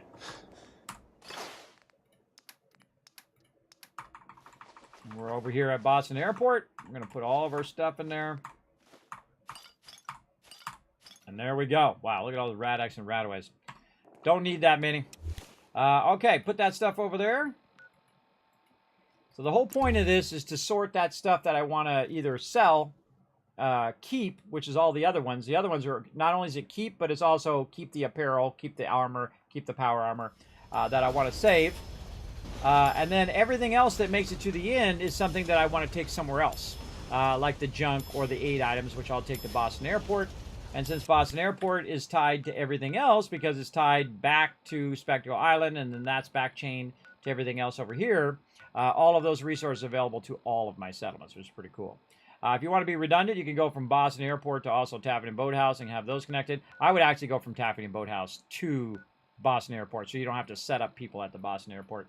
And again, I have this extra chain here that I had from before. I can't remember if it was from Hangman's Alley to Starlight Drive-In or Starlight Drive-In to Hangman's Alley. But one of the things you can do is set all of your provisioners in both locations to like food, and then see which ones get knocked out until you find the right one. Which is what I will do later on, because that means that one of my settlers is wasted. They're just walking back and forth for no reason when I have it connected that way. I like to connect them in short distances, not in long distances, so not to walk completely across the wasteland. But that's how it goes sometimes when you're not doing a lot of settlements. Okay, now, where is my primary power armor? Let's get all this stuff over here. Maybe constantly trying to kill us. Now this is the XO2. It's like Batman meets power armor. Let me know if there's anything I can do to lighten the load. Or, you know. Only a handful of these were made. Only a handful were made, and we got it. Thanks to the Enclave sucking at their job, which is to keep hold of the power armor. Oh, wrong way. We're going this way. We're gonna take this little chair, and we're gonna move it over here for now. All right. We also gonna eventually bring our puppies over here as well, so they can hang out with us. We got the vault-tec rep, who's a special vendor. Who we can actually buy legendaries from, which is pretty cool. And then what I usually do is park my power armor. Oh, look at all that purified water doing its thing out there. Park my power armor over there. Now, let's see if we can actually do some more power. Speaking of power. Let's see if we do a little bit more power here. How many can we do? 59 of those. But yeah, we ran out of aluminum. Alright, so I got an idea. Let's go right here where we're holding 26,000 purified water. Yes, that's right. That wasn't a. I didn't say that incorrectly, because I've been doing 1,500 every cycle and just keep putting it in there, putting it in there from Sanctuary. What have you got to trade today? All right, now we're gonna go talk to this guy. First thing we're gonna check is how much our purified water is worth. Right now it's worth 14, which tells me that my charisma is not high enough, or caps collector, or whatever is not high enough to reach the maximum amount, which is 16. So I'm going to put my clean blue suit on. Now you know why I have that. Like this. 2 centuries, and your skin's as smooth as a baby. What have you got to trade today? Okay, now we'll do it again. Right here, right here. Now it's worth 16. So it went up by 2, and you're like, well, what's the big deal? Because it's like 2. But that's a huge difference when you're trading, everybody. That's 20,000 caps right there. And it could be 15,000, and now it's 20,000, right? So about 3,000 to 5,000 difference just for those few extra charisma points. And that adds up quick, especially when you're doing as much as me. Especially if you have 25,000 and you're doing it. That's like, another 100,000 caps or so as well. He's going to take your power armor. It'll be fine. It'll be fine. I'll take care of it here in a second. I was going to go back and take it out of there. All right, so the first thing I'm going to do is go in and do this. Try not to get distracted. Sometimes chat likes to distract me. I'm trying to just focus on what I'm doing. I'm going to go ahead and take all the junk out of here and buy every bit of it. All the shipments, everything in here. And there's probably some aluminum in here. I don't know how much is in there, but we'll grab some. Actually, I saw some go by there. And there we go. Now, does he have anything else I want? Not really. And he's got 5,718, and then I just dial it in, everybody. It's just so fun every single time, and I've done it thousands of times. It is fun every single time. I'm also going to get his caps so that I can put more vendors down at each and every one of my locations. 365, 368. We'll give him a few extra caps, and we golden. You have no idea. You know what? I have no idea. I have to listen to you say that same thing over and over again. The right place. All right, barter. Let's see what you have. Let me know what you... All right, get that 308. Look for a combat rifle with a 308 mod on it. No. Come on, today's the day. Today's the day. Now, if I find a 308 mod on a combat rifle, not a sniper rifle, it's got to be a combat rifle. If I find it on there, I can take it off of there and put it on my Overseer's Guardian. Sniper rifle, no. Sniper combat rifle, no. It's torturing me. Combat rifle, ported, powerful, sniper rifle, not it. I can just look at what it looks like, by the way, too. Sniper, no, no, no, no. Oh, that's a heavy assault rifle, too. Cool. Powerful combat rifle, no. Combat shotgun, no. Sniper rifle, no. No. And you can see that it has a lot of weapons, by the way, in your weapons thing, because I have the max size vendor. The larger the vendor, the more items that they have, or the more higher end items that they have, which is why I go right to the top one. Grab them fusion cores. Not that I really need them, but we're going to grab them anyway. And then we're going to dial this in. We're going to also try to get his caps. So we'll say 1,600. Close enough. And then I have it do the math. So I finish the trade and say, okay, do the math for me. How much is left? Vault 111 is left, which I just noticed. We'll put Vault 112. There we go. Or 112 caps. Get all of his caps. Boom. Now we got more caps. We traded all that stuff out. Then we can go ahead and put this purified water back. Right there. Now, also, in the normal mode, your Radaways and Radexes and all that stuff, they actually weigh you down. So I suggest just to keep a couple. You don't need that many, 5 or 4 like I have here. 5 of each thing is more than enough. I find stem packs don't weigh anything, so you can have a lot of those unless you're in survival mode, and they do weigh a lot. In survival mode, everything weighs something, including your ammo, which is not a thing in the other modes. But survival mode, very fun. Highly recommend it. All right, now we're not talking to vendors, so let's get our armor back on again, so we're looking sharp. Yeah, very nice.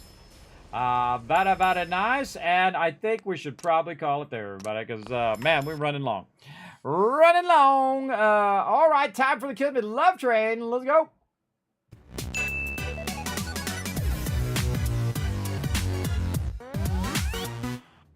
All right, everybody, we're ready to get on out of here. Thanks, everybody, for coming in and hanging out in the stream. If you guys want to see my schedule and come back for some more fun, right over here. There it is. Also on all my social media as well, including my website, kismet.gg. You can always check over there for what the latest schedule is, or on my Discord, discord.gg/Kismet. I know, really easy to find. Of course, we're doing some next gen on Sunday and Monday, but tomorrow, Wednesday, we're going to be doing some 76 at 4 p.m., which is good because we're running long. And then at nighttime, we're going to do some more Skull and Bones at 10 p.m. Eastern Standard Time, trying to make some more cash to keep our pieces of 8 going. And then we're going to do some more next gen around 2 a.m. Eastern Standard Time. That would be about 4 hours ago, start time, whatever it is in your local time. But for me, it's 2 a.m. Eastern Standard Time. Then on Thursday, of course, we're going to have some more fun in 76. We're going to also try to get some Planet Crafter in both on Wednesday and on Thursday during the day after some 76. And then Auto Forge on Thursday night as well. And then, of course, Saturday, Eco with my epic team. We may actually get our auto extractor. I don't know. We'll see. Because they tell me that every single week. Okay, this is the week, Kismet. But then it never materializes. But they also changed the game because it's in early access. So we'll see. We'll see. Maybe this will be our special week, everybody. But we're going to have a lot of fun this week, everybody. Absolutely tons and tons of fun going on. Now, again, you can't help the stream by simply following those links right there and the links right there in the chat. Those are going to make it a lot easier for you to go in and just jump on over to youtube.com/Kismet. Unless you're already watching over there, which is even easier, just hit subscribe. Make sure to hit the like button down below on this video. It does help tremendously, everybody. You have no idea how much that helps. And then put big money as a comment down below on my YouTube recording as well. Over there as well, because that also helps as well, that engagement as well. Pop on over to twitter.com/KismetBP, hit that follow button. The more you guys do those two things, the more giveaways and other cool stuff I get to do here on stream as well. Check out discord.gg/Kismet. Check out kismet.gg, the website and the Discord. And then, of course, if you enjoyed, if you laughed, you cried, you learned something today, you had lots of fun, then check out patreon.com/Kismet, the single greatest place to support the Kismet Love Train for future giveaways and other exclusive stuff that's just over there for patrons as well. So I do appreciate all of that. So let's go ahead and roll on out of here, everybody. I'm going to go ahead and shower you guys with a bunch of Kiz Caps right over here for future giveaways, for hanging out all the way to the end of the stream. And we're going to roll out of here. I'll see you guys 4 p.m. Eastern Standard Time, Wednesday at 4 p.m. Eastern Standard Time. Bye, everybody.